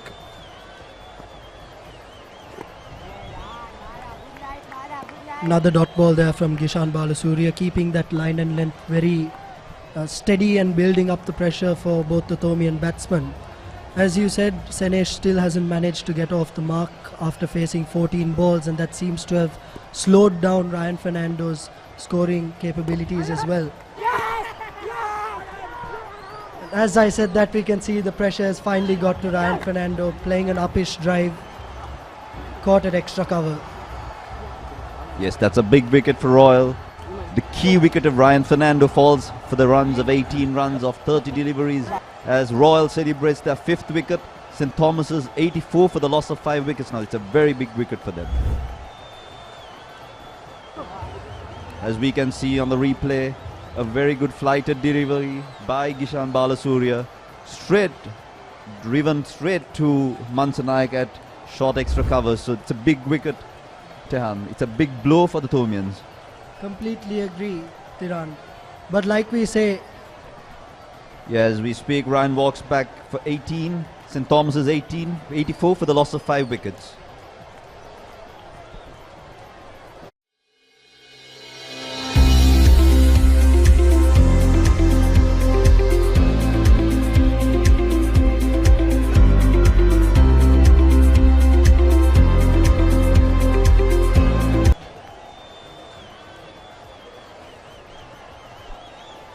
coming back to the centre now, St. Thomas's College, after being 53 for no loss during the lunch break, are now 84 for 5 wickets.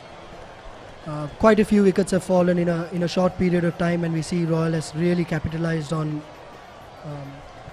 the change in conditions, especially after the lunch break. With the new batsman, Shahrukh has walked onto the middle.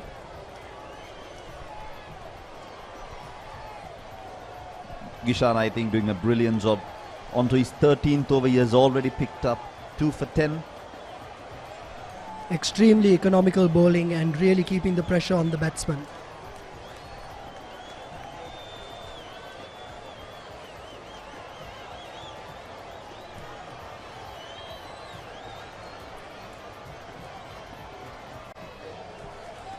Gishan trying to push it in towards the pads of the new batter. Straight away, he's off the mark. Charuka Peiris making his debut for St Thomas's College in the Royal Thomaian. He's played 9 matches so far, 11 innings and scored 212 runs at an average of 30. So we can see, although Ryan Fernando may have been dismissed, there is looked like a chance there, but unsuccessful for Gishan Balasuriya, still keeping the pressure on the batsman. But as I was saying, Tiran, you can see that deep into the Thomaian lineup there are still batsmen who have performed throughout the season. Definitely looks like a chance there, but that's how the game of cricket is, uncertainty. As we end the 43rd over, it's 86 for the loss of 5 wickets.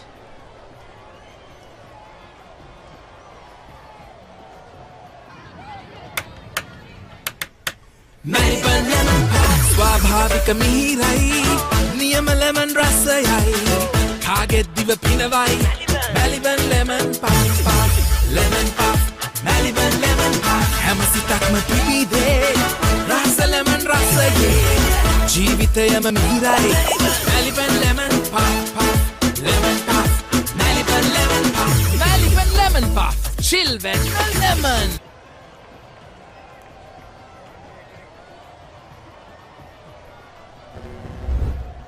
Royal continuing with Sadisha from the far end as we watch the replay of the Thomaian captain being dismissed by the Royal captain. Good low catch taken by Dasis Manchanayaka at extra cover. As we see Sadisha continuing from the far end. Sadisha is bowling his 8th over, so as we speak the spinners are doing the bulk of the work for the Royalists of these 44 overs. But they're doing a pretty good job after lunch where they've already picked up 5 wickets. That's a top shot by Senesh off the back foot between those point and extra cover fielder down to the boundary. He was patient to get that runs, he was patient to get off the mark, but finally he got that loosener from Sadisha and he just cut it beautifully down to the extra cover boundary. Yeah, top shot there by Senesh, really showing his skill and confidence that he's playing with. It's very important now for the low middle order of the Thomaian batting lineup to really take responsibility and try and rebuild this innings if they'd like to be successful in this Royal Thomaian. So we know it's a 3-day game and there's a lot of time on our hands, and it will be vital for the Thomaians to occupy crease and keep the scoreboard ticking at the same time. Absolutely right, Tehan. Again, back on the mark. As you saw previously, the short ball was extremely slow off the track, so that's a good indication that the shorter ball is actually holding back a bit, where there is a lot of time for the batsman to maneuver it to the gap. So it's extremely important that the Royalists are on spot. Again, beautifully driven by Senesh. Yeah, Tiran, what you said is completely correct, because in 3-day cricket, discipline in both batting and bowling and having a lot of patience is key for success. Sadisha continues, another dot ball to Senesh. That is the end of the 44th over. St Thomas's is 90 for the loss of 5 wickets.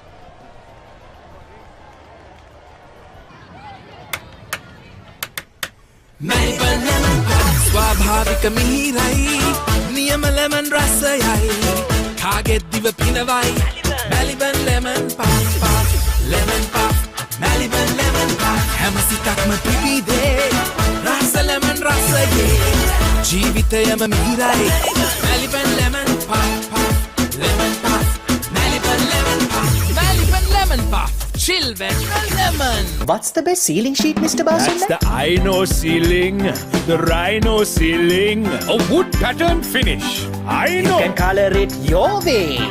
The plain ceiling. The roofing's Rhino. The ceiling's Rhino. Incredible strength. I know. Durability that's high. I know. Cost effective too. I know. It's the best choice always. Over half a century of trust, now in a new formula. Rhino Roofing and Ceiling Sheets. I know. Rhino. Melbourne lemon pop ස්වාභාවික මිහිරයි නියම lemon රසයයි කාගෙත් දිව පිනවයි Melbourne lemon pop lemon pop Melbourne lemon pop හැම සිතක්ම පිපිදේ රස lemon රසයේ ජීවිතයම මිහිරයි Melbourne lemon pop lemon pop Melbourne lemon pop Melbourne lemon pop children. What's the best ceiling sheet, Mr. That's Basunda? the Aino ceiling, the Rhino ceiling, a wood pattern finish. I You know. can color it your way. The plain ceiling. The roofing's Rhino. The ceiling's Rhino. Incredible strength. I know. Durability that's high. I know. Cost effective too. I know. It's the best choice always. Over half a century of trust, now in a new formula. Rhino Roofing and Ceiling Sheets. I know. Rhino.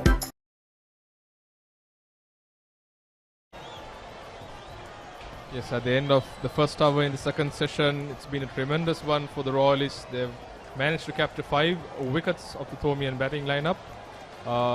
It's completely against the tide, I suppose. I'm joined with my counterpart and colleague and fellow captains, Ashan Piris. How's it going, Ashan? Good afternoon, Harun. Pleasure to be here with you commentating. And yes, like you said, complete turnaround from lunchtime. And I don't think that the conditions or anything played a big part in the current standings as it is.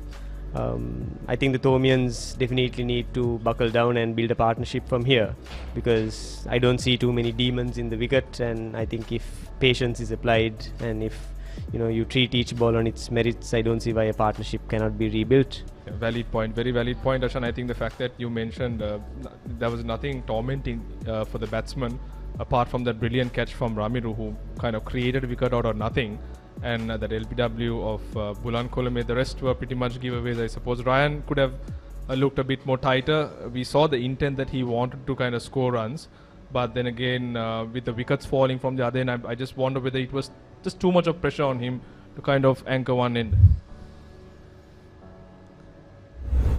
I agree, Harun, but see, Ryan was well set at that time. So my take on it is that you're the captain of the side, you're the best batsman in that side. When you're well set and you're seeing the ball well, it is your responsibility to anchor down and ensure that the rest of the youngsters bat around you. Like I said, it wasn't a brilliant ball. He could have potentially taken half a step down the wicket, made it a bit more of a half volley and driven it along the ground, or even taken the aerial route if he really wanted to. But that was a flat hit. So unless you really place that type of shot to the right or the left of that fielder, it's a high risk shot.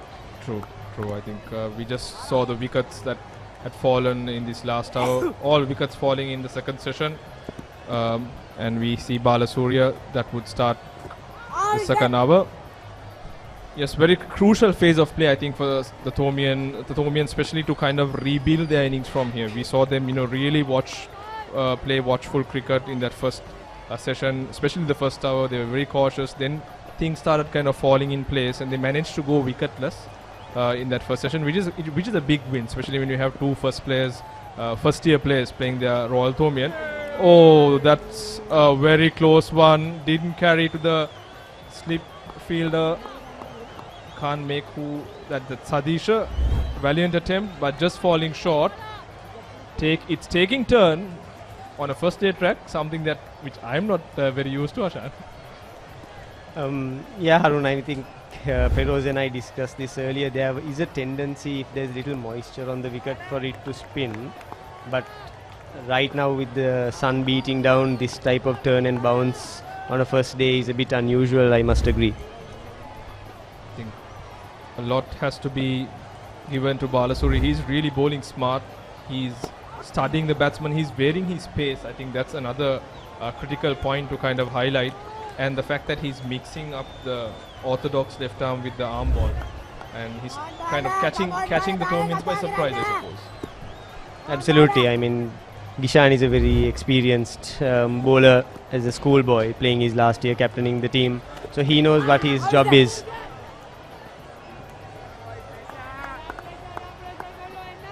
Shahrukh seems to be camping a bit on the back foot. He'll be in trouble if he's not very careful.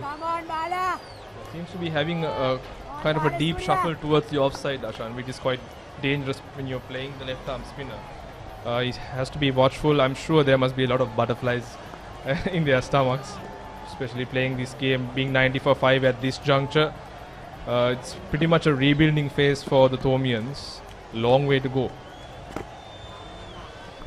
Absolutely. The loose balls will come. I think what's imperative is that, they play each ball on its merits and wait for the loose ball, rotate the strike, not to let the bowlers continue to plug away at the same line and length. 45 gone, St. Thomas's 90 for 5. Pain? Don't let it get you down. For instant pain relief, Baraka Joint Ease Fast Action Spray. Baraka Joint Ease Spray, your pain relief partner on the field. 90 for 5 is the story here at SSC at the 143rd Battle of the Blues. We've seen a very entertaining first half in the second session. 5 wickets falling, just close to 40 runs that has been scored. It's based on the feedback that we've received here in the com box. I think Royal right now is playing to their strengths. Seem to have been a more spin dominant attack over the season, and right now 90 for 5 they are on top and they are in control at the moment. Like you said earlier, the Tomians had a perfect platform going into lunch with no wickets down, so let's see how they come back from here. Yes, we have a change in bowling. It's Manchanayaka balls a freebie to Hettiarachchi, who just smacks that through the mid-wicket fence for 4. Fantastic stroke. This is what they should do, Ashan, wait for the loose ball and make sure that they maximize on every opportunity given. Absolutely. The loose ball has to be put away. The bowler will always try to compensate for that, so then there's an opportunity maybe for a single and get off strike. So this is what's important. Bat together in small partnerships, plan maybe every 15 minutes or 5 overs or however that the pair out there would like to do it, and then take it in small intervals and build 5 runs, 10 runs at a time. On the other hand, I suppose the Royalists shouldn't, let go of the pressure. They've managed to build and, claw themselves back to this game. Getting these 5 wickets is going to be a very crucial phase. They'll have to kind of be smart with their bowling changes also. They shouldn't be too greedy, knowing that 5 wickets have already gone. There's this tendency where you can try and test all your bowlers at this time. So it'll be very crucial, and it's going to be an interesting battle between bat and ball. Absolutely. The Royalists will be thinking they are a couple of wickets away from the tail potentially. So that's what they are working towards. But you have to be smart in how you do it. Like you said, you can't try too much too soon and leak runs as well. So it's an interesting battle out there for sure. Manchanayak, an interesting choice, not the main, I would say, the main bowler in this particular lineup. It's actually Ramiru Pereira, Sadisha, and Balasuriya, but he seems to be the guy with the golden arm in a Royal Tomian. Haven't we seen that many a time in the past? Yes. You come to the ground as the leading batsman or the leading bowler, and sometimes someone surprises you with a brilliant knock. 46 gone, 94 for 5. For instant pain relief, Baraka Joint Ease Fast Action Spray, your pain relief partner on the field. What's the best ceiling sheet, Mr. Basunda? That's the Aino ceiling, the Rhino ceiling, a wood pattern finish. I know. You can color it your way. The plain ceiling, Rhino. The roofing's Rhino. The ceiling's Rhino. Incredible strength. I know. Durability that's high. I know. Cost effective too. I know. It's the best choice always. Rhino. Over half a century of trust, now in a new formula. Rhino Roofing and Ceiling Sheets. I know. Rhino. It's very interesting that we can hear the conversation out there in the middle. I recall not being able to hear what the keeper said from the slips. True, absolutely, Ashan. I think the experience back then was purely in the middle. Not very many that got access to hear what was spoken during our time. But things have changed, I think, especially with the evolution of technology. The access that people have around the world to this game is just fantastic. And it's just great for this entire encounter, I suppose. It's a good shot. Beautifully played there by Charuka. It's running down to the boundary. No stopping. 4 more runs to the Thomian total. Takes their total to 98. That was a loose ball down the leg side and deserved to be punished, which was well done by Charuka. This is what the Thomians must do. Regardless of the bowler, regardless of the experience, the loose ball will come and you need to bite your time for that. I think very valid point, Ashan, you made. Regardless of the bowler experience, I think those factors, predominantly play in the minds of players, I suppose, especially when you're a schoolboy cricketer.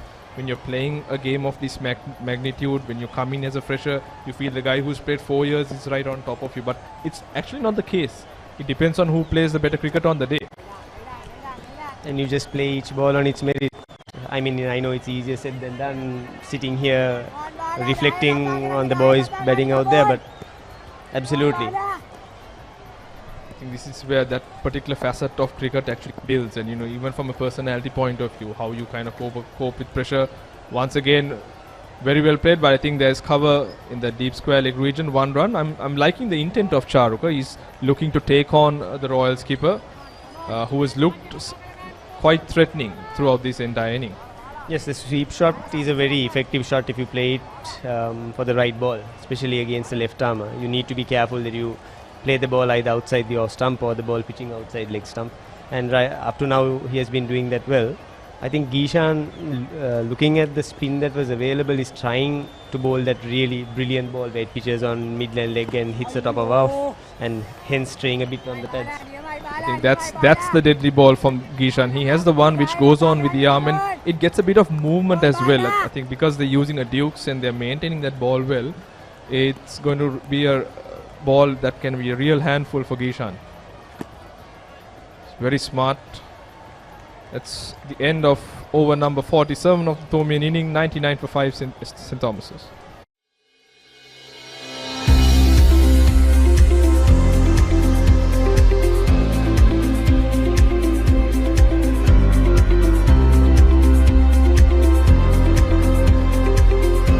For instant pain relief, Baraka Jointies Fast Action Spray, your pain relief partner on the field. So Ashan, since the two of us are doing commentary, would you like to go back and relive those memories? 2007, I suppose, would be the more cherishable one as opposed to 2005? Absolutely. We would all love to, relive some of those memories, but it's been quite a while, and it's, interesting how the Royal Thomian friendships develop over the years. I mean, sitting here 15 years later is not something we would have ever thought when we were playing back in the day. Absolutely, Ashan. I was just having a chat recently with some of my colleagues, and to know that we played exactly 15 years ago, I think the year in which we captained, was just amazing, and just to see how fast time has kind of flown and see how this game also has evolved and how it's kind of now reached the world is brilliant to note. And I think that's the spirit of this whole Royal Thomian, and we just hope that it just keeps on progressing and developing as time flies. And I think it's also important to recognize Papare and the production that they do, because like we were discussing offline a few days ago, what we would have given to have this type of coverage when we played. We were dependent on a few highlights, a few recordings taken by friends, family, etc. So these boys are lucky. If they get 100, they will have each ball to watch over and over again for a lifetime. Absolutely, Ashan. You hit the nail on the coffin there. All what I have is a few pieces of paper pasted in a book, a few clips in the PC stored, as like you said, filmed by family and friends. But that's about it. And I think this is superb batting by Charuka. He's showing a lot of intent. That once again, a short ball, beautifully cut away, doesn't go to the boundary, but the batsman easily cross over for 3 runs. Yes, the transfer of weight there was impressive. Identified the short length very quickly and managed to punch it into the gap. So the last 10-15 minutes has been good for the Thomians. They have rotated the strike, put away the loose balls, and the 100 has come up now for St. Thomas's. So they will look to build from here going forward. Yeah, that look, seeing 3 digits on the board sometimes gives you that little edge, I suppose, psychologically. But yeah, like I said, this rebuilding phase is very important. I think just to favor them, the sun too has come out, so which is a positive, which could kind of take off all that moisture, whatever that is in the wicket after that rain that we had during the lunch interval, and kind of favor the batsman, Nashan.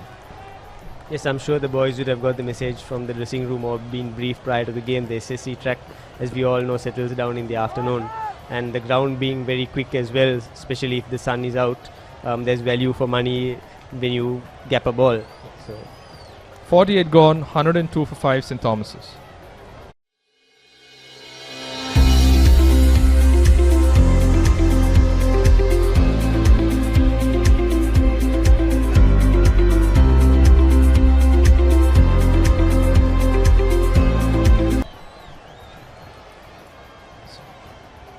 We will have the stats of the Thomian innings. Wickets to fall. We saw that wonderful partnership in that first session, but immediately as the second session started, we saw 2 quick wickets falling. Then we saw kind of a partnership that was being built, and then 3 wickets falling in quick succession. So yeah, the Thomian wickets seem to have followed a trend where, you know, when one has gone, 2 or 3 have, you know, followed. So, and also looking at the scorecard, I think all the batsmen except for the number 6 batsman have got into double figures and, you know, batted for over 20-30 deliveries.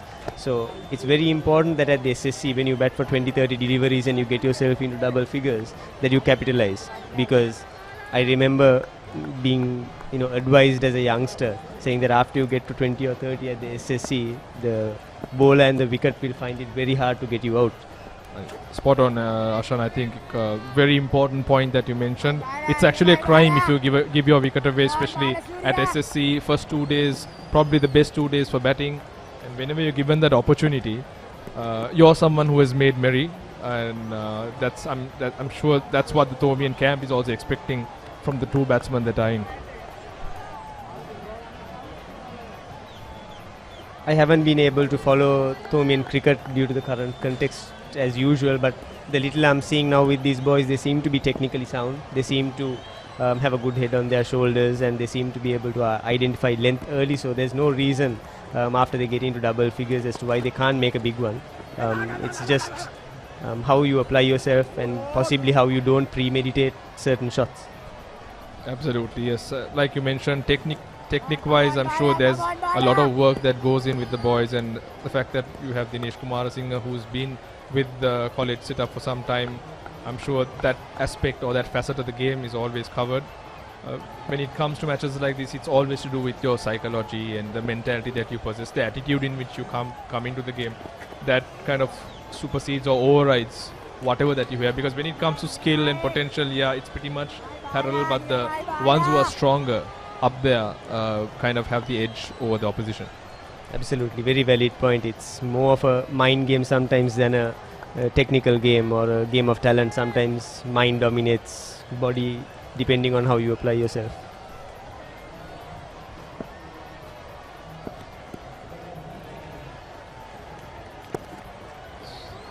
Driven hard, Shahrukh, like I said, showing very good intent. He's got the 10 runs, but the 10 runs have been very good. 49 gone, 102 for 5 St. Thomas's.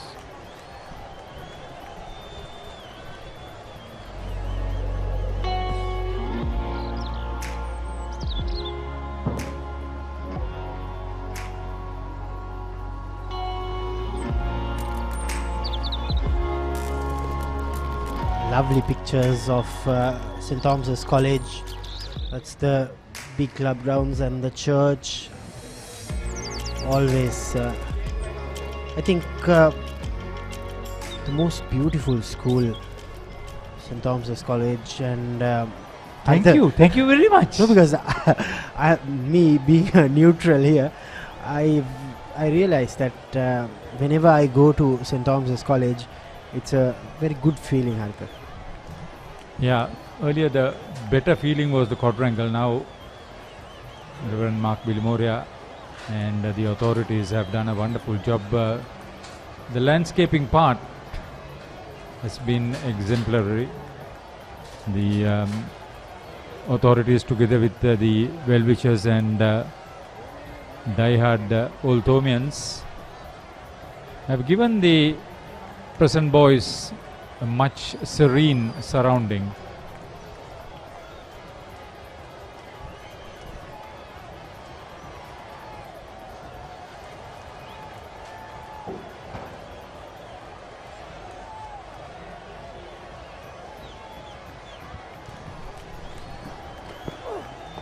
Dan Podivela for his third spell. This is the time that the seamers must contribute. Namit, the story of that fourth generation with Senadi Bulankulame, there is a little bit of an addition to that, where one Arthur Bullner in 1892 and his grandchildren Johan Piris and Ranil Piris represented St. Thomas's College from 1979 to 1983. The grandchildren,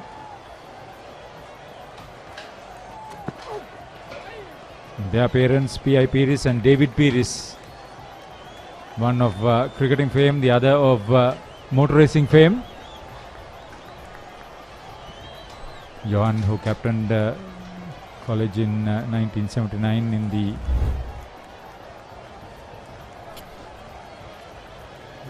so far this session, 5 wickets, 50 runs, easily Royal session, but it's not done yet. If they can manage to get another wicket or two, St. Thomas's College will be in deep trouble. Oh, that's a beautiful delivery from Dan Podivela. This is the time the seamers should step in. Spinners, the fielders, they've done the work.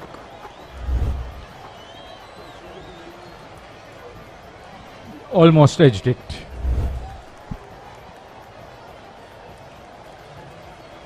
Yeah, the story of Johan Piris in the airline industry. And Ranil Piris now known with the turf once again, this time with golf.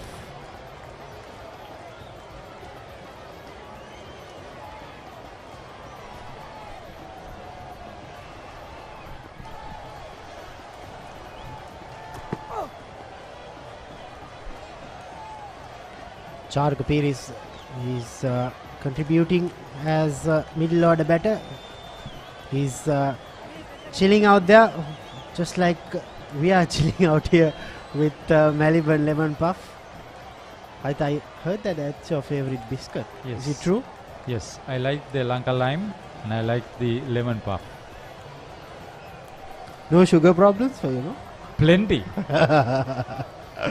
Yeah, if you are watching the game at home or when you are at office watching this Royal Thomian cricket encounter, make sure have a packet of Malibu Lemon Puff.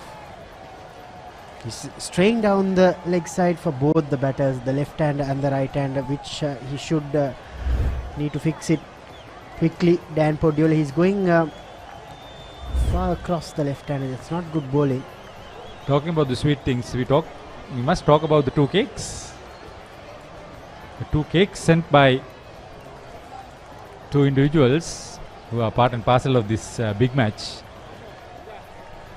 Yeah, Ryan Fernando as captain. Few captains, or for that matter any captain, wouldn't have come here with 2 double centuries behind his name coming into this match.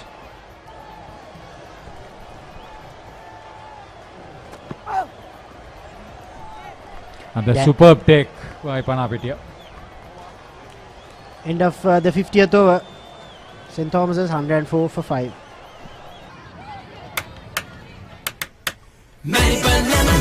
ස්වාභාවික මිහිරයි නියම lemon රසයයි කාගෙත් දිව පිනවයි Maliban lemon puff lemon puff Maliban lemon puff හැම සිතක්ම පිබිදේ රස ලෙමන් රසයේ ජීවිතයම මිහිරයි Maliban lemon puff lemon puff Maliban lemon puff Maliban lemon puff chill with lemon.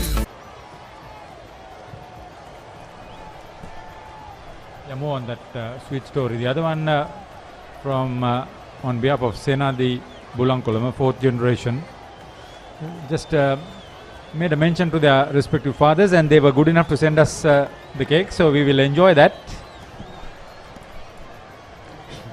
You're already thinking about tea break. Yes. I expect the Tomian batters to survive till tea.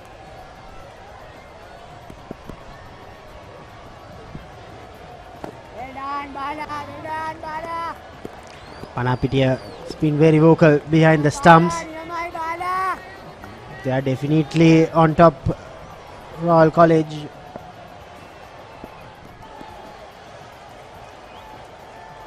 These are the little partnerships, Haritha, that frustrates the bowling team. See, Balasuriya is into his 17th over. He's only conceded 17 runs and picked up 2 wickets. So he could be the big difference between the two sides as far as the bowling is concerned.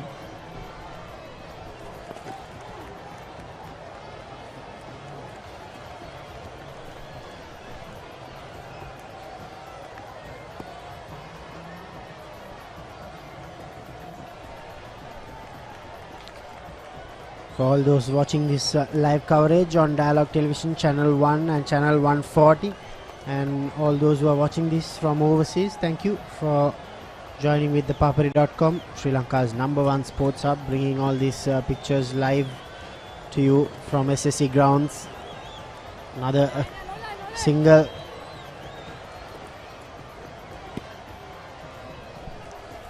They've slowly added 22 runs, Charuka and Senesh, for the 6th wicket. They still have Mahit Pereira, who is a capable batter and a capable scrum half. Somebody said that he's a very capable footballer too. Yeah, I think he's represented in 4 sports. The other one is athletics. Athletics. But yeah, I think even Gunaratnam Caniston can make a difference with the bat.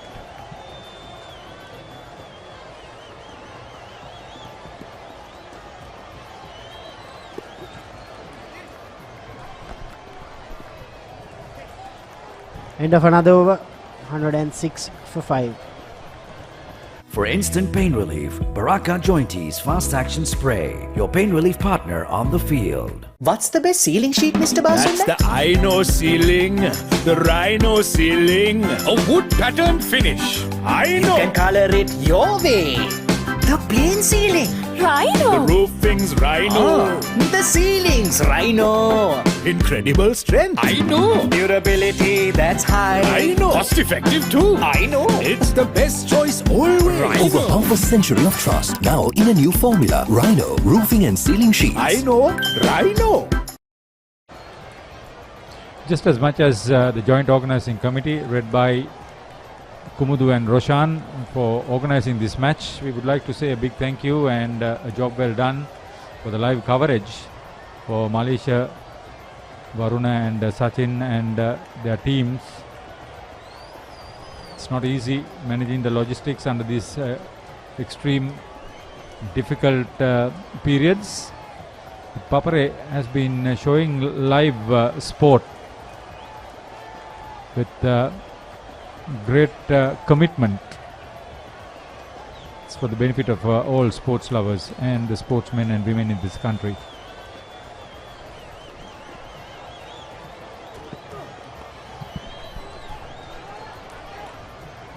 Good bit of fielding there. Sadisha Rajapaksha at cover point, saving a certain boundary. But I like the length of the delivery from Dan Podivela. He's making them play. Great commitment from the Youth International. They expect to do a lot of good things with the bat.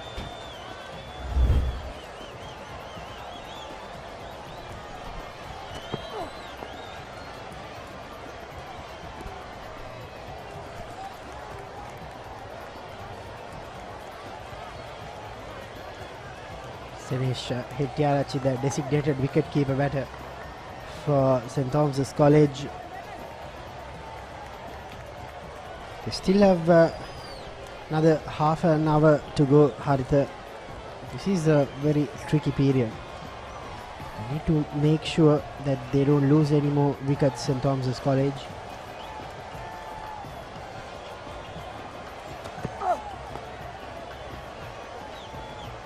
This game, it's all been both teams enjoying each session. St. Thomas's, they had the upper hand in the first session, but the Royalists, they've come back strongly, taking 5 wickets so far. So if you consider the value of the 5 wickets, it's a better session for the Royalists. And the weight of that session goes beyond into the first session. So the overall picture for the 2 sessions, Royal in front. Oh, he was leaning into it, but he timed it very well. It was a yawning gap. It'll be for Senesh.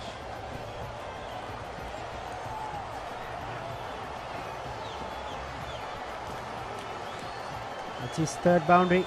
Senesh Hettiarachchi.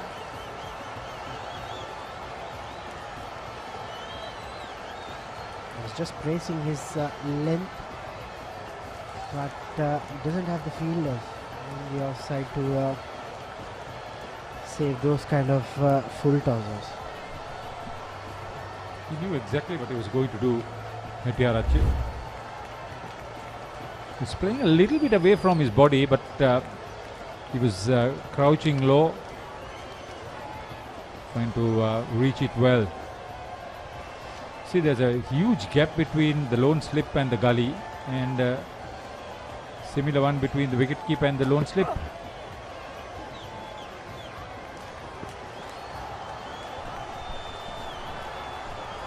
Dan Podivela leaking runs here at SSC grounds.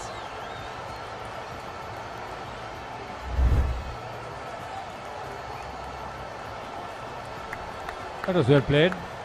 You can't really blame the bowler for that. It was a brilliant shot by Hettiarachchi once again. One would believe that it was on his pads. Okay, it was on his pads, but it was not down leg side. Very well played.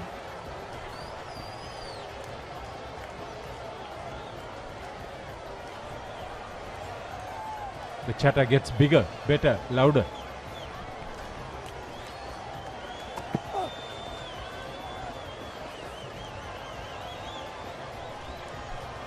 End of a rather expensive over from Dan Podivela. 114 for 5.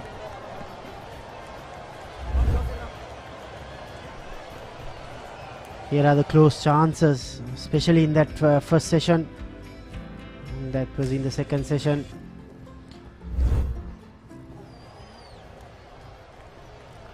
But nevertheless, they've got some crucial wickets.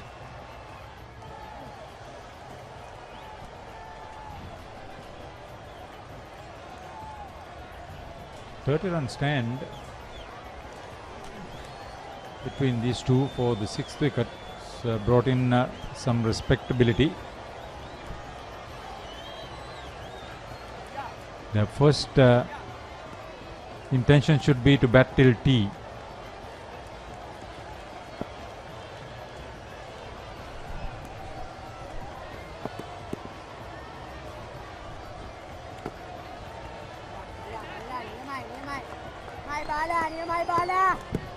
What Balasuri has done well, Haritha, is that he has not given many loose deliveries. Yeah, he's been very economical on that spot bowling.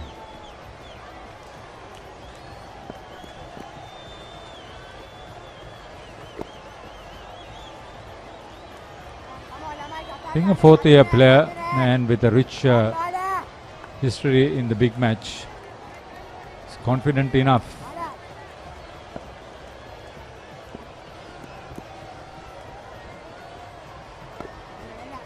He's playing his trade to perfection, making the variations very subtle but very effective.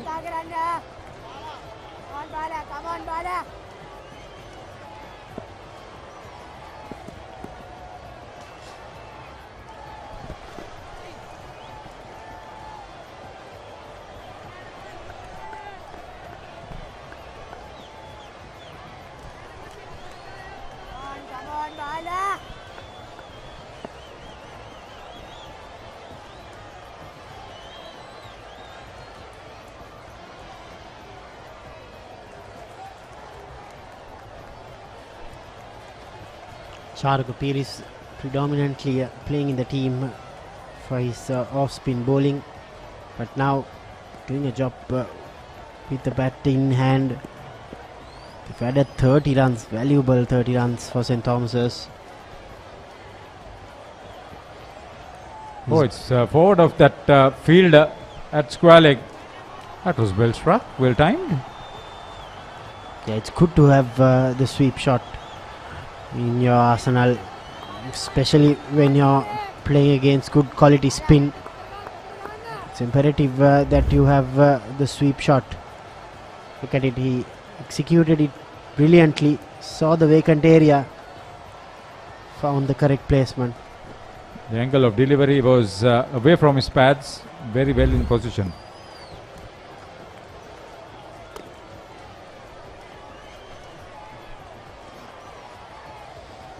Balasuriya was equal to the task too, with a clever variation.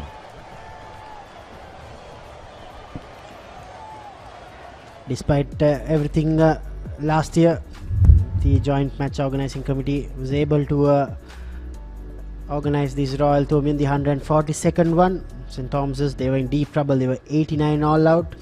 Royal, they made 112, and it was a tame draw, dominated by rain for more than 1.5 days.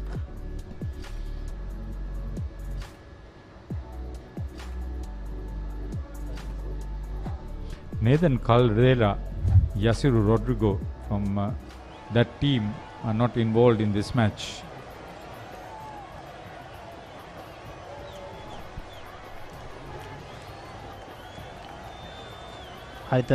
We have Baraka, the joint is for your muscle pain. What do you mean, for my muscle pain? Especially because you've been playing a lot of oh yeah, but it's good for the Masters cricket, yes. It's good for Harun and Feroz. It's good for you because you are involved with the Mercantile cricket. Yeah, I know, I understand. It's good for Varuna too. So for any joint and muscle pains, make sure you buy Baraka, available at all pharmacies and supermarkets island wide.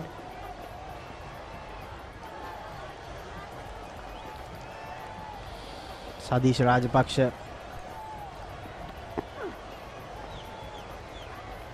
to be on a plane next month to England with the Sri Lankan under-19 team. I'm really looking forward to see him bat. Just like how I enjoyed Sadish Jayawardene the other day. Handy off spin from Rajapaksa. He was crowned the Papare most popular schoolboy cricketer last year. Very talented player. He's looking to break this partnership. 34 runs have been added since that dismissal of Ryan, Senesh and Charukka. They've consolidated pretty well. There's hardly any assistance from this track. It's very well prepared. 54 completed. St. Thomas's put in about 118 for 5.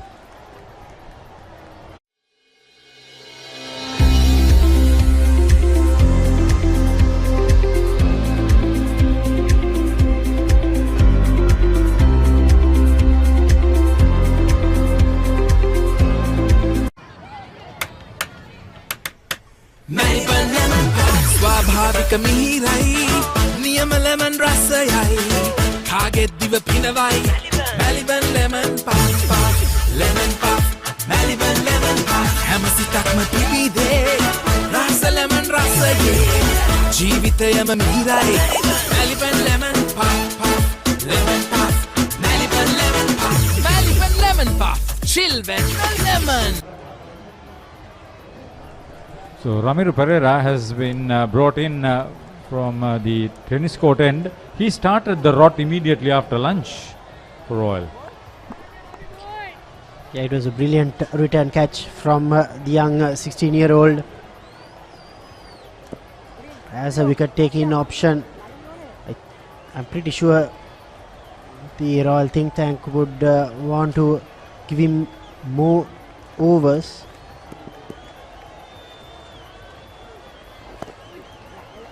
This is very good stuff.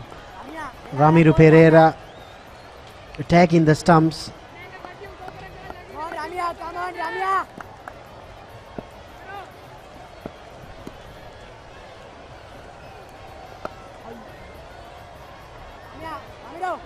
He's making the better play. That's an excellent ploy. That's where we get the most opportunity of a dismissal.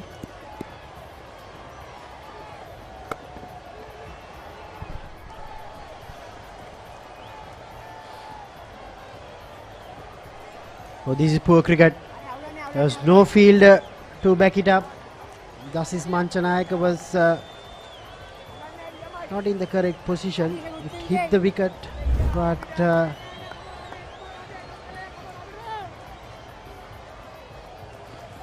he wouldn't mind bowling to the right-hander. Yeah, there was no need to throw it directly to the wicket.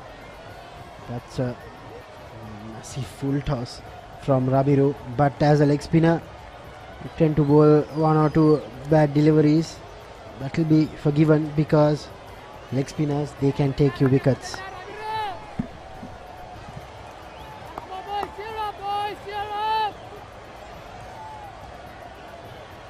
Still dull and gloomy. Hope it will just stay this way without getting bad as far as the light is concerned.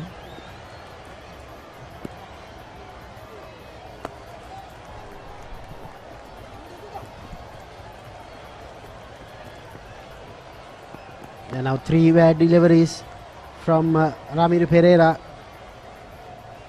That's not what was expected of him. Sanish were batting with a lot more confidence than Charuka.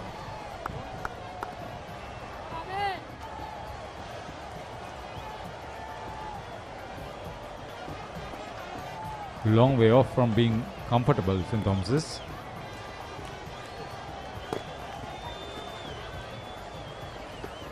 So this is 40 runs added so far for the 6th wicket. Heading 40, 55 overs completed. St. Thomas's put into bat 124 for 5 in their first innings.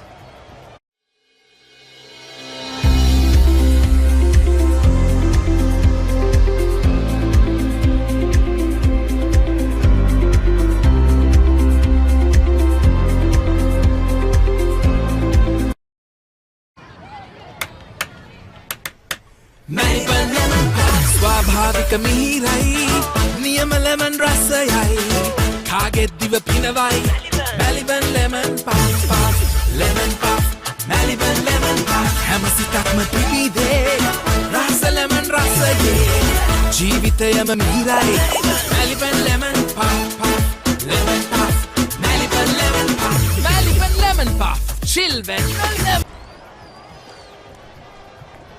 Yes, a partnership building up for St. Thomas's, much needed. Sanesh Hettiarachchi and Charuka Peris getting together after a few quick wickets fell, including the important one of Ryan Fernando, the skipper. Royal coming back really well in this second session, 53 without loss. Then picking up those quick wickets to put St. Thomas's on the back foot.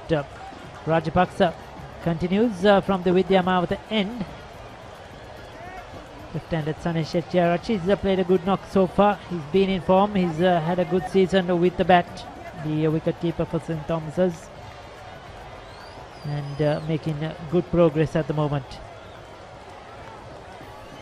Royal College definitely have tightened the screws on St. Thomas's post the lunch break, but they have also given some gifts to the St. Thomas's team, which the St. Thomas's batters have been able to capitalize on. They've put pressure on constant intervals, but then they've also given those looseners, just loving the St. Thomas's batters to free their arms. Last over, they have a couple of looseners, just easing the pressure off the St. Thomas's camp. But Sadisha has come back and popped in a good over, which brings us to the end of the 56th over. St. Thomas's College 124 for the loss of 5.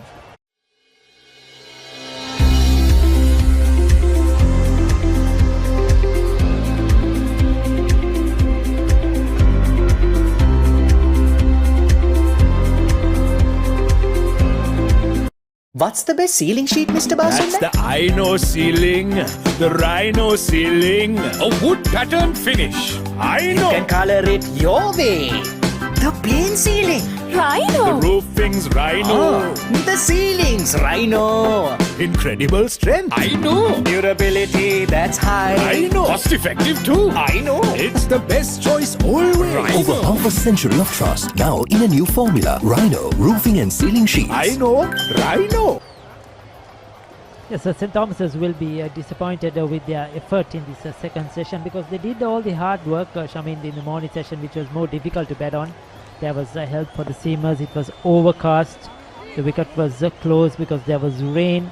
So they grinded it out there, did the difficult part, and when the wicket should have started to play better, much more easier for the batsmen, they have lost 5 wickets, and they'll be really disappointed that they didn't capitalize on that start. Definitely, Ricky. I would have personally liked to see Royal bowl their paces a little more, involved a bit of pace, because there is a lot of take for the paces on this wicket. Still hard. There's good carry to the wicket keeper. Sandesh Ramanayaka has just bowled 2 overs for this 56 over period, Ricky. So underutilized by the Royal camp. Definitely did have some pace. Handsomely cut off the back foot there by Charuka for 4 runs. This is what I kept on saying, looseners. Royal College have been putting constant pressure on the Thomian camp, but then they've also given that gift every over, and St. Thomas's picking up runs in quite ease. Yes, that was the top shot. Asked to be hit, stood up tall. Charuka is 2 in form player. Has scored the runs coming at number 6, number 7 for St. Thomas's this season. And thus is Manchanayaka. He will do this. He will bowl you a couple of good deliveries, but every over he's going to slip through that loose delivery, which the batsman can capitalize on. He's been economical so far today, picked up an important wicket as well. Another observation I did make, Ricky, was that Royal bowlers have always had short spells. They've had spells of around 3 overs, 4 overs at tops. They really haven't been able to settle in and get in a few overs to really settle the nerves and get the line and length sorted. Yes, that's a dot ball. We'll come back to that. 57 completed. It's 128 for 5.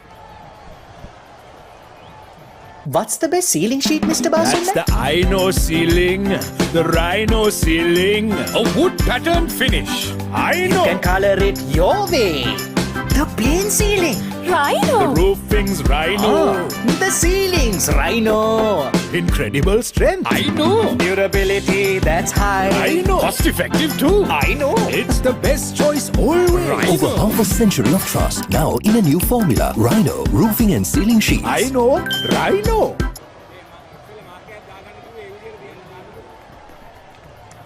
So I think Kishan Balasuriya back into the attack. 2 for 23. The skipper leading from the front. He's their number 1 bowler. Has to do a job. They need a partnership breaker here. And get into the Thomian tail. St. Thomas is trying to recover from this slump they had in this second session.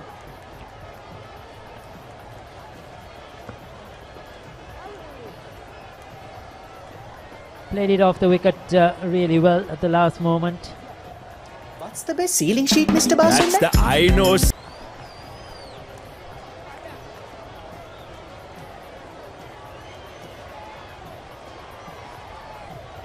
Overcast conditions here at the SSC.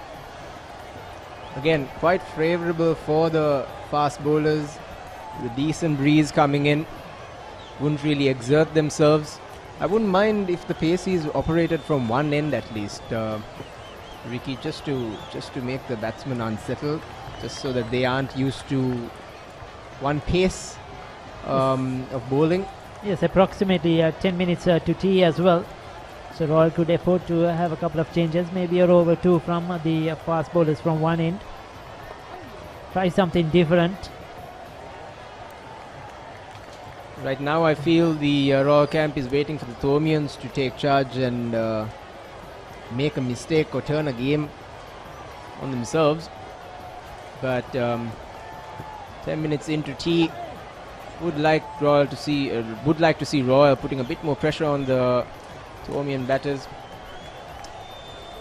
It's a 45-run partnership now, left and right hand combination. They have complemented each other really well. At a good strike rate, too reasonable, just over 50. That's a good looking shot, but straight to the field. A lot of width outside the off stump, enticing the batter to go for it.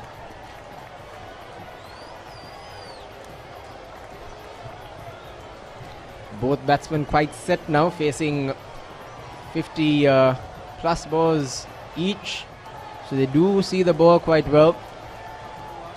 That brings us to the end of the 58th over. St Thomas's College 5 down for 129. What's the best ceiling sheet, Mr. Basunda? That's the Aino ceiling, the Rhino ceiling, a wood pattern finish. I know. You can color it your way. The plain ceiling. Rhino. The roofing's Rhino.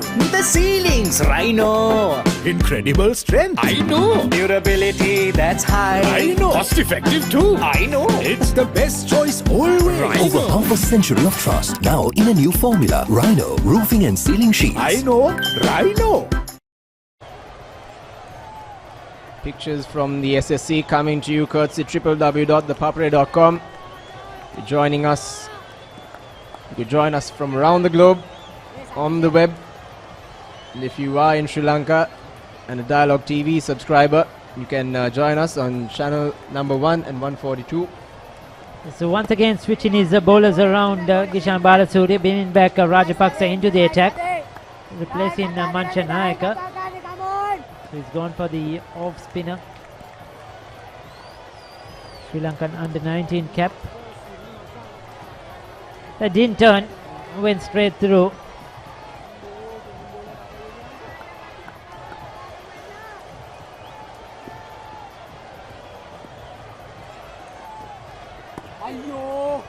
That's well bowled.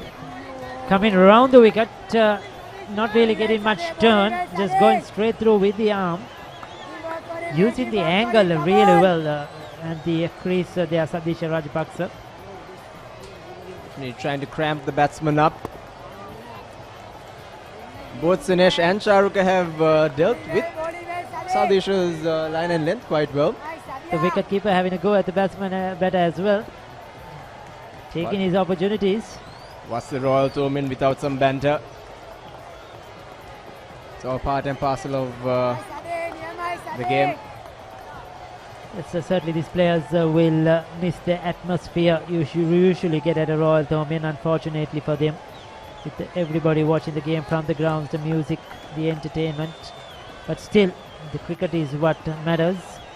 And they have a job to do in the centre, and glad to see them get the opportunity and enjoying the cricket. Neatly played away, might come back for 2. It's good run in between the wickets. Loose delivery to end the over from Sadisha Rajapaksa. 59 completed. It's 131 for 5. What's the best ceiling sheet, Mr. Basunda? That's the Aino ceiling, the Rhino ceiling, a wood pattern finish. I know. You can color it your way. The plain ceiling.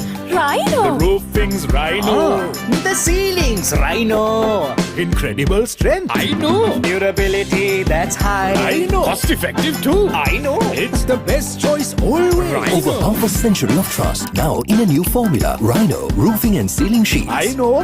Rhino. Lack of crowd also does mean that the batsman can hear the wicket keeper and the close-in fielders quite well. Wouldn't usually hear them even in close proximity with a full house at the SSC. So completely different atmosphere, completely different game altogether. But at the end of the day, it's still Royal Thormian. A lot to play for. As Gishan continues from the Vidya Mamata end. He's into his 20th over. Yes, you could see the two batters now playing for tea. They know it's approximately around 4 minutes away. So they look to leave much as possible. And Kishan Balasuri has to make those batsmen play with the bat. The last three deliveries in this over. He's left all three. So he needs to get closer to the stumps. Sharuk Peris won't mind just padding those away. That's much better. On the stumps, always an opportunity. This partnership has certainly put St. Thomas's back on track. Once again, verbo by Gishan. Tossed up, getting the batsman on the front foot.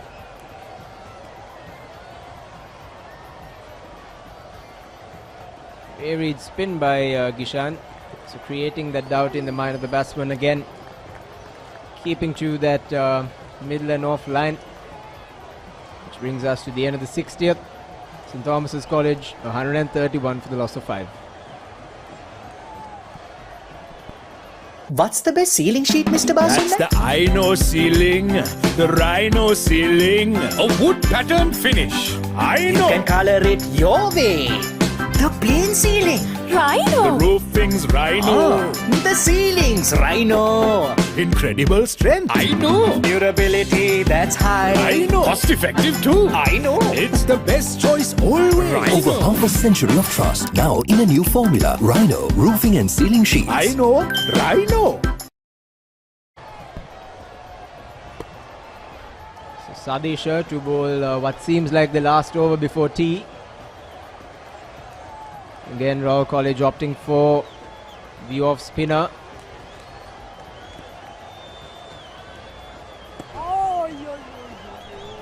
Once again, similar to what happened in the last over, leaving that outside the off stump, going straight through with the arm. The wicketkeeper is certainly very excited.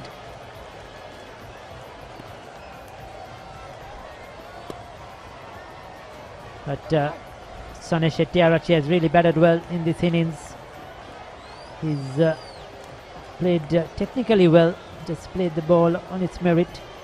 Hasn't tried anything fancy, not gone for those big hits. Just looked for the ones and the twos, rotated the strike, and ensured that the innings has some stability.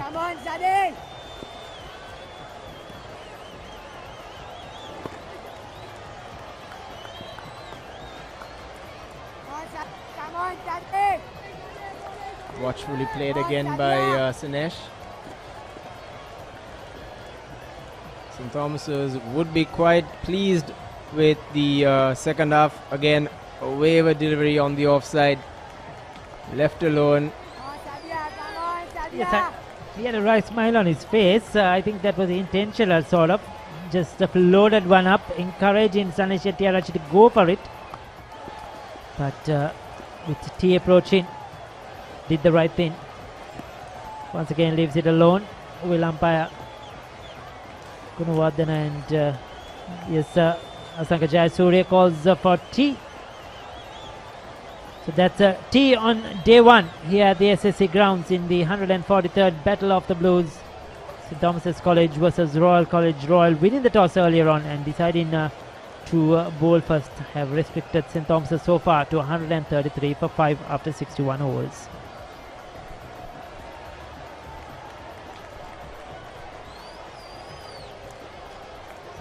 So Sanesh Shettyarachi 26 of 67, Charuk Peris 23 of 58. They have battled on. Royal College, they will be happy with their second session of play. St. Thomas's were 53 for without loss. So 80 runs in this session. but 5 wickets lost for St. Thomas's. They'll be happy with the run scoring, but certainly not with the wickets that have fallen in 32 overs in session 2 overall. The spinners picking up the wickets, 2 to Captain Balasuriya, 1 to Dasis Manchanayaka, 1 run out as well, and 1 to the young leg spinner who picked up the wicket. So that's the scorecard. As you see, Bulankulama, he was out for 18 LBW to Manchanayaka. Janindu Begunwardana was out for 28. That was a brilliant catch by Ramiru, caught and bowled. Then Dinit Gunwardana unfortunately ran out for 12. Ryan Fernando looked good for his 18, but picked up by his opposing skipper. And then Movies clean bowled as well for 1. But this partnership of 47 has certainly put the game in the balance between Senesh Hettiarachchi 26 and Charu Kapiris 23. The Royal bowling card. Then Gishan doing the brunt of the bowling there and picking up 2 wickets for his 24 runs, and good support by Dasis Rumiru, who both picked up wicket apiece, and with his partner Sadisha, Gishan and Sadisha have kept both ends operating predominantly. Unfortunately, Sadisha hasn't been able to pick up a wicket, but he's kept the pressure on and provided the much needed support for his skipper.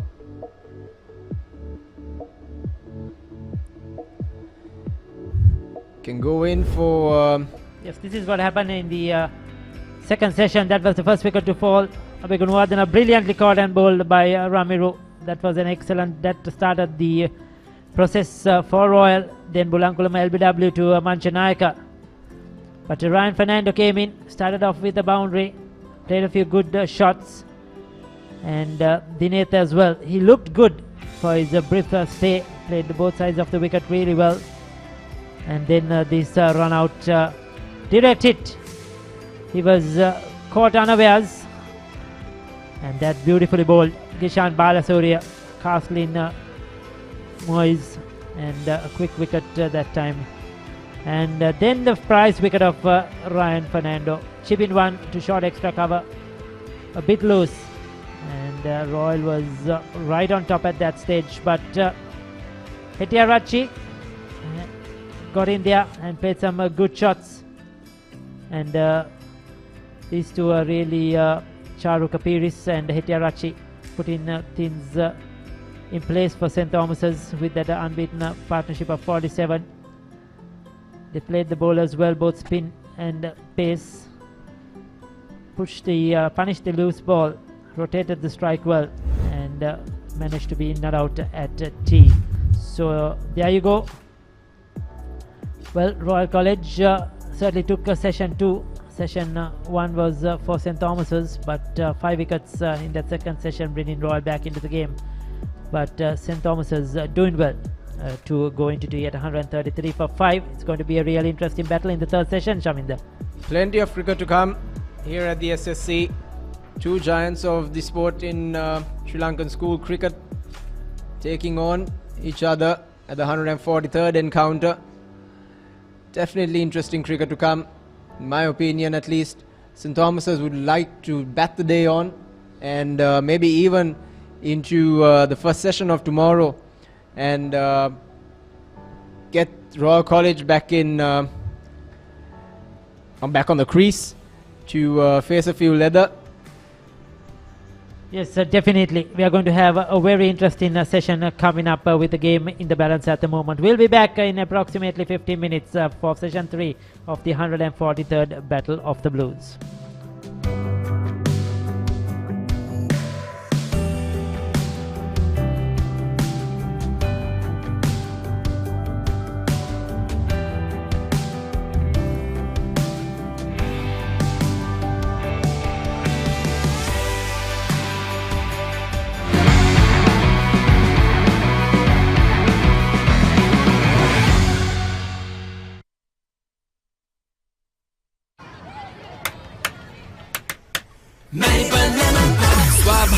මිහිරයි නියම lemon රසයයි කාගෙත් දිව පිනවයි Maliban lemon puff lemon puff Maliban lemon puff හැම සිතක්ම පිබිදේ රස lemon රසයේ ජීවිතයම මිහිරයි Maliban lemon puff lemon puff Maliban lemon puff Maliban lemon puff chill vanilla lemon.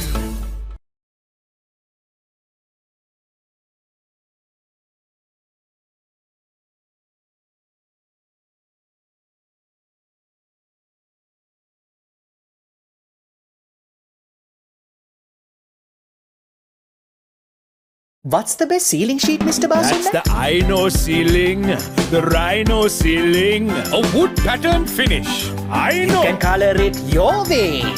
The plain ceiling, Rhino. The roofing's Rhino. The ceiling's Rhino. Incredible strength. I know. Durability, that's high. I know. Cost effective too. I know. It's the best choice always. Over half a century of trust, now in a new formula. Rhino roofing and ceiling sheets. I know.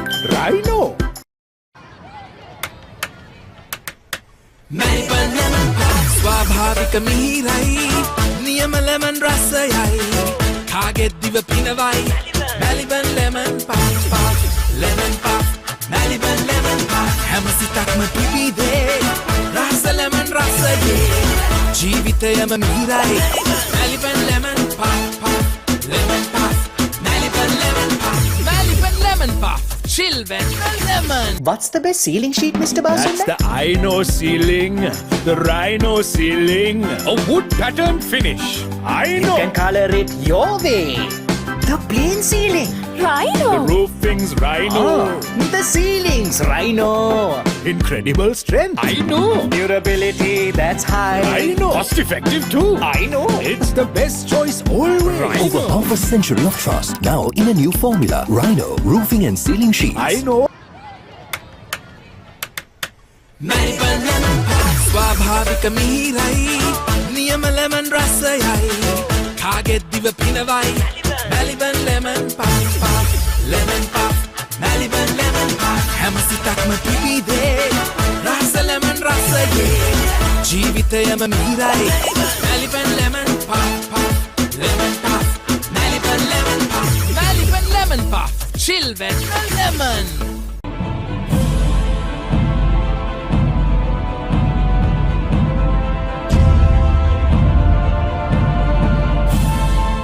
ඒ ජීවිතේ බය වෙච්ච තැනක් තමයි එතන. ඊට පස්සේ ගල් ගහලා නතර කරාට පස්සේ මැච් එක අපි තරගේ පළවෙනිම ඔරෙන්ජ් ගහන්න පටන් ගත්තා. මුල් ටිකේ ඇපල් එනවා ඔක්කොම එනවා. බල්ලා ඉතින් මුල් ටිකේ එනවා ඔක්කොම එනවා. ඊට පස්සේ විකට් එක ගියාට පස්සේ ආයෙ නැවැත්තුවා. ඊට පස්සේ මං යනවා එහා පැත්තේ කොනට ලොන්ඩන් එකට. අර්ජුන අරවින්දය තමයි හිටියේ මං ගන්නවා ඇතුළට. ඒ පැත්තෙත් ගහලා ඊට පස්සේ බෝලේ නේ බලන්නේ මේ පැත්ත. වතුර බෝතල් එන්නේ තනි කර පුරවලා. හරි ඊට පස්සේ නවත්තනවනේ. ෆ්ලයිට් මම බෝලේ බෝතලේ ගෙනල්ලා ඉල්ලලා දෙන්නාට පස්සේ කාලේ බෝතලයක් දුන්නාට පස්සේ නවත්තනවා. නැවතුනට පස්සේ හොඳම මේක තමයි වෙන්නේ. ෆ්ලයිට් දුන්නාට පස්සේ අපි එනකොට කුමා ये गाला थे गुस्सा कुमार धर्मसेन गोटा संतोष है के बे वेने का के कुमार मे मारन ना देनो गिनी देनो अजरे वेलेगे ना दाबी अद्दी गल पल्ले මං හිතන්නේ කුමාර දැක්ක නෑ ඊට පස්සේ මාස 6කින් අධ්‍යයක් උස්සලා ඒ පිල්වත් කරනවා ඉතින් ඊට පස්සේ අපි හිටියා පැය දෙකකට වඩා මම හිතන්නේ ඩ්‍රෙස් රූම් එකේ හිටියා. අපි අරගෙන යන්න ඔක්කොම ක්ලියර් කරලා ඉවරලා අරගෙන යන්න. එතෙන්දී මට මර බය දැනෙන්න නැතනවා. ඒ කියන්නේ කන්ට්‍රෝල් නැහැ මිනිස්සු. අපි මැච් එකට එන්නේ ඉස්සෙල්ලත් මම හිතුවා සෙනග එක 20000ක් විතර එළියේ. ඒක තාම ටිකට්ස් වලට ඇවලා නැහැ කියලා. ඇතුළේ වෝම් අප් එකකට බයින්න පිරීලා ඉවරයි. 1,10,000ක්. එක්කෙනෙක්වත් පේන්නේ නැහැ අපිට. ඒ කියන්නේ අපේ කට්ටිය කවුරුත් පේන්නත් නැහැ. 10 දිනක්වත් හිටියේ නැහැ. මම හිතන්නේ එතන තමයි මට ඇත්තටම බය. ඊට පස්සේ අපි යනකොට බස් එක දෙපැත්තේ ජීප් ටිකයි මේ පැත්තෙන් කරේ පස්සෙන් ඉස්සරහ දාගෙනද අපි ගියේ.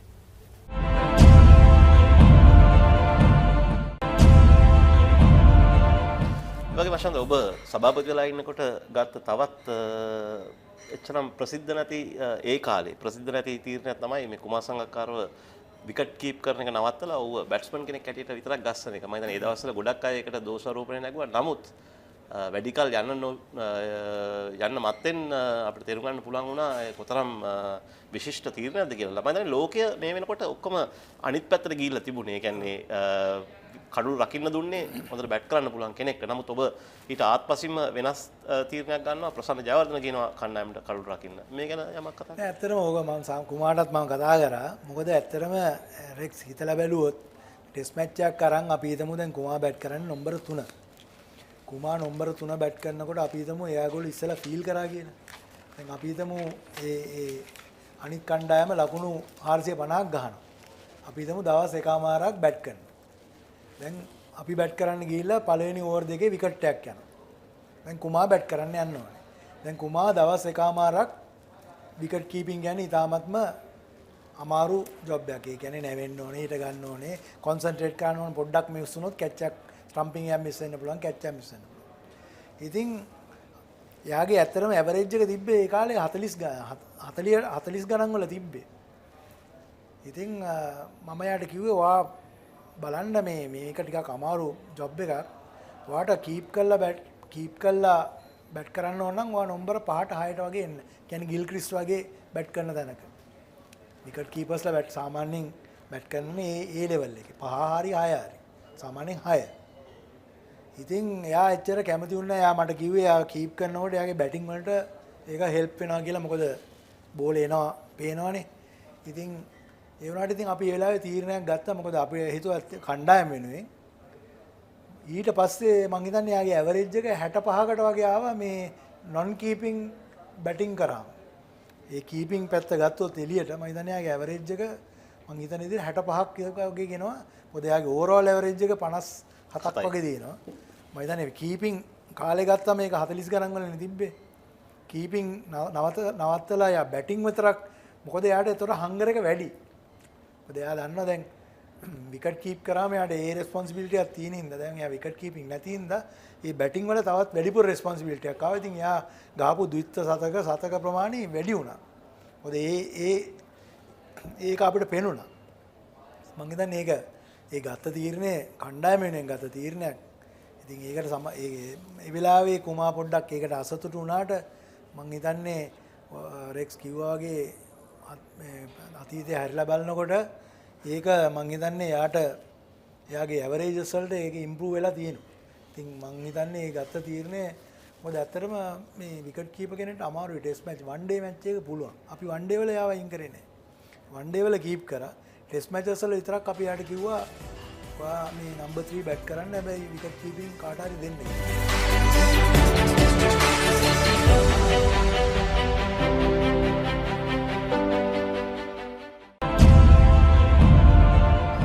සාමාන්‍යයෙන් දකුණු අප්‍රිකාවට සංචාරයක් යනවා කියලා කියන්නේ තරම් ලේසි පාසු කාරණයක් නෙවෙයි. ඉතිහාසය ගත්තොත් එහෙම ශ්‍රී ලංකා කණ්ඩායම පරදින්නේ ඉනිමකින් ලකුණු 220කින් එහෙම නැත්නම් ඉනිමකින් ලකුණු 150කින් වගේ. ගියාම සංචාරකින් වගේ. නමුත් මේ 2018 සංචාරයේදී ඉතිහාසගත සංචාරයක්. මොකද ශ්‍රී ලංකා කණ්ඩායම ආසියාවේ පළවෙනි කණ්ඩායම වෙනවා දකුණු අප්‍රිකාවේ තරඟාවලියක් ජයග්‍රහණය කරන්න. ඔබත් මේ මොහොතේ දකුණු අප්‍රිකාවේ හිටියා.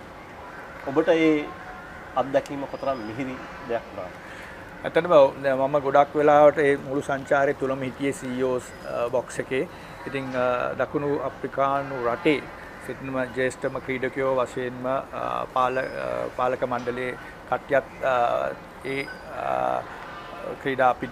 ක්‍රීඩාංගණයේ තමයි බොහෝ දුර සිටියේ. ඉතින් මට ඔවුන් සමග කතා කරන්නට හැකියාව ලැබුණා. ඔවුන් පුදුමයෙන්පත් වුණා අපේ ක්‍රීඩකයන්ගේ දක්ෂතාවය ගැන. මොකද ඔවුන් බලාපොරොත්තු වුණේ දවස් 3කින් විතර අපි තරඟය පරදීවි කියලා. ඉතින් මොකද ලොකු වෙනස්කමක් කරා ජාතික කණ්ඩායමේ තරඟාවලියට යන්නට. නායකත්වය අමාරු කිරීමක්, ඒ වගේම ලොකු වෙනස්කමක් නව ක්‍රීඩකයන් කිහිප දෙනෙක් ඇතුළත් කරා, ජ්‍යෙෂ්ඨ ක්‍රීඩකයන් කිහිප දෙනෙක් ඉවත් කරා. ඉතින් ඒ අවස්ථාවේදී ඔවුන් කිසිසේත් බලාපොරොත්තු වුණේ නැහැ ශ්‍රී ලංකා කණ්ඩායම ඒ තරම් හොඳින් ක්‍රීඩා කරයි කියලා. නමුත් අනිත් එක නේද ලසිත් තැඹුල් දෙනිය. බැලුවොතින් එහෙම මම හිතන්නේ අන්තර් සමාජ ක්‍රීඩා තරඟාවලියේ තරඟ ගොඩක් ක්‍රීඩා කළ තිබුණා කියලා ඒ අවස්ථාව වෙනකොට. ඉතින් ඔහුව අරන් ගියේ දිල්රුවන් පෙරා වෙනුවට.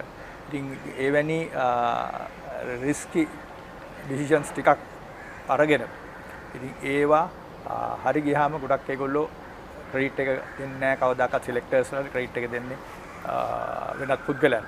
ඒකේ සිලෙක්ටර්ස්ලා වශයෙන් කවදාක්වත් මේ හොඳක් අහන්න ලැබෙන්නේ නැහැ. නරක විතරයි අහන්න ලැබෙන්නේ. හොඳ කරොත් ප්ලේයර් හොඳයි, නරක කරොත් සිලෙක්ටර් නරකයි. ඉතින් ඒක සාමාන්‍ය ස්වභාවයක්.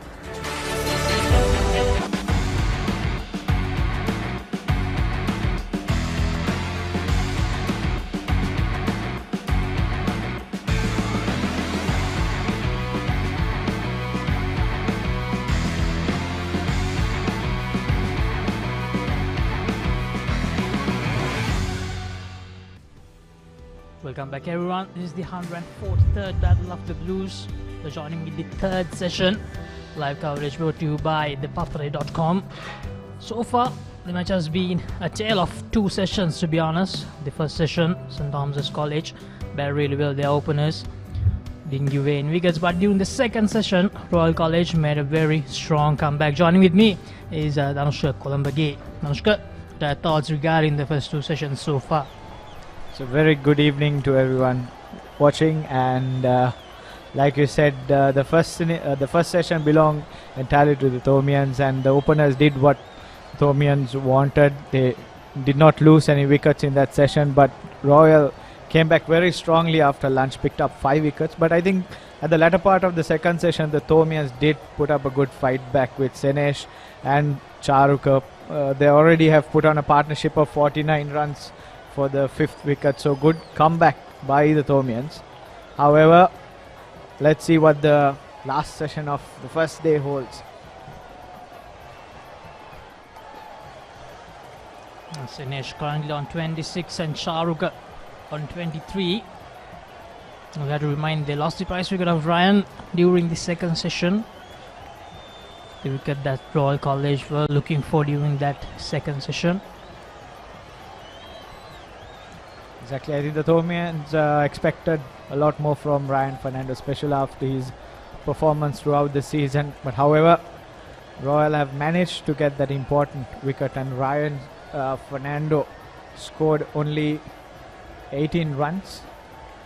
So, but I think Senesh and Charuka have been very positive from the time they came into bat. They have been using their feet, taking the quick singles, and also putting any loose balls away to the boundary. And if you see the scorecard, they have already, Senesh has got 4 boundaries while Charuka has got scored 3 boundaries, whereas the batsmen who came before them didn't have many boundaries. So clearly showing that they are waiting for the loose ball and making the most of it.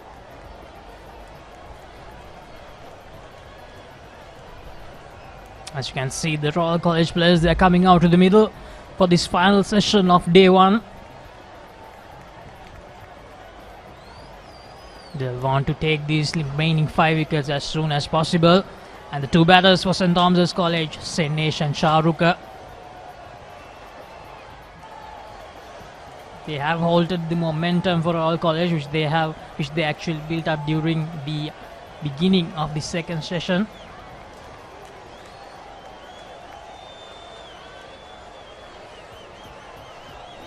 It will be important to see what the Thomian tactics would be.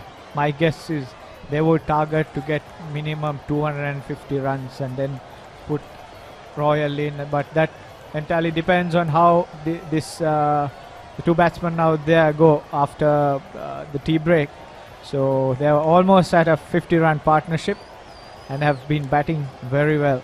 So, but Royalists would be looking for the repeat performance which they had just after lunch. They would be expecting the same after tea as well. So let's see how it goes. As we mentioned before, St. Thomas's College didn't lose a single wicket during the first session. So they probably had to change their plans a bit after the loss of their 5 wickets. Probably they had to shift to plan B. They did really well during the first session to make sure that they don't lose any wickets during that first hour, which is really important at the SSC. And then they continue to bat until the end of the session. But during the second session, the Royalists, they came back, and they came back really strongly. So everything to play for.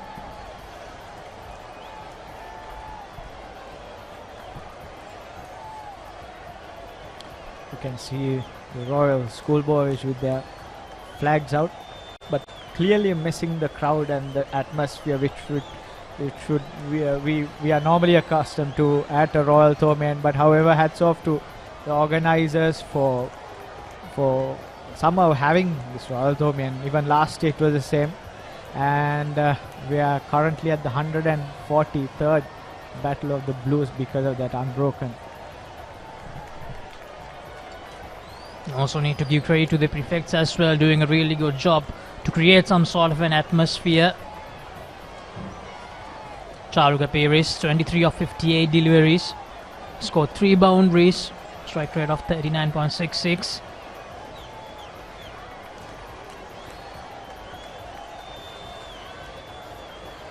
Sainesh Hettiarachi on 26 after facing 67 deliveries, 4 boundaries to him. Gishan, the skipper, 2 for 24 in 20 overs. Gishan Balasuriya, the pick of the Royal bowlers, picking up 2 wickets to open the attack straight after the tea break from the Vidya Mavathen, bowling his left arm orthodox. Flighted outside the off stump, not much turn, but left alone by Charuka. Both these batsmen have done well to make use of every loose ball, and also the next ball defended well. They've done well to rotate the strike, whereas if you see the start of the Thomaian innings, both batsmen were very defensive.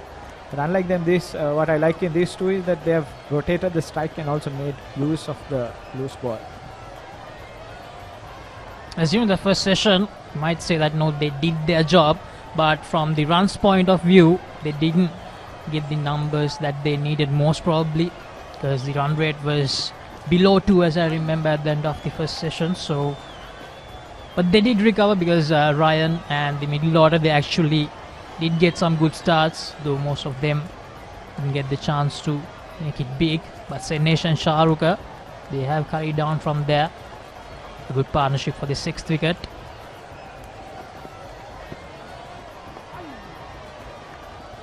Vishan dismissed his opposite number, just now gave some air and invited Ryan to drive. It was uppish drive, which Ryan hit straight to the fielder.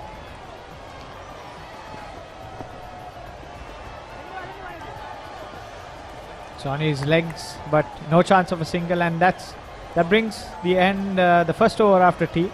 And St. Thomas College 133 for the loss of 5 wickets. Welcome to the universe of the Raz. Whatever you want, whatever you need, all you can imagine is on your feet. When miles are abridged, happiness is unlocked. Discover your Raz.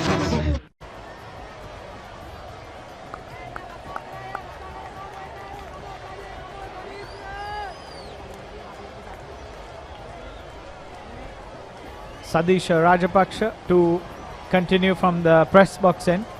Sadisha, the highest wicket taker for the Royalists, with 40 wickets this season.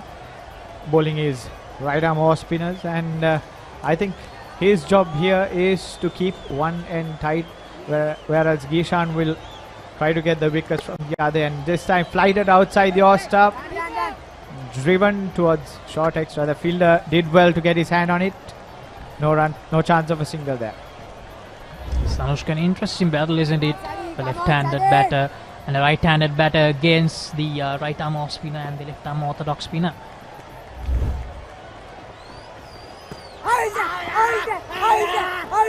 As a big appeal there, that was a straight ball, but I think It was a bit too high in that instance, which saved Senesh. That was quite close, Danushka. Let's see. A bit high? A bit high. That might be the only excuse we can give from up here. Very close call. Senesh a bit slow to go on the back foot at that time. This time played on the front foot. Yes, that was a close call for Senesh and the Thomians. Luckily, not a repeat what happened straight after lunch.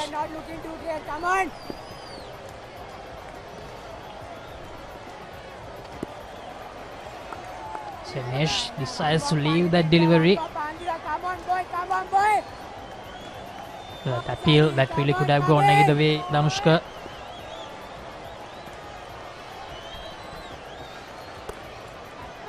This time shot outside the off stump. No chance of a single again. So the partnership still on 49. Trying to get to that 50 mark.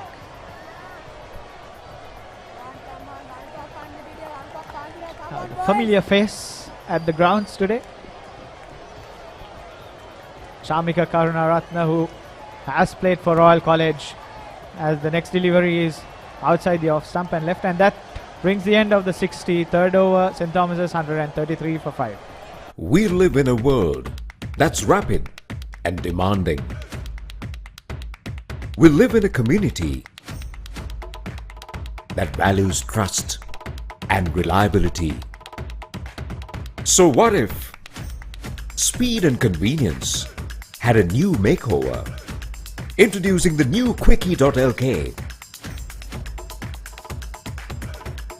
Sri Lanka's favorite online marketplace. Quickie.lk, convenience delivered.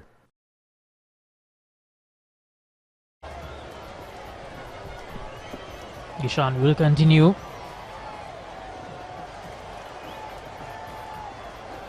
Gishan and Sadisha trying up the runs. So let's see how Senesh and Shahrukh they react to this.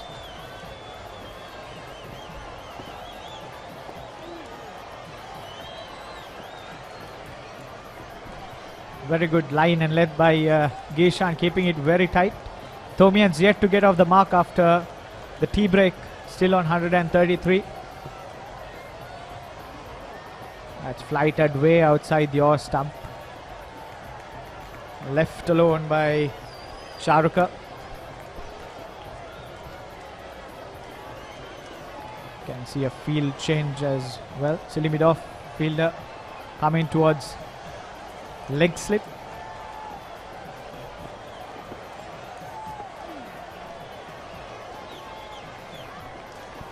Once again, flighted delivery outside the off stump, played defensively by Shahrukh. Partnership 49 runs of 127 balls. These two have done well after the 5 quick wickets which went just after lunch. Quicker delivery this time. Did well to get bat on it. The Royal spinners really rushing through the overs. They've already completed 63 overs for the day.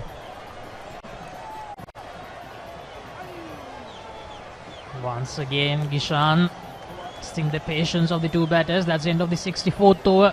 St. Thomas's College 133 for 5. Introducing Quickie.lk, Sri Lanka's favorite online marketplace with a wide range of product categories.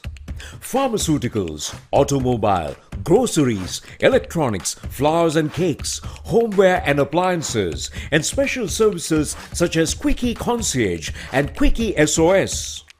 Providing you with multiple payment options, quick delivery and reliable customer support. Get anything you want delivered anywhere in Sri Lanka with special late night delivery until 3 a.m. within Colombo and suburbs.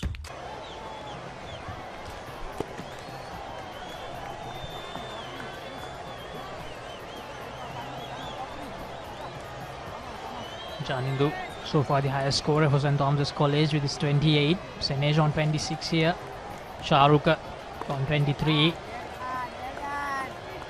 These two, they'll have to make it big. They'll have to score 2 half centuries. That would be really good for St. Thomas's College. Manushka is someone who has scored half century in the Battle of the Blues as well.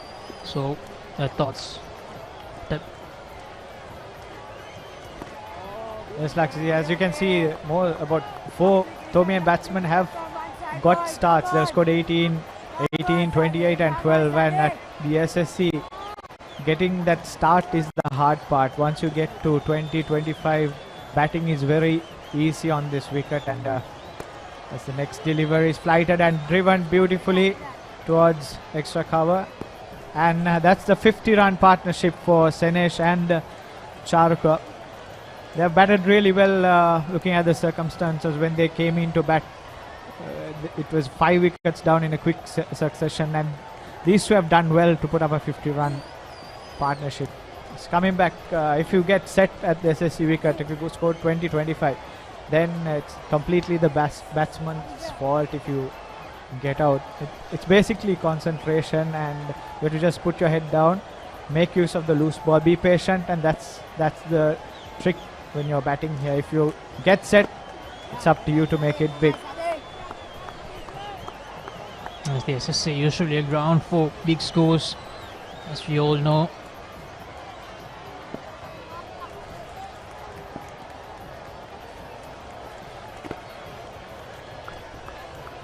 That's the end of the 65th over. St. Thomas College 134 for 5.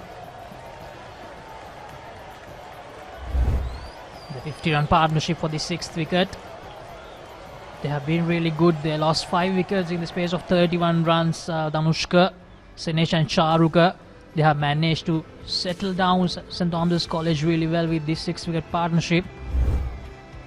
As you said, both of them, they have got the starts. So now it's up to them to make sure that they don't give it away and make it big. Yes, Shahrukh Paris and Senej Shettyarachchi. Shahrukh contributed 23 runs while Senej contribution is 27, and I think Royals' plan now is to dry up the runs and frustrate these two batsmen, try to make them go for a loose shot, and I think that's the only way which they can get a wicket in this instance, because both the batsmen seem to be quite well settled. And so far Gishan and Sadisha, they have actually done that, because the 4 overs after the tea break, they have scored just 1 run. The first 3 overs were maidens. Gishan bowling from the Vidyama at the end.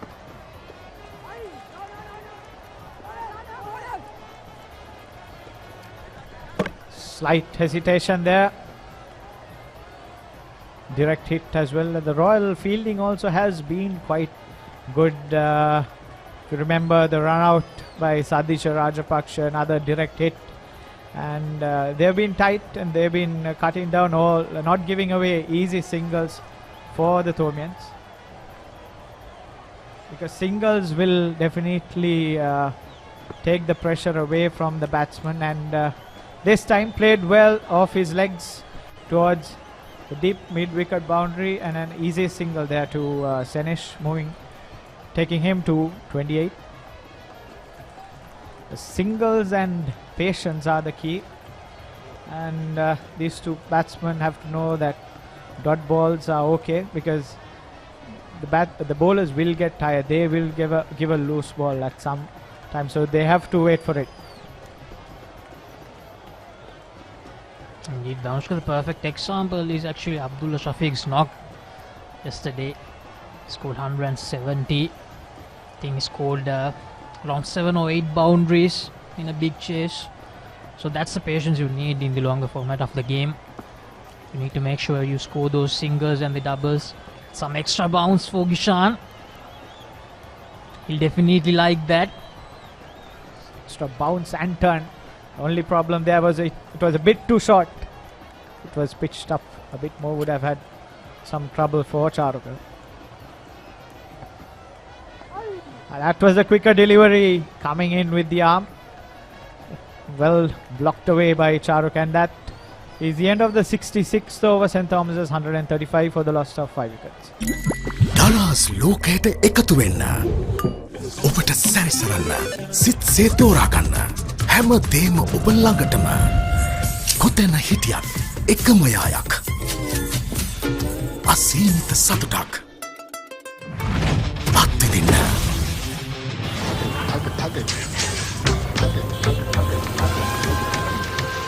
ඔබේ දරස් සොයාගන්න. Pain? Don't let it get you down. For instant pain relief, Baraka Joint Ease Fast Action Spray. Baraka Joint Ease Spray. Your pain. Sadish will continue. It's the current run rate at only 2.04. Thomians taking their time. Once again, right on the spot. Yes, I think the Thomians wouldn't mind because the shield is already with them. So maybe they're trying to, they expect Royal to make a match out of it.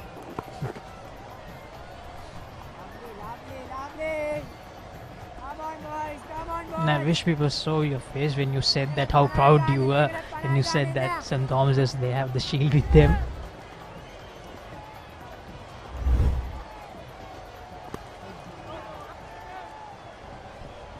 This time a bit short, played towards extra cover, no chance of a single.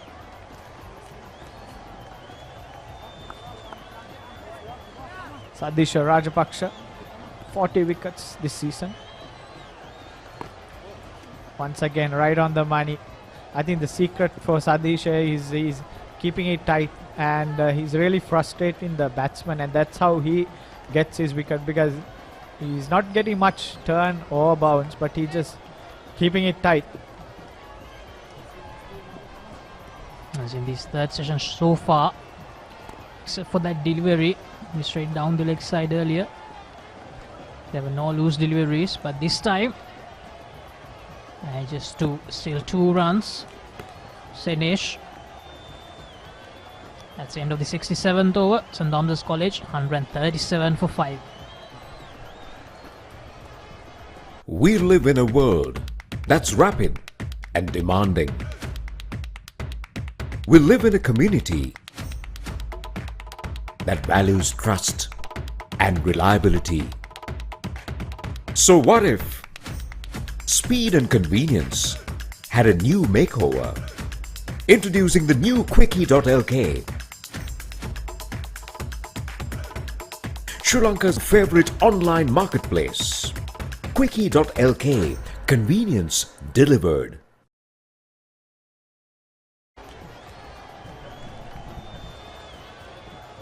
Thomas's College 137 for 5.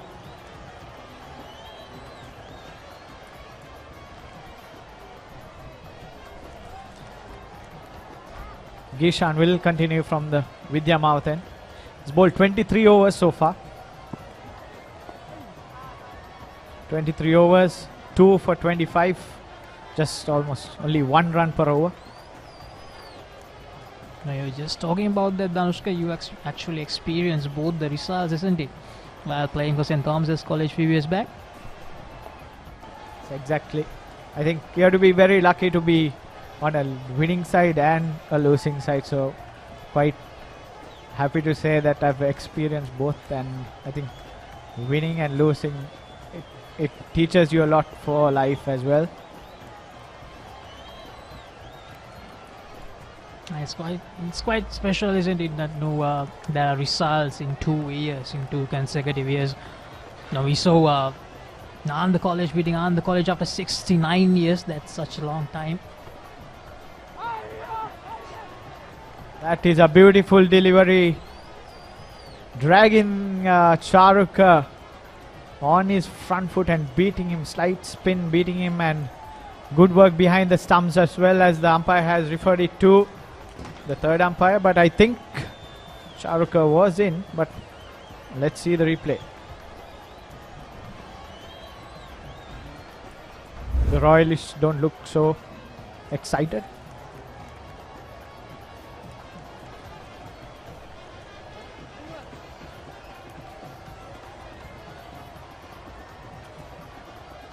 his foot was always inside. Done well not to lift it up, but good work from the Royal wicket keeper as well. That was quite a bit of quick work behind the stumps. That's very good bowling from Gishan as well, and I can feel that he is really turning the pressure on, and as the third umpire signals not out.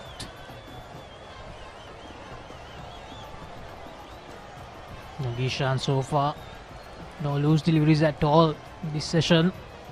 He's scored 23.4 overs and has given away just 25 runs, leading from the front, the skipper for St. Thomas's College.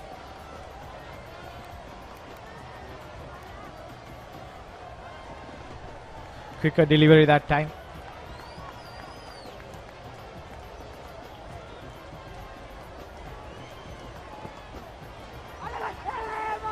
Oh, that's that was a close call. That was arm ball once again. Leg slip was almost brought into play. And that's good fielding at the fine leg boundary, keeping them down to 2 runs. Probably went too quick for the leg slip to grab it, but a good effort at the end as well.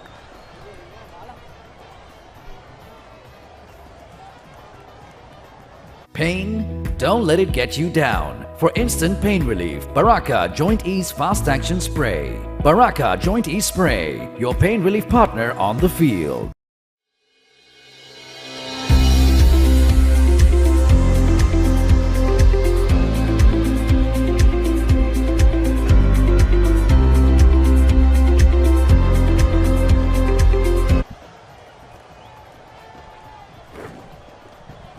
.56 partnership of just 153 balls. This is the best for the Thomians, as we welcome a great custodian behind the stumps, Tiran Dhanapala. Hi Haritha, it's a pleasure to be back at Roy to 143rd Battle of the Blues at the SSC, as we see both the schools competing hard for a victory. Yeah, this is Senarat Arachi, some great work at fine leg.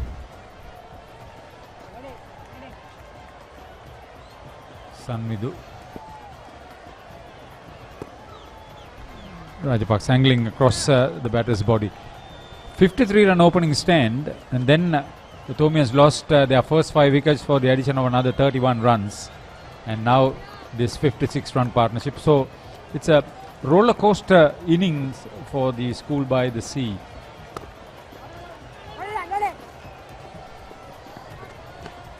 But these two growing in confidence, playing their strokes with a lot more ease, and looking good for the moment. Definitely, and they're definitely taking their time, both the batsmen. They've faced over 150 deliveries between the two, so both the partnership, if you see them, they've taken their time. So the Royalists have put a bit of pressure on them, but it's a bit too slow for my liking. I know.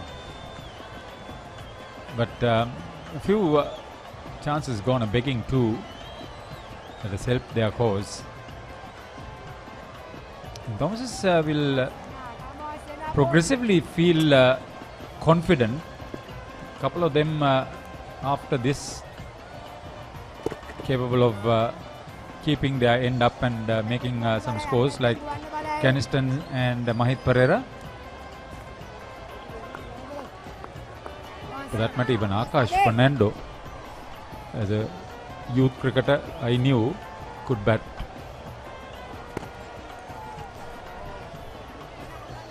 The wicket sits so well for batting.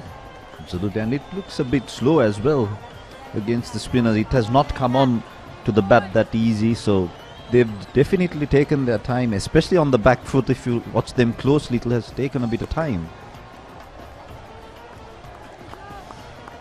Sadisha has turned out to be a fine all-rounder as we come to the end of over number 69. St. Thomas's 141 for 5.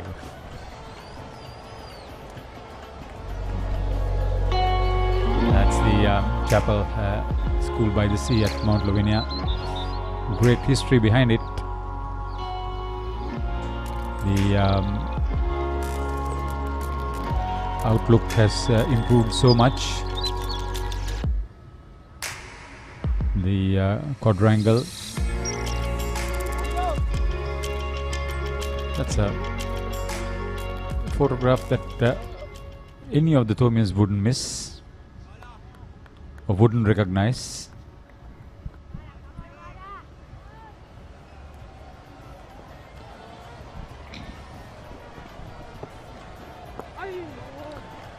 The 25th over for the Royal captain is just considered 28 runs. I only hope there won't be a burnout as far as he's concerned. But he has bowled beautifully, hasn't he? He's made sure that he ties up one end. He's kept the batsman in one position, not let them he's not given them any easy singles nor the boundary. So he's doing a brilliant job for Royal, but then again he has to manage the workload as well, even though he's bowling so well. Especially having 2 to 3 fast bowlers who has bowled extremely small number of overs. I really do think it's time for a change of the spinners, or maybe a change of ends even, just to see what's going to happen from the far end. Interesting to note what head coach Rohan Soiza had in store for him during the tea break. No questions as far as Dinesh Kumarasinghe is concerned. Bat as long as you can.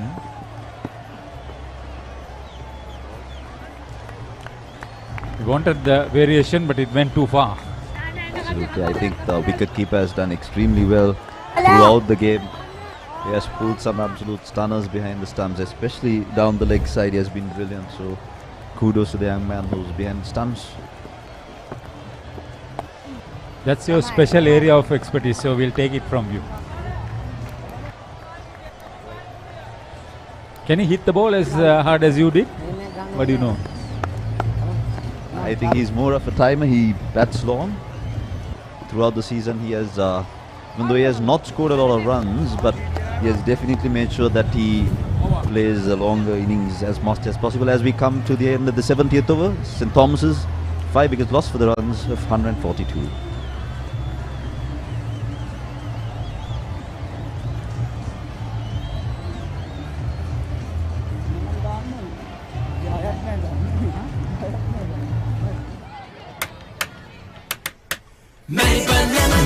ස්වාභාවික මිහිරයි නියම lemon රසයයි කාගෙත් දිව පිනවයි Maliban lemon පාත් lemon පාත් Maliban lemon පාත් හැම සිතක්ම පිපිදේ රස ලෙමන් රසයේ ජීවිතයම මිහිරයි Maliban lemon path lemon path Maliban lemon path Maliban lemon path children lemon.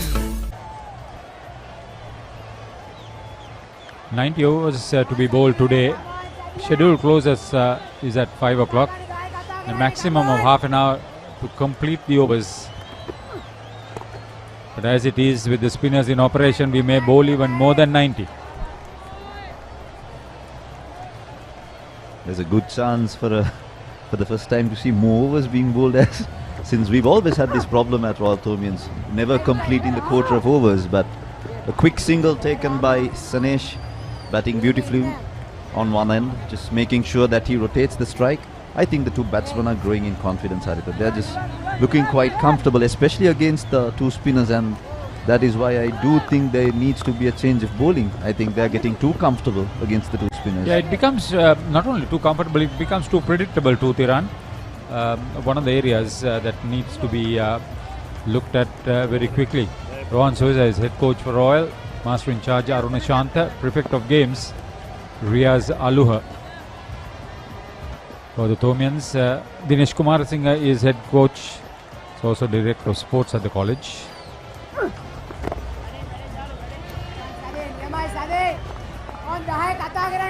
Devshri Bodhya Baduge is master in charge, and Aruna Shanta Samarasinghe is the prefect of games.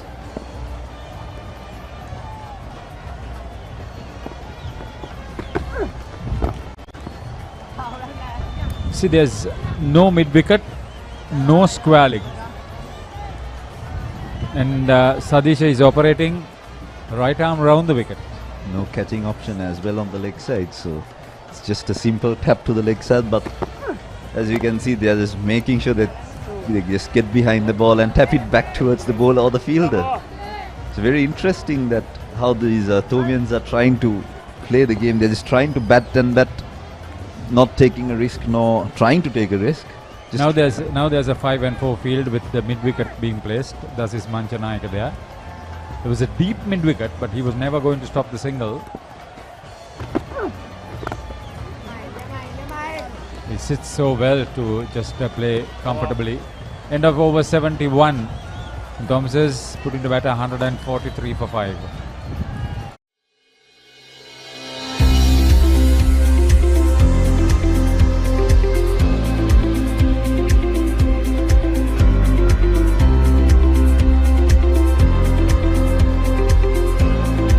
Pain? Don't let it get you down. For instant pain relief, Baraka Joint Ease Fast Action Spray. Baraka Joint Ease Spray, your pain relief partner on the field.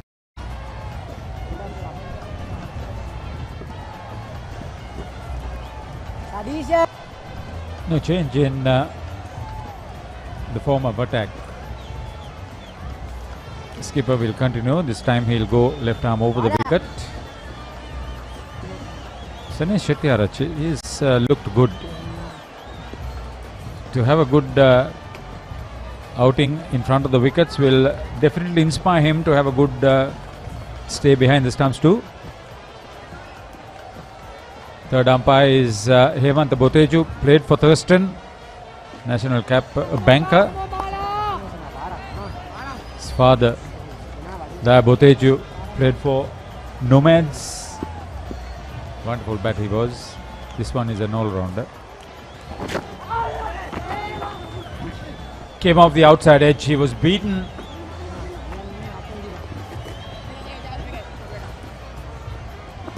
Another couple of runs. Bit lucky on this occasion.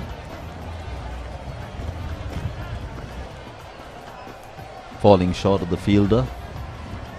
Just unlucky the bowler. He's been bowling well. He's been consistent. Young Gishan, he's made sure that he ties up that end for a very long time. He's actually knotted it up, to tell you honestly. Such good control. Just see the last 18 balls. They've dried up the boundaries too. Not that the Thomian batsmen have been looking for the big hits. Bowling, Bala, bowling. Hey. To have the confidence to toss the ball up in that fashion is one of the main reasons why he's got the batsman in all sorts of trouble. Undecided. So places for the slip.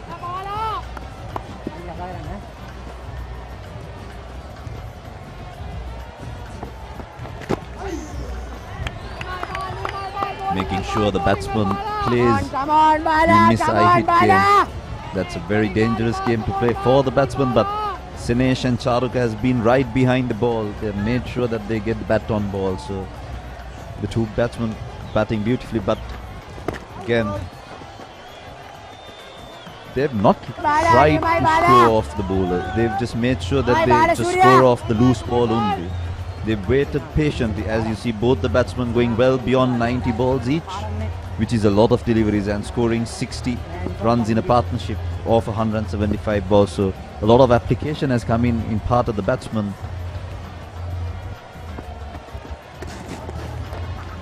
It was a test of skill and test of patience. It's a rare loose delivery from the Royal captain. Sanesh Shettyarachi helps himself. Could be signs of being tired. He's bowling a bit. He's bowled a long spell, so he could be tiring. So better to consider a small change for him to take a break and maybe to introduce something interesting. Maybe a leg spinner off that end. Fifth boundary for the Thomian wicketkeeper, but very well played. Absolutely in control.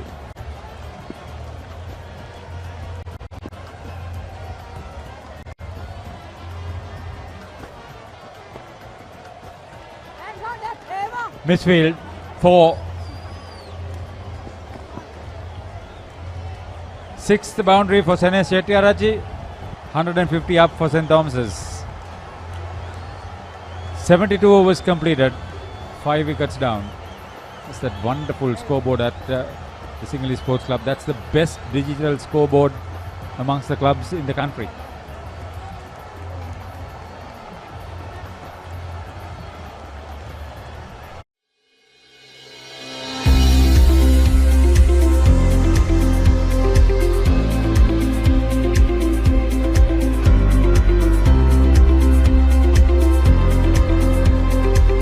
Pain?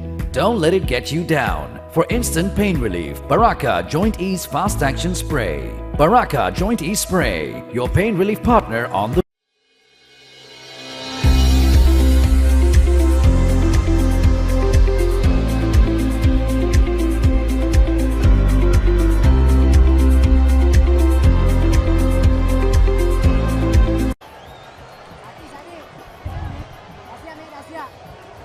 that scoreboard that we've seen. There's Tushar Kure for St. Thomas's and Hemant Aryavikrama for Royal doing the scoring.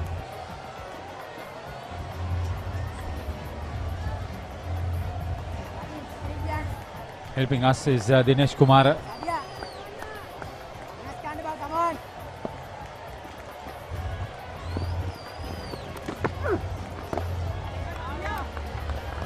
Rajapaksa continues around the wicket. I think his role has been to contain. That's what I think he has done throughout the season. But he's been the leading wicket taker for Royal. So he's made sure that he ties up one end for Royal, I think, in bulk of the games. And along the way, he has picked up quite a lot of wickets. So 40 wickets in a 8-game series is quite a lot of wickets. See, Thiran, if you bowl with that sort of economy and that sort of control, at school cricket you are bound to pick up wickets. That's exactly what has happened with him. And I'm surprised and I'm impressed with his elevation as an all-rounder from being a steady bat.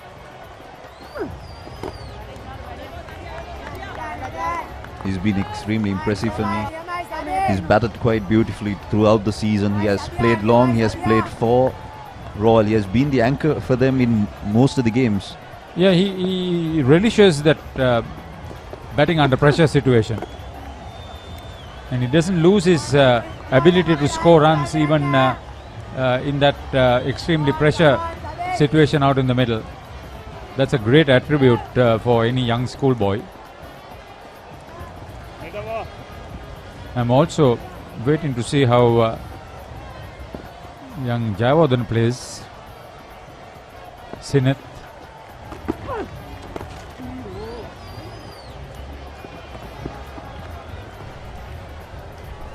Sadisha moving on to over the wicket now. Just giving away a single.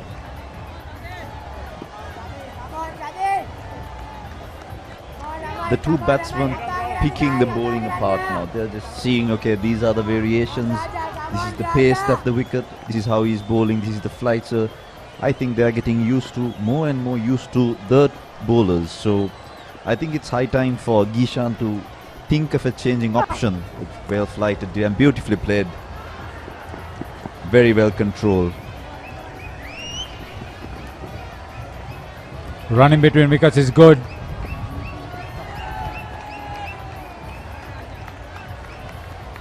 .73 overs completed. St. Thomas's 5 down for 157.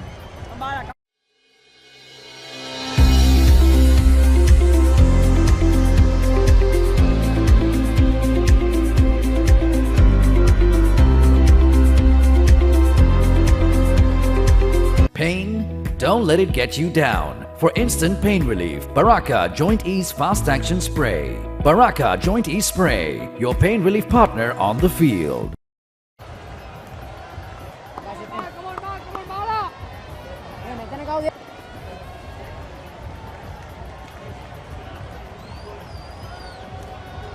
Come on, Bala! Come on, Bala! Come on, Bala! Kata ka lagana, boy! Come on!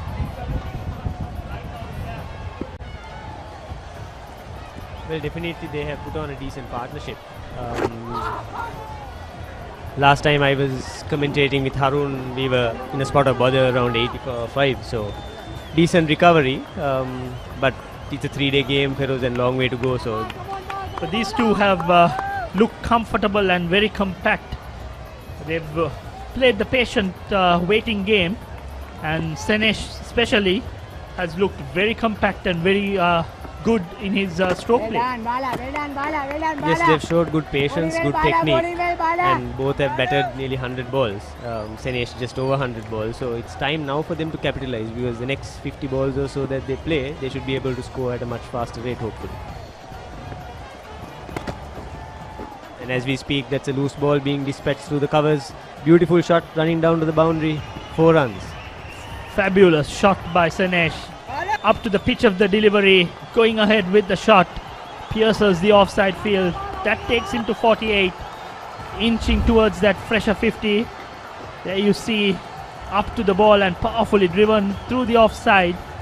So he's on 48, and I feel Gishan is tiring. He's bowled 27 overs, and out of the 74 overs bowled, he's done the bulk of the bowling.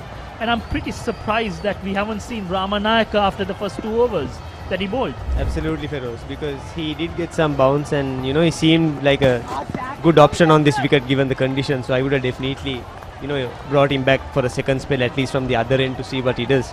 There you go, the next delivery was fired way outside leg stump. He seems to be tiring. So as the captain, he shouldn't overbowl himself. He needs to bring in some changes. There you go. Tried the variation, but target was way off.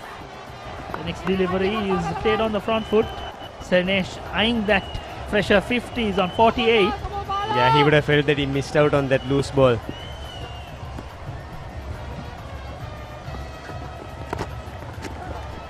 Looks for a quick single, but the run was never on. Tasis Manchanayaka collects. So that's the end of 74 overs, 161 for the loss of 5 wickets.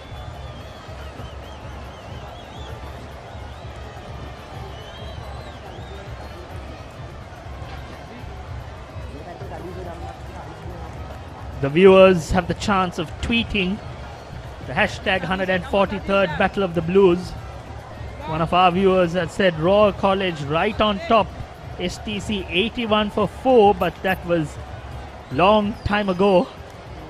Right now St. Thomas's 161 for the loss of 5 wickets. A very good partnership between the two. Charuka on 28 and Senesh on 48.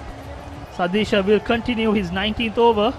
18 overs, given away 26 runs, but the most important column is the wicket column. He's yet to get a wicket. Feroz, do you think that Gishan is holding the quicks back to maybe take the quicks straight with the new ball?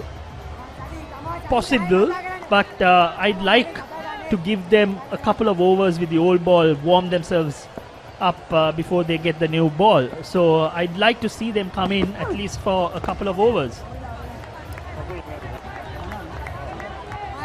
So this partnership is worth 77 runs from 190 balls. So they've absorbed the pressure and right now looking very comfortable out there.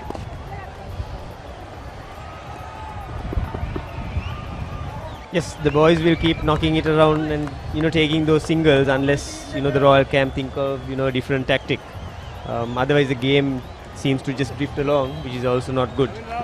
I think it's time that they brought in the leg spinner. The ball is quite old, so he will be able to grip it better, and we saw that he was not afraid to toss it up and take a chance. So I'd like to see him come into the attack and maybe bring in one of the fast bowlers on the other and try to make a change, because right now it's as if formalities are being completed and it's just batsmen very comfortably knocking around. Absolutely, with a leg spinner there's always a chance for a ball to grip, for a ball to dip, and something to happen. So definitely 100% agree with you, Feroz. Either a quick or the leg spinner should come into the game, ideally from the other end. Sadisha comes round the wicket. Very well played by Charuka. So the deep mid-wicket, a deep square leg manning the field. Coming round the wicket, another defensive sort of a ploy by Sadisha, trying to get the ball to go across. This time nicely worked towards the leg side. The batsman takes just a single on that occasion. Score moving along nicely, 164 for the loss of 5 wickets. And this partnership is worth 79 runs. Senesh will be looking for a quick single now. Feroz, I'm sure you can relate to being nervous on 49. Well, you need to bring the field in. And your sort of balance, your sort of thought process is always eyeing that 50. This time, there's no change in the way Senesh has played. I think he has been calm, he's being composed. So the end of 75 overs, 164 for 5.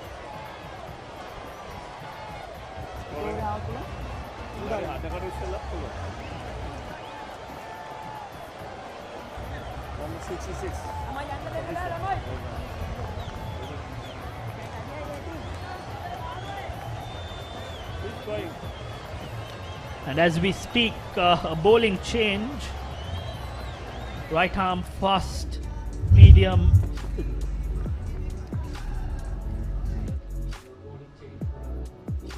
Bulan being brought into the attack, and we see the record partnership for each wicket.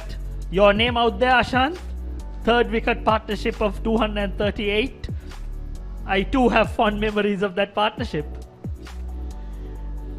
That was definitely a innings that probably can't be replicated.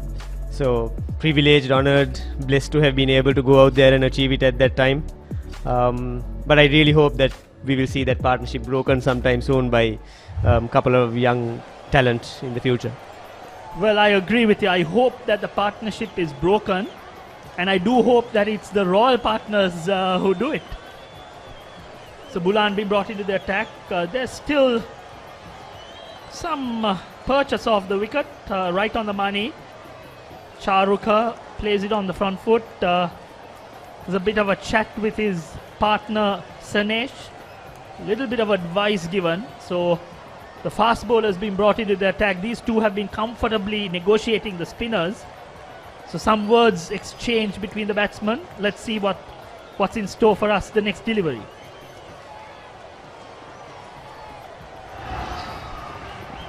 Some width on offer there. Slash through backward point down to the boundary for 4 runs. So Charuka too moving towards that half century mark. The Tomian camp elated with these two batsmen. They were in a spot of bother at 80 for the loss of 5 wickets, but these two came in composed, and they are continue to make merry on this beautiful SSC batting track. Bit uppish, but nevertheless.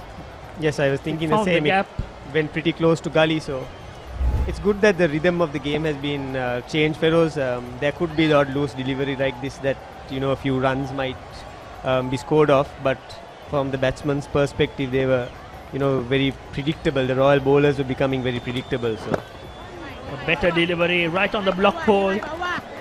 Negotiated well by Charuka, but good variation. Bulan is not afraid to try things out. Foolish and equally well played. Doesn't have the pace of Dan or even Ramanayaka for that matter, but not afraid to try things out.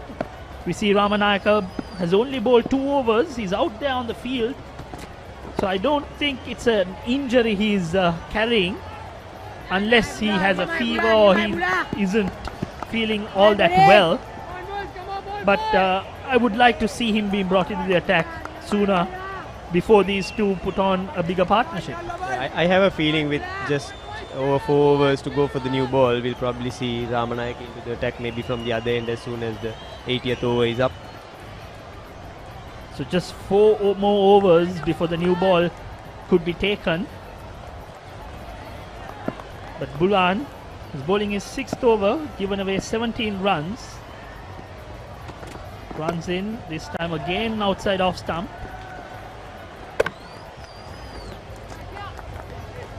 The cover point fielder shies at the stump. No harm done. Could have easily ricocheted for 4 extras. Thankfully it didn't. So this partnership is worth 84 runs off 200 deliveries. So they've absorbed the pressure.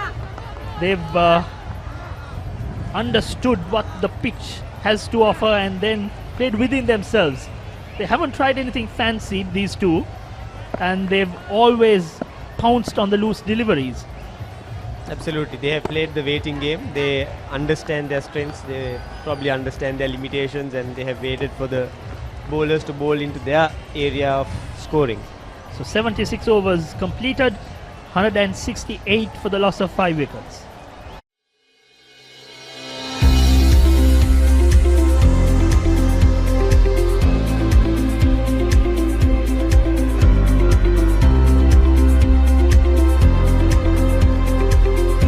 For instant pain relief, Baraka Jointies Fast Action Spray, your pain relief partner on the field.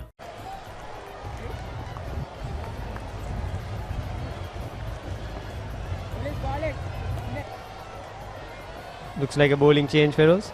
Yes, and I believe it's the leg spinner Ramiru being brought into the attack.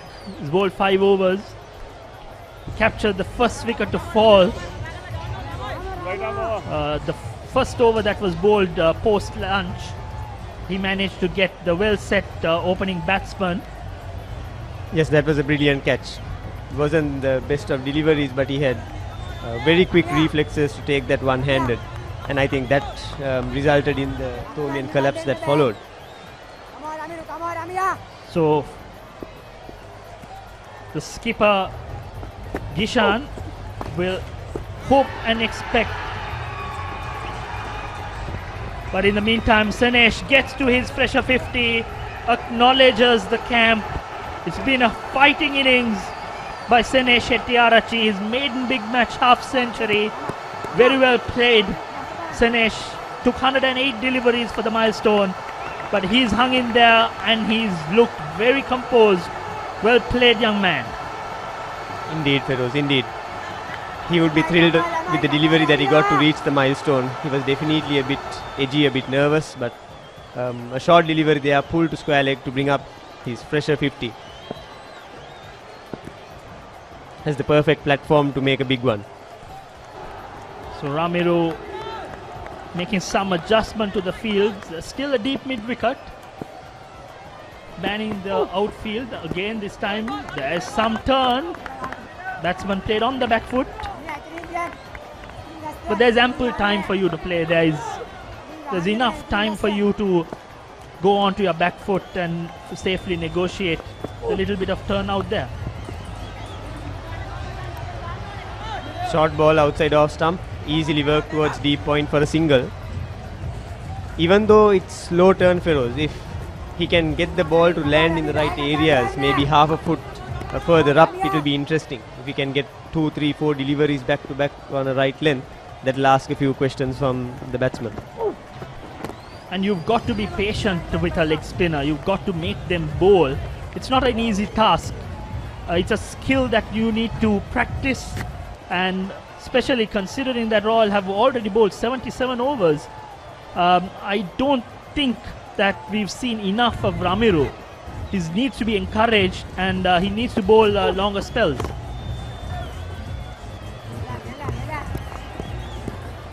Yes, as you speak, his last couple of deliveries seem to be of better loop, better rhythm.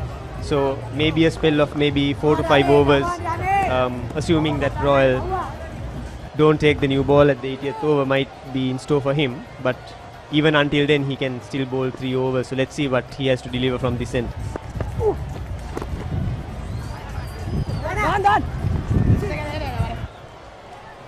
Slight misfield there at mid-on, allowing the batsman to cross over for 2 runs. Royal have generally been very good today in the field, apart from a couple of slight lapses. So we see Sanesh's brilliant half century. Couple of punches, nice punches. That was a freebie. Took full toll of it. Next one was punched on the front foot, and he's been not afraid to play his shots against the loose deliveries. That has been the difference. Earlier on, we saw the Thomians get into a shell, but these two batsmen have pounced on the loose deliveries and looked to accumulate runs. Well played, 50 by Sanesh. And as far as the Thomians are concerned, they'd expect him to go big. Yes, for sure. With easily another hour or more left in the day, at the rate that the Royal bowlers are bowling the overs, I'm sure we'll get close to 15 overs. So if these two can stay out there, I think they're looking at easily another 50-60 runs. Royal, on the other hand, needs to get into the tail, get a wicket, and then try to wrap up the innings, because despite the fact that almost 80 overs have been faced by the Thomians, it's only 172 runs scored. So a couple of wickets, and if they can wind up this score under 200, then they're still in with the game, because you've got 2 full days left. Absolutely. The Thomian score is not a massive one. So based on wickets falling together earlier, Royal will feel that if they can get one here, that there is a possibility of getting 2 or 3. And it's that opening that is required. So there's a lot of patience that need to be shown. And it's a battle of wits out there between the batsman and the bowler. I think the field is placed a deep square leg, slight adjustment. I feel that this will be a short ball tactic that Bulan may employ against the batsman, but a double bluff on that occasion. He bowls it up, and then Sanesh tries to play it on the front foot. A bit tentative on that occasion. I'm sure he too would have expected the shorter delivery. Absolutely. Also, based on the body language, Sanesh and Charuka seem to be looking for those quick singles now. There was a passage of play earlier where they were just playing defensive and tapping the ball back to the bowler or the close in field or so. Short ball, whipped away to deep square leg, but straight to the fielder. An easy run. That element of surprise is not there when you make the field placement, the changes. It becomes very telegraphed. And I remember using the bouncer as a surprise. On that occasion, I think it was very well telegraphed for the whole ground that the next delivery will be a shorter one.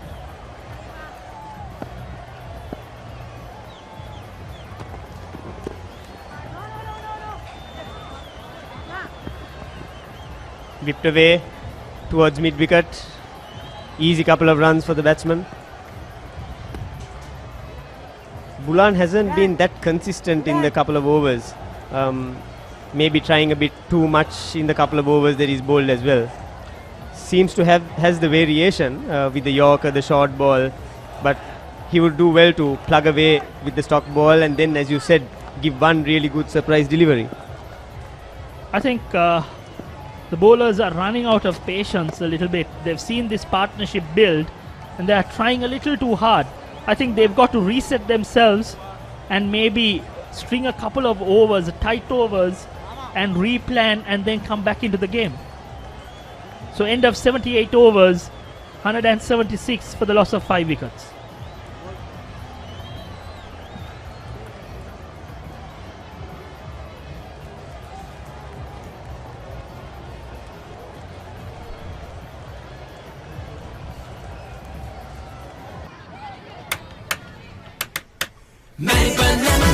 ස්වාභාවික මිහිරයි නියම lemon රසයයි කාගෙත් දිව පිනවයි Maliban lemon puff lemon puff Maliban lemon puff හැම සිතක්ම පිපිදේ රස ලෙමන් රසයේ ජීවිතයම මිහිරයි Maliban lemon puff lemon puff Maliban lemon puff Maliban lemon puff.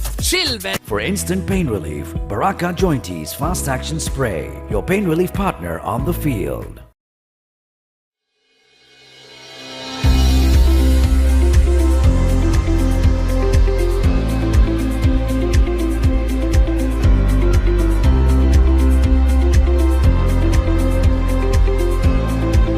Pain? Don't let it get you down. For instant pain relief, Baraka Joint Ease Fast Action Spray. Baraka Joint Ease Spray, your pain relief partner on. ස්වාභාවික මිහිරයි නියම lemon රසයයි කාගෙත් දිව පිනවයි Maliban lemon puff lemon puff Maliban lemon puff හැම සිතක්ම පිබිදේ රස lemon රසයේ ජීවිතයම මිහිරයි Maliban lemon puff lemon puff Maliban lemon puff Maliban lemon puff chill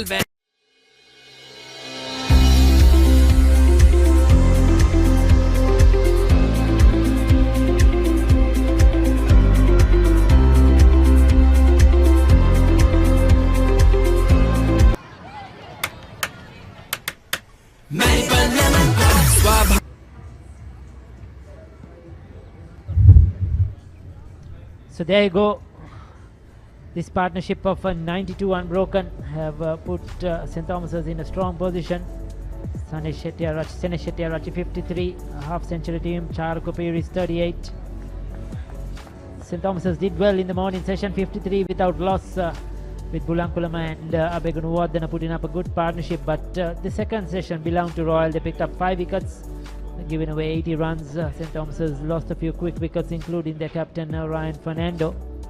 But now after 78 overs, St. Thomas's have come back strongly in the second session. Royal bowling a bit disappointing, Shaminder? Certainly, Ricky. We kind of lost grip of the game. A lot of looseness.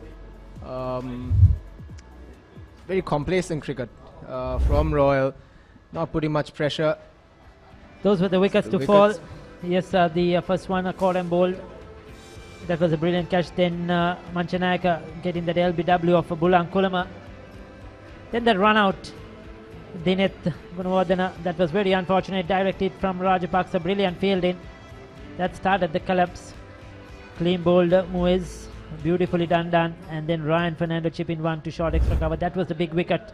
But since then, these two players have really got together and springed up a superb partnership. Like they said, Royal bowling has been a bit complacent, sort of really not putting the pressure on the batsman enough, just going through the motions, waiting for the batsman to make a mistake, and that hasn't really helped the Royal cause. Credit to Senesh and Charuka. They've both batted brilliantly. Both faced over 100 balls, and Senesh batting on 53, Charuka on 38. They've both been able to make the most of the loose balls, Ricky. I think that is the key in at least this partnership of 92 runs. Again on the leg side, clipped for a couple of runs. The wicket has settled down. Again, like I said in the previous session, Ricky, I don't see Royal utilizing their fast bowlers enough.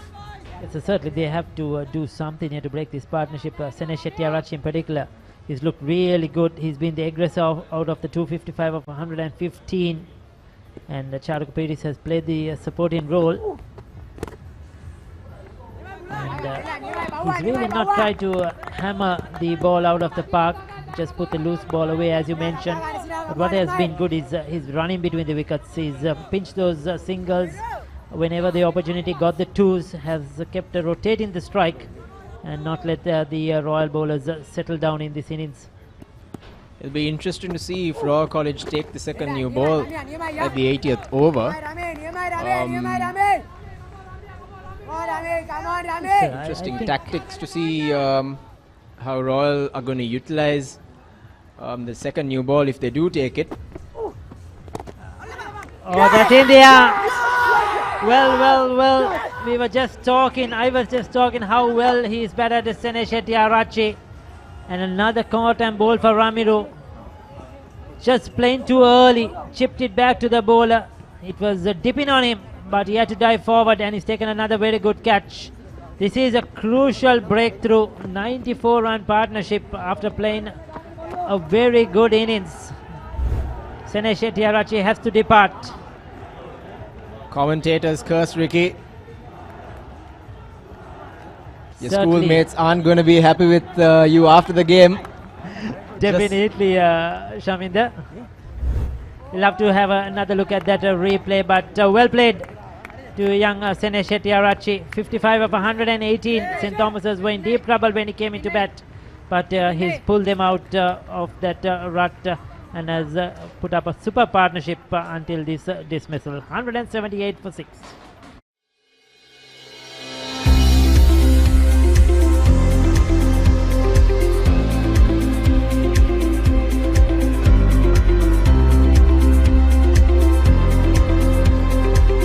Pain? Don't let it get you down. For instant pain relief, Baraka Joint Ease Fast Action Spray. Baraka Joint Ease Spray, your pain relief partner on the field. Rami, come on, Rami! Come on, Rami, come on, Rami! So we have Mahit Pereira, who is walked into the center.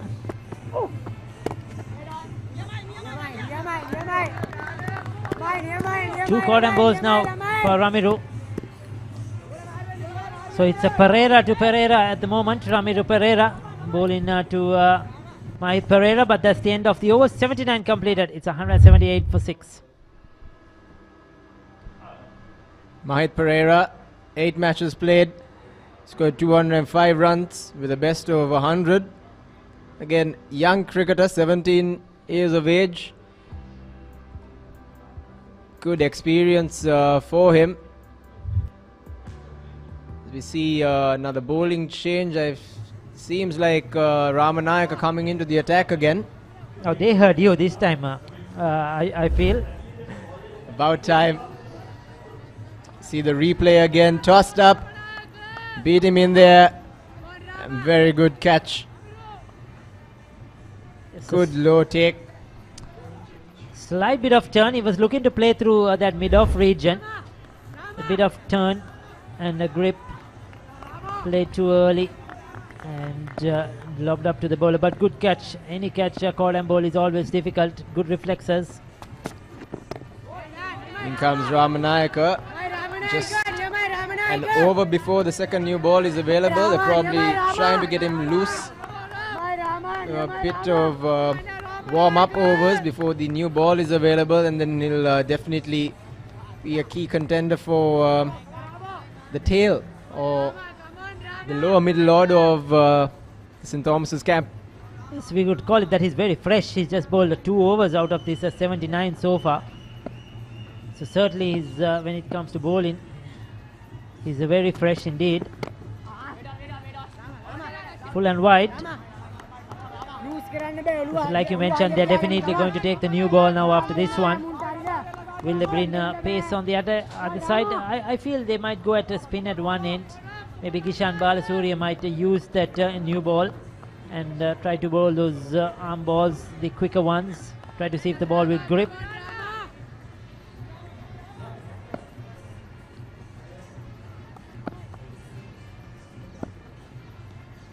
Ramanayaka has struggled with his line and length. The first 2 overs he has bowled, even in this over, been quite wavered. But he definitely has the height, so he can bang in the ball in hard and generate some bounce. Here's a nice high arm action. So he's definitely going to get some bounce and some support from the wicket. It's a strong, tall lad.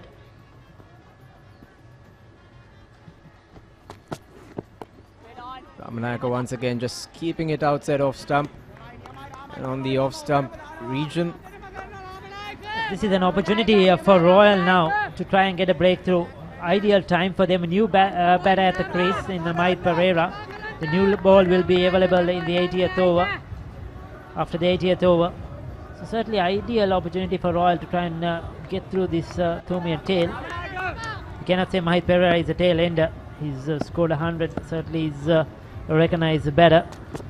But another wicket here. That will bring the Thomian low order into play. Ramanayaka is getting some movement in the air as well. So it'll be important, and as long as he can hold his cool. Have you tried this, Shaminder? I still haven't. The Baraka pain joint relief. ease, pain relief. You might need it at your old age, Ricky. Definitely. Especially these days, doing a lot of walking and cycling these days. Shaminda, you might need it today after that long cycle ride you had to the ground at the SSC. Thankfully, it wasn't too short. I'm down in the bicycle, as most Sri Lankans are right now, unfortunately. Ramanayaka again, wayward with his line down the leg side. Easy runs for St. Thomas's. 80 overs completed. It's 179 for 6.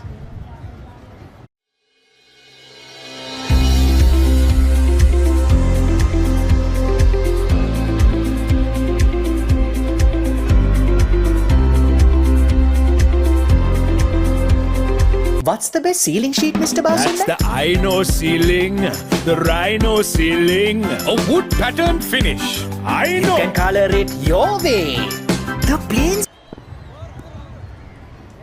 Sumait Pera still to open his account. Ramiru Pereira, the leggy, he's just picked up a wicket, so he will definitely continue to bowl a few overs. Full toss. Another gift to Tomian batsman. It's a very tricky situation, isn't it, Shamita? Because now Ramiru Pereira has just got a wicket and now the new ball will be available. So are they going to continue with the spinner? Because definitely with him bowling, his leg spinners, they are unable to take the new ball as well. So a tricky situation for Gishan Balasuriya. Again, full toss on the leg side. Easy single. But I would like Royal to go on as they have used the old ball until at least Himesh. If they do see him use the new ball, then I would like to see Himesh getting a little loose with the older ball. Get his line and length sorted. And then take the new ball and go all guns blazing. So that's much better. The quicker one. Gave it a bit of the earlier two deliveries ended up as full tosses. Expected.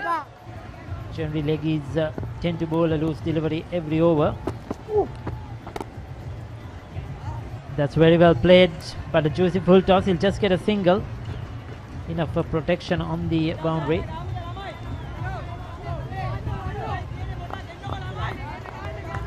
Three loose deliveries out of the 4 deliveries that he has bowled, Ricky. He has taken the wicket, but then he's also eased the pressure of the Tomian batsman. Again, full toss again. It's surprisingly, because when he lands it in that right area, he looks difficult to get away. Something that the Tomians also haven't done too well is use their feet. They haven't used the crease. They haven't tried to charge and take the ball on the full, because they could have easily capitalized a little more. That brings us to the end of the 81st over. St. Thomas's College 6 down for 182.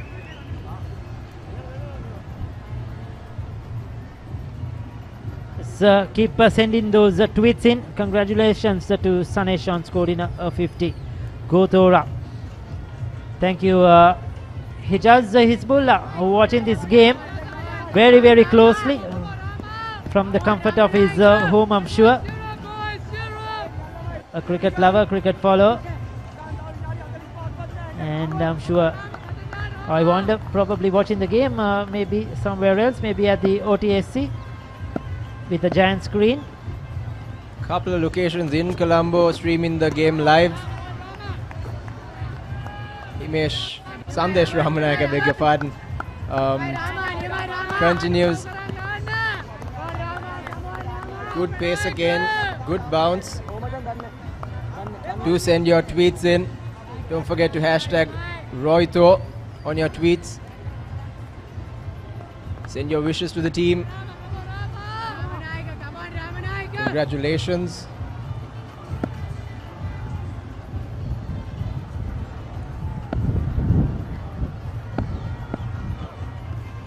Sharuka facing Sandesh. Again, good bounce, good pace. But as you might hear off the stamp mic, the wicket keeper and the slip cordon encouraging Ramanayaka to bowl at the wickets. There really is no point in bowling outside.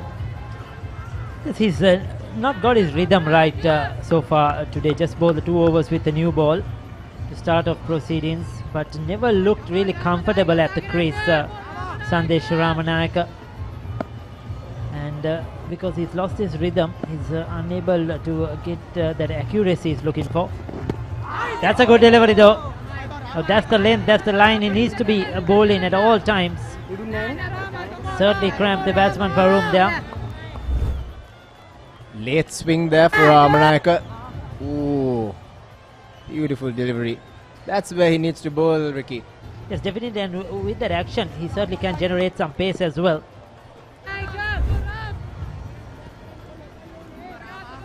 Uneasy spot for any batsman, regardless if you've faced 126 deliveries. Again, swing again, but down the leg side. Commendable effort, Ricky, by the wicketkeeper of Royal College. And adding to that, Shamin, the captain has set the right field. His fine leg is very fine, because I think he knows that Ramanayaka tends to slip a couple of deliveries down the leg side. Now this is probably the third occasion that I noticed that the fine leg had a lot of work to do, and certainly in the early over, that one he stopped one on the boundary which would have gone for 4 byes. So this is the problem probably Sandesh Ramanayaka has. There you go, trying to overcompensate and bowling wide outside that off stump, called a wide as well. He's disappointed, but the umpire decides that's a 2 wide. It's surprising, isn't it? He bowled a perfect delivery that really troubled the batsman, and then the next 2 were down the leg side and way outside the off stump. Bit of nerves as well, but then high time for him to settle down now.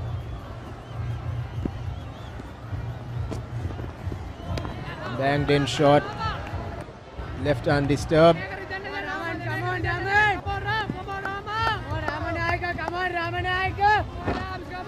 Ramanayaka is getting that natural swing every time he bowls full. The good length.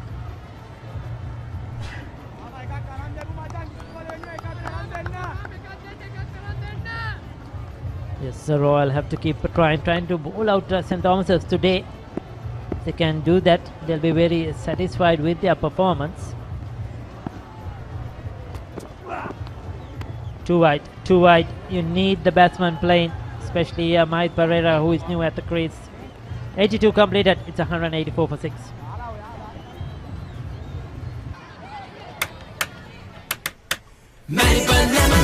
ස්වාභාවික මිහිරයි නියම lemon රසයයි කාගෙත් දිව පිනවයි Maliban lemon puff lemon puff Maliban lemon puff හැම සිතක්ම පිපිදේ රස ලෙමන් රසයේ ජීවිතයම මිහිරයි Maliban lemon puff lemon puff Maliban lemon puff Maliban lemon puff chill when lemon.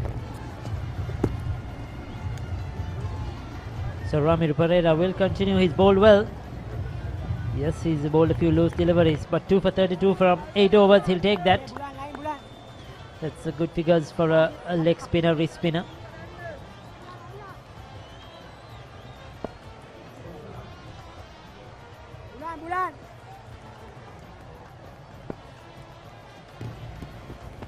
So Ramir to continue from the tennis court end. Well, tossed up delivery just outside off. Charuka is settled enough to give the ball some respect and nudge it onto the offside for an easy single. Yes, he's playing his natural game, Charuka. He is just rotating the strike, tapping it into the gaps. Oh, there you go again. See, as soon as he lands it in the right area, he's certainly troubling the batsman. It's a bit difficult. The ball is not really coming onto the bat. It's getting a bit of loop as well.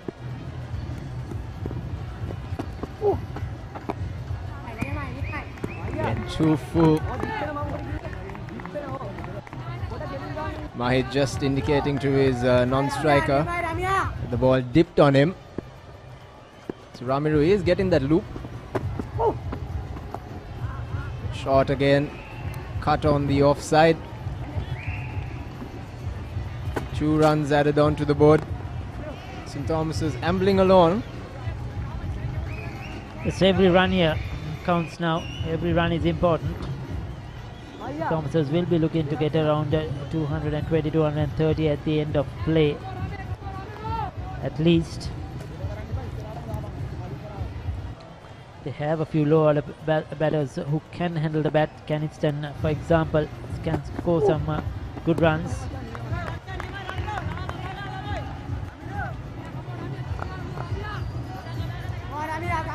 I also noticed that Ramiru always has a stock leg spinner.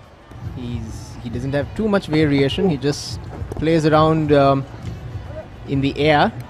As we come to the end of the 83rd over, St. Thomas's College 188 runs for the loss of 6. What's the best ceiling sheet, Mr. Basunda? That's the Ino ceiling, the Rhino ceiling, a wood pattern finish. You can color it your way. The plain ceiling. Rhino. The roofing's Rhino. The ceiling's Rhino. Incredible strength. I know. Durability that's high. I know. Cost effective too. I know. It's the best choice always. Rhino. Over half a century of trust, now in a new formula. Rhino Roofing and Ceiling Sheets. I know. Rhino.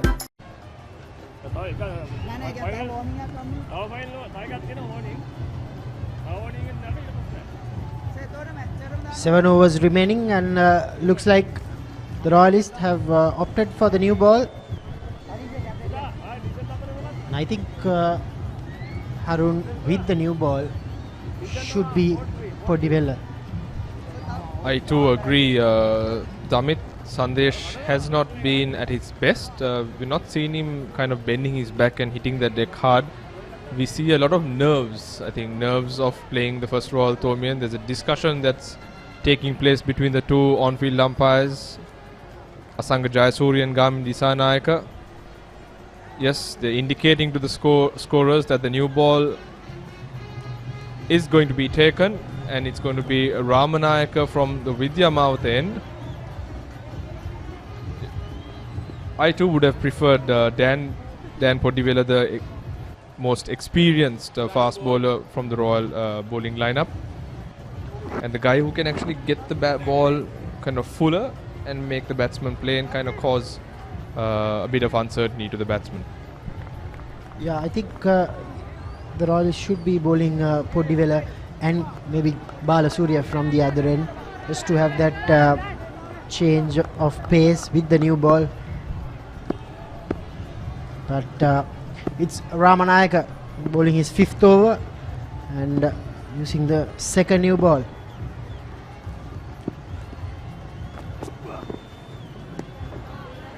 Not a bad start. It's just that Ramanayaka has not looked confident at all. That I must say, Damit can see from the body language that he's really kind of trying to battle out those nerves, playing his first Royal Thomian, like I mentioned. That's why I felt it would have been a better idea to get Podivella on if Royal are to kind of break through this little partnership that's kind of building between Pereira and Charuka. Yeah, it's a very important phase. Last 40 minutes remaining. Yeah, this is not how you should be utilizing your second new ball. Sandesh Ramanayaka, I'm sure he'll learn as he progresses in his school's cricket career. But this time they need to focus on the job at hand. You can see that he's really struggling to kind of follow through. The arm just drops, it doesn't go across the body. If you can get that replay, you can really see that, it's pretty much a half-hearted effort in releasing that ball. And that's really what's troubling him personally, and that's kind of hurting Royal as well, indirectly.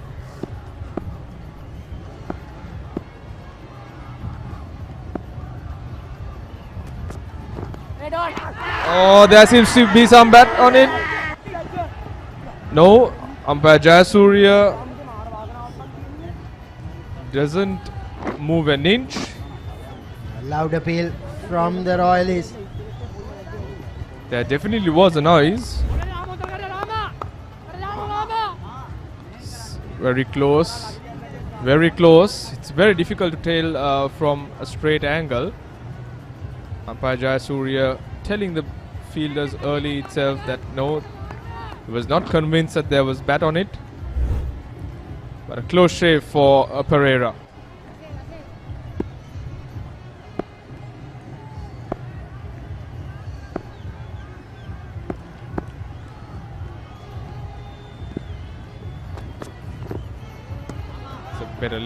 Better length. It's just that he's really struggling to find that right line. He's either been on the offside or too wayward down the leg side. That's been his modus operandi today. It's just that he's not been able to find that channel, Damit. Yeah, it's important that the senior bowler, Podivela, the other senior players talk him out of it, because he looks really frustrated with his own performance. Much better. That's much better from Ramanayaka, making the better play, getting him forward. Perfect length, perfect line, and let's just hope that he takes that as a learning and kind of tries to be on thereabout. Very interesting passage of play, as we just have another half an hour of play left for the day. Over it has been fantastic. I think the Royal captain has marshalled his troops fantastically well. It's again Fuller. See a lot of chirp, or we can hear a lot of chirp from the fielders as well, asking him to kind of sort out his line. But wondering whether the new ball, we always know the fact that, when you want to kind of curb that swing, we suggest to kind of hold it cross seam, whether he should look at something like that if he's struggling to kind of control the swing.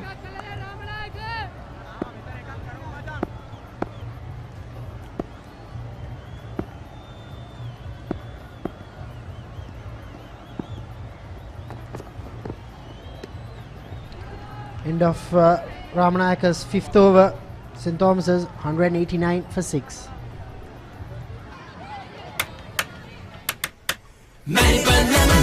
ස්වාභාවික මිහිරයි නියම lemon රසයයි කාගෙත් දිව පිනවයි Maliban lemon puff lemon puff Maliban lemon puff හැම සිතක්ම පිපිදේ රස ලෙමන් රසයේ ජීවිතයම මිහිරයි Maliban lemon puff lemon puff Maliban lemon puff Maliban lemon puff children.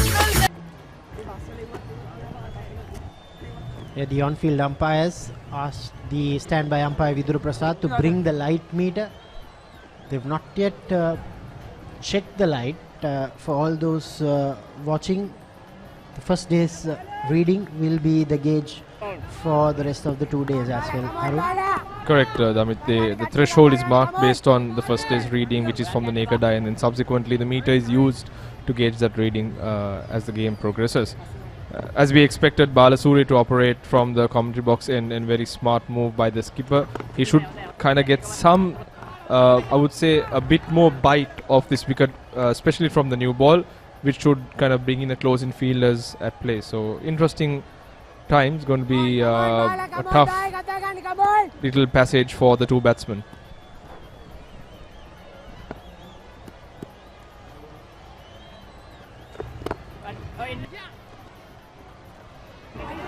Poor piece of fielding from Podivela. This is not what you have to do at this point of the game. Clearly the Royal captain is frustrated with his fielder. Easy runs, very easy runs given to the Thomians. That was, I would say, cardinal error by the field at mid-off. That was Podivela. I thought he was too close, because in these wickets, especially when you have the turf on the sides, the ball comes on quick. And that's what Gishan does. He has this arm ball which kind of floats in the air with a bit of inward movement to the right-handed batsman. So watching the hand will be very crucial.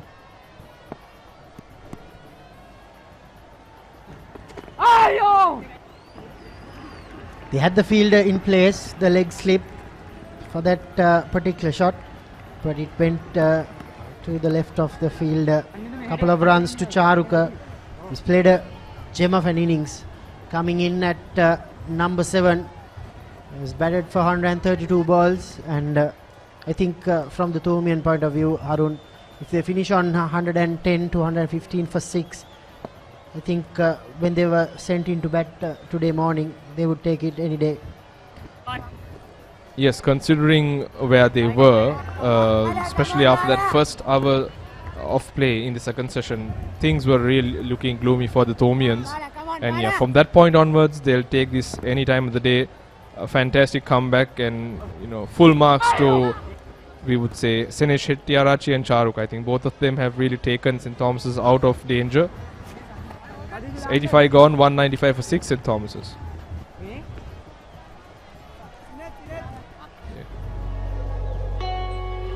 It's giving me very fond memories looking at these very illustrious and prestigious buildings at Royal College.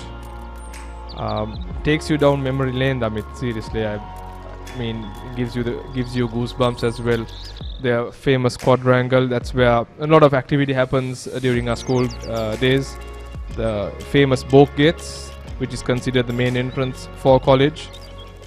And yeah, so many fond memories, and takes you back in time. 2 spinners now bowling with the second new ball, Sadish Rajapaksha. Also, I believe, Harun, the day before the big match, the playing 11 and the selected team been marched into that quadrangle with the prefects.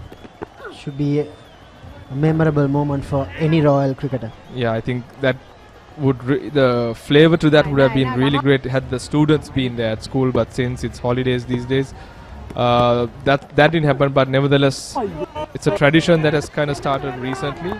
And yeah, the feeling that you get, especially the day before big match, when you are taken to the quadrangle, when the boys cheer, and the echoes that kind of is put out with those cheers, it gives you goosebumps and really builds the morale of each and every player.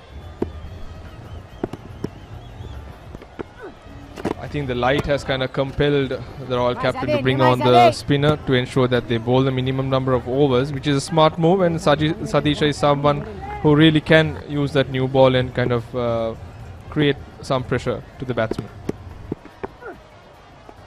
But I think, Harun, I'd still like to see Sadish coming on from right arm over, just to bring that doubt to Mahit and bring both the edges into play. Absolutely, spot on. I too agree with you, and with what we just discussed, probably heard you and made that change, Damit. There you go, the ball going on with the arm, not spinning, so you can actually get the 2 slip fielders in play. 86 gone, 195 for 6 in Thomas's.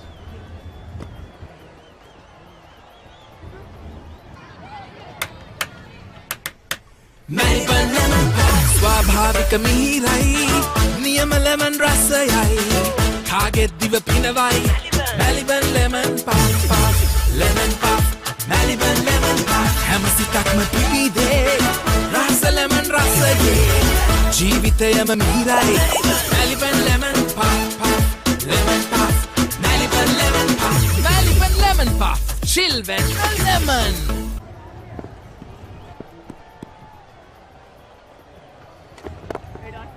It's been a marathon spell from the Royal captain. He's bowling his 29th over for day 1.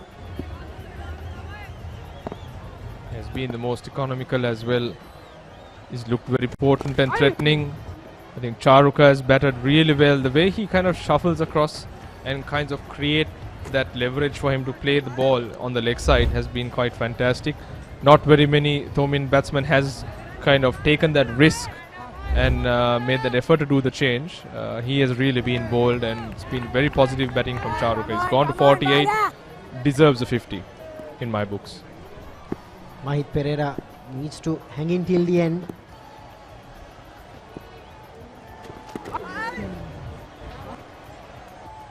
It's a great achievement from this young lad, Mahit Pereira. Representing your college in multiple sports is never an easy thing.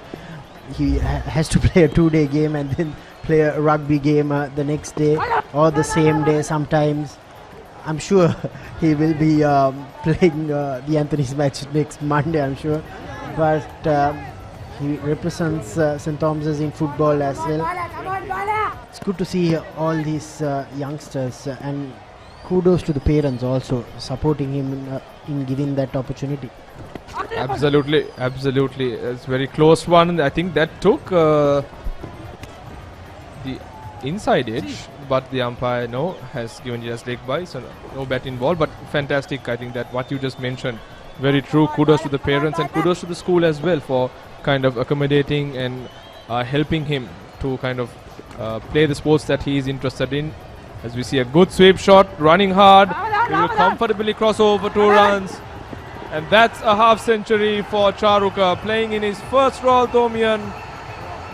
An absolutely very, very well compiled half century. Came in when St. Thomas's were in a dire need of a partnership. He got himself with Senesh Hettiarachi. Really played a fantastic knock. Full marks to the young man, especially when you play in your first Royal Thomian. Charuka Piris, there you go on your screens, 50 not out. He's faced a mammoth 137 deliveries, strike rate very slow, but nevertheless, that's what the Thomians needed when he came onto the crease, and he's delivered.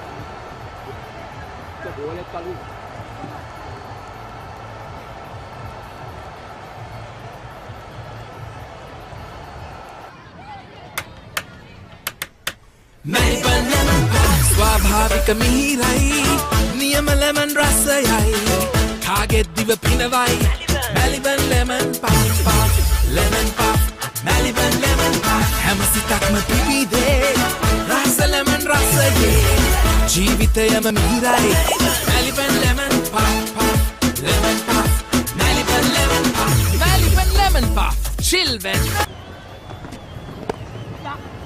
Straight away another bowling change, Bulan Veeratunga, and that's the 200 run mark for St. Thomas's College. That's the electronic giant scoreboard here at SSC, showing that the Thomians have reached their 200. Yeah, Charuka Piris, he walked in when the Thomians were 84 for 5, and he and Senesh, as Harun mentioned, has taken them out of danger. Bulan Veeratunga.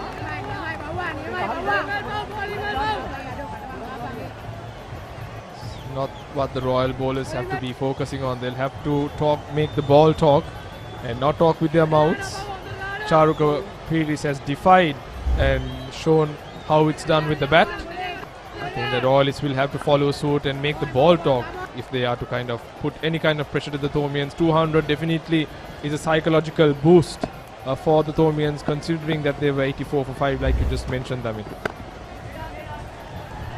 There's a good battle going on in the middle, but I'm still surprised to not see Dan Poddivela coming on to the attack.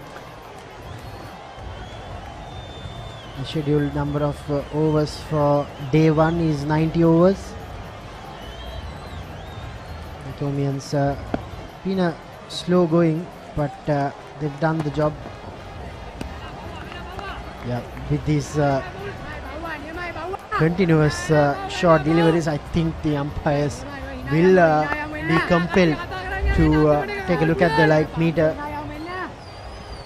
That's not what is needed from this new ball, Amit. I am not very impressed with what Bulan is doing. He has a fresh new ball, a Dukes, where the norm or the recommendation is to always keep the ball up. You kind of float it there, get the batsman to drive, keep it on a length, and let the ball do the talking. And this is just a waste of energy and just a waste of the new ball. Not impressed at all in terms of the tactics that the Royalists are kind of using. Yeah, he'll happily play on his back foot, Charuka Piris.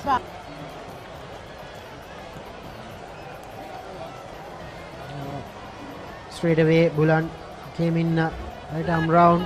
Now he'll revert back to right arm over.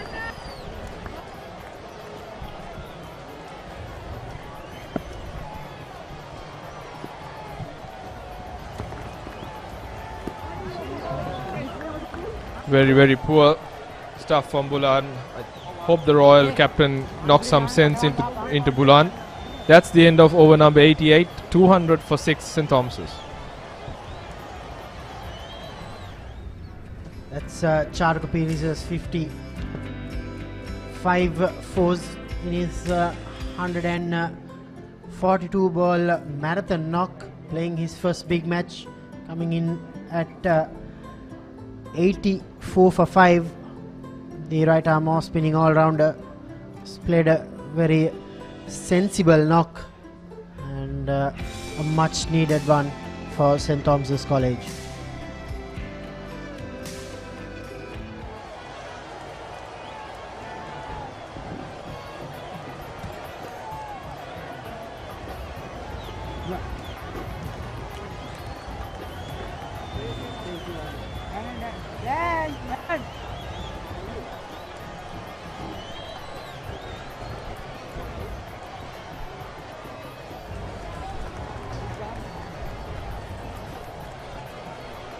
St. Thomas's 200 for the loss of 6 wickets after 88 overs.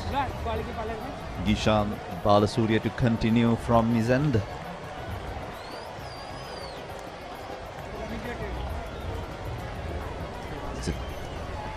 It's a change of bowling actually.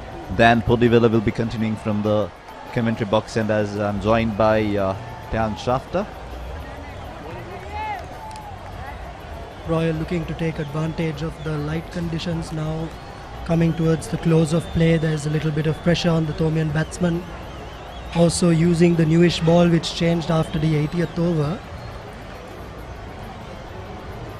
The umpires are definitely having a chat in the middle guards of the lights. The light meter is out, and pretty sure that they have had their readings.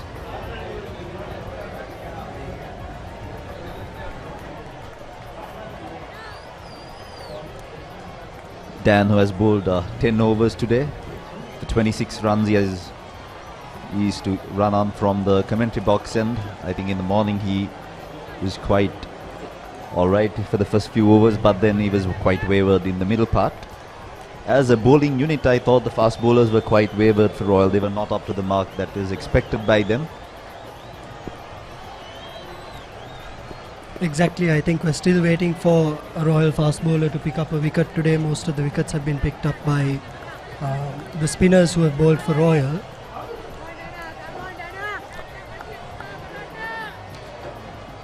All the fast bowlers were trying to bowl short balls or were too full. They were not up to the mark which was expected of 3 fast bowlers, and especially even if you look at the last over, 5 or 6 or almost the entire over short balls. So with a hard new ball, I don't think that's what is expected from the fast bowlers. Exactly. In order to capitalize on the shine on the ball and the hardness, they'll definitely need to pitch the ball up and try to make it move a little bit off the wicket and swing in the air if they're lucky as well to take advantage of the situation right now. Thomians making a great recovery after losing 5 wickets on the trot within the first 45 minutes after lunch.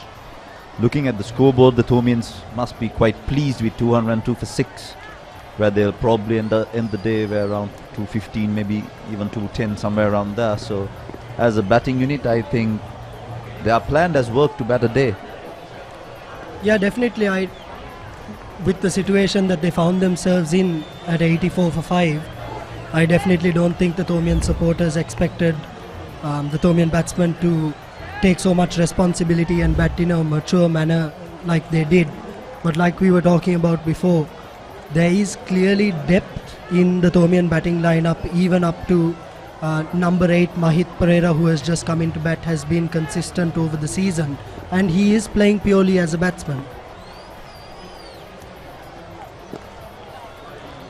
Squeezed it down towards third man by Mahit Pereira. Gets his first boundary. As we were talking, Charuk and Senet, who took on the bulk of the batting, I think both of them played beautifully, both of them getting to their 50s. Unfortunately, Senesh was dismissed for 55 runs as we now look at the replay of that thick outside edge. Both of these batsmen played their part. They batted long. They wanted to bat long. You can see the hunger with the Thomian batsmen, the grit that was shown by the Thomians to bat long. Definite plan with the Thomian setup just to bat as long as possible. Clearly, and this is the biggest stage in school cricket for you to display your grit and resilience and really step up to the challenge. So I think definitely both Charuka and Senesh managed to put on almost a 100-run partnership, but more importantly than that, they each batted for over 100 deliveries. So that really slowed down the game and allowed St. Thomas's to almost take control of the game once again. Even the last delivery, as we can see the replay, right on top of the mark. Well, I think that's what is expected of him. Just try to get that ball full enough to let the ball talk. Just get it full and try to make the ball talk. That's too full, to be honest. It's too full. A full toss to end the over. That's the end of the 89th over. St. Thomas's 206 for the loss of 6 wickets.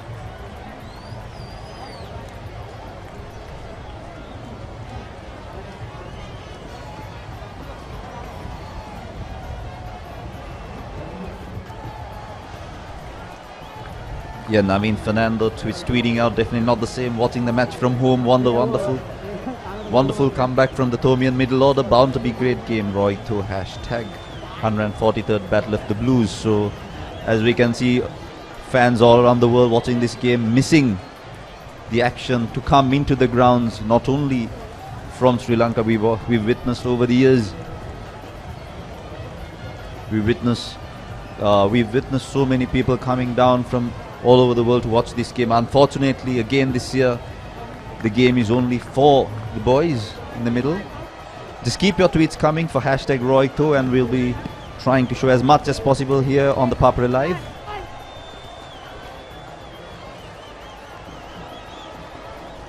Bulan continuing from the far end. Going into the 90th over, the final mandatory over for the day. I think it has been a long time since Royal bowled their entire quota of overs within a day's play. Just a single there. Again, I think the length at this point in the game a little bit too short. Royal would probably find more success if they pitched the ball up and got the batsman driving. Yeah, absolutely. I think the Royal fast bowlers has got their tactics wrong. I think in the morning session they were too full. In the middle part they were too short, and again I think in the latter part of the day they are trying to bowl too short. Another short ball there, and Mahit just ducking away without any issues. Not effective at this point in the game because you're not trying to upset the batsman. You should be trying to create as many chances with every ball as possible. Absolutely, and if they wanted to bounce, there was ample opportunity to bounce at when there was a partnership growing. They could have brought in a couple of catching fielders on the leg side and tried to bounce them out in the middle of the game. But now I think it's just too late for a bouncing game. Just try to get that new ball full as much as possible. Yeah, third short ball in a row. Royal fast bowlers might have to reconsider their tactics going into the second innings because clearly the wicket is not as quick as we expected it to be when we looked at the wicket this morning. So definitely for them to taste some success, they should pitch the ball up more, and I hope that the Thomian fast bowlers learn from the Royalists' mistakes and are more successful in their bowling innings. And also looking at this defensive field, there are clearly three fielders on the ropes and no slips at all. So definitely they are looking to bowl short and no plan to bowl a fuller delivery as well. Royal fast bowlers are really limiting their wicket taking options if they continue with this field and the length that they're bowling. It's the fifth short ball in a row in what could be the final over of the day. Royal should really be reconsidering their tactics in a game like this. Yeah, personally I think the boys are just wasting the new ball, the opportunity for them to get a bit of swing out of this new ball, especially with the overcast conditions that we are having at SSC.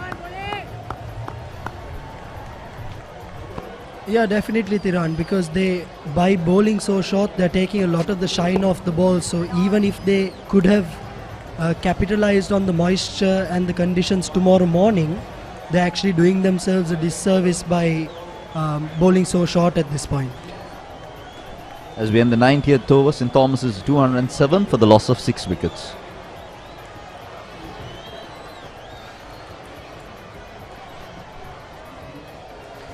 Yeah, umpires are definitely having a chat in the middle. Definitely regards of the lights. Fast bowlers, 2 fast bowlers bowling either side of the wicket, so definitely having a chat with the captain.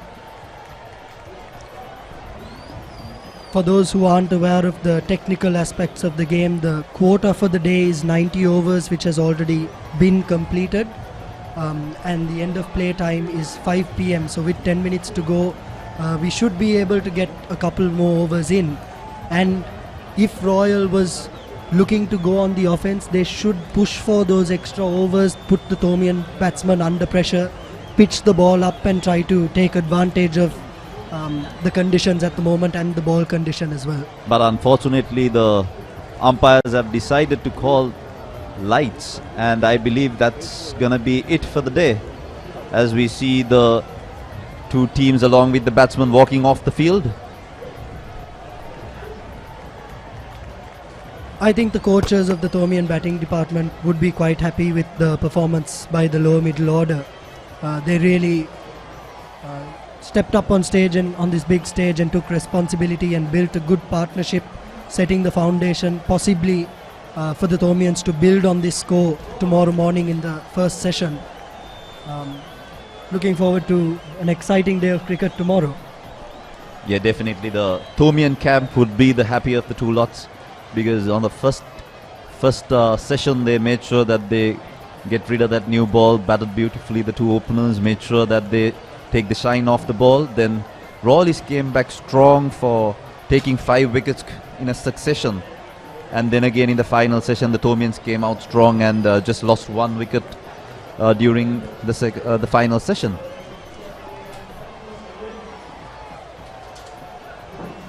Definitely seemed like the Thomians dominated that final session. They kept their heads down, didn't play too many rash shots. We lost only 1 wicket and put on quite a few runs to bring up quite a decent total for the first day. 207 for 6 by the Thomian batsmen in 90 overs. As we see the Royalists walk out off the field, it's going to be an exciting day tomorrow, because there's not a lot of runs on the board as well. So I think the game is on the balance, but most definitely the Thomians would look into batting as much as possible. If they can bat till lunch and pile up maybe around 70, 80, or even try to get to 300 if they can, we'll see a good battle in our hands. Yeah, 100 runs in a session is not something that's unheard of. So it is a possibility, and that I think again would depend on the tactics that the Royalists bring onto the field tomorrow morning, the lines they decide to bowl and the lengths as well. If they try to attack more and capture some wickets, there is a chance of the Thomians getting some runs and having the scoreboard ticking as well. As we see the umpires taking the meter, the light meter, and probably this will be the reading for the next 2 days as well, as they take out the reading. Yes, quite gloomy here at the SSC. I think from about 4:20 the umpires have been looking at each other and communicating about the light conditions. So this is possibly what we can expect over the next couple of days, but we're lucky to have got an entire day's cricket undisturbed today. Absolutely, and also they must have been considering the 2 fast bowlers bowling from either end and also bowling short as well, so player safety has to come into play as well. So I think the correct call has been made by the umpires to call it time or make the stop for bad light. Of course, but coming back to Royal College's tactics, if they did want to take advantage of the fact that they were ahead of the run rate, they possibly should have gone with the spinners in order to put the Thomian batsmen under more pressure going into the end of play. As we see the St. Thomas's scoreboard for the day, Senadi and Janindu batted beautifully for the first session, made sure that they played out the session was 18 and 28, and Dinet was gone out cheaply for 12, followed by Ryan, who got out for 18 off the bowling of Gishan, and also Senesh, who I thought batted beautifully, got 55, and Charuka and Mahit ending the day. Charuka, who is batting beautifully, is on 51 not out of 143 balls, and Mahit not out on 11. Yeah, definitely Thomian setting up for a good session tomorrow morning. Try to pile up the runs and put Royal into bat and try and optimize the chances of picking up some wickets, early wickets. Yeah, it was a key partnership between Senesh and Charuka to get the Thomians out of trouble when they were 85 for the loss of 5 wickets around 45 minutes after lunch. So kudos to the young boys who absolutely showed great grit in getting those runs. Looking at the bowling performances from Royal College, we have Dan, who's bowled 11 overs, 1 maiden for 32 runs. Sandesh, 5 overs, 4 runs. Gishan Balasuriya, the captain of Royal College, bowled 29 overs for only 52 runs and has picked up 2 wickets as well. Bulan has bowled 9 overs for 23 runs. Sadisha 20 overs for only 29 runs. Ramiru has bowled 9 overs for 36, and Dasis Manchanayake has bowled 7 overs for 22 runs. Yeah, Ramiru, who has only bowled 9 overs, was able to pick up 2 key wickets for Royal. So the leg spinner, I thought, could have bowled a bit more during the game. I thought he was underused. So it's something for the Royalists to look at maybe tomorrow, just how to get that quota in from Ramiru. Tomorrow as well, but I think more importantly in the third inning, when the wicket is a little bit older and those cracks start getting exposed, the wrist spinner will really definitely come into play. I would say as a key bowling option for Royal College.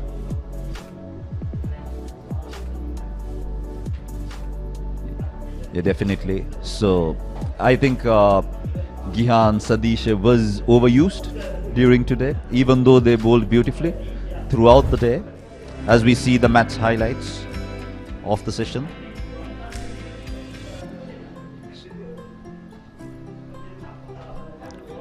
Apart from a couple of errors in the field by Royal College, their fielding and their catching especially was brilliant. We saw 2 good caught and bowls, a brilliant run out, and also a good low catch in catching cover by Dasis Manchanayake.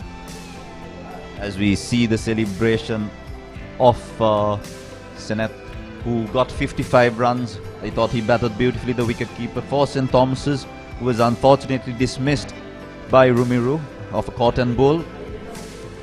Again, that the wrist spinner having a little bit of variation in turn and bounce, and also pace could prove to be a challenge for St. Thomas's College going forward. That being said,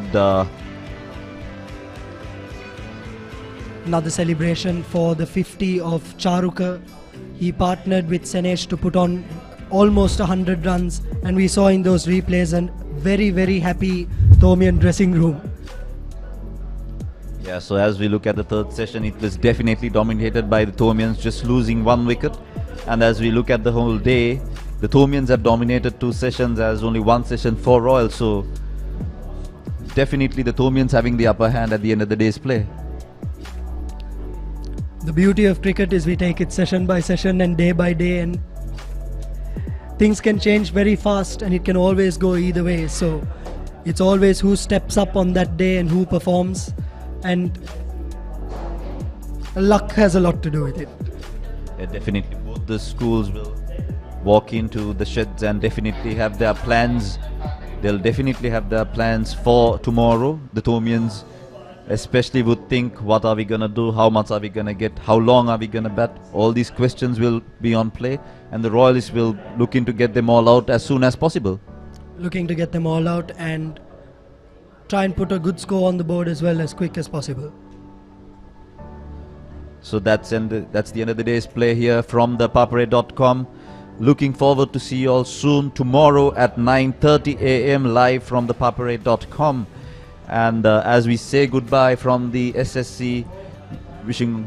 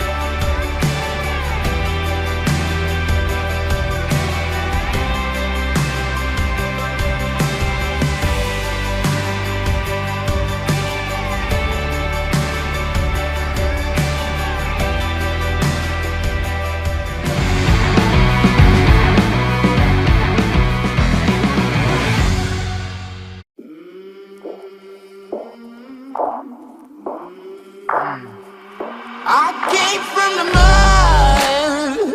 There's dirt on my hands. Strong like a tree. There's roots where I stand. Oh, I've been running from the law. Hope they won't shoot me down soon.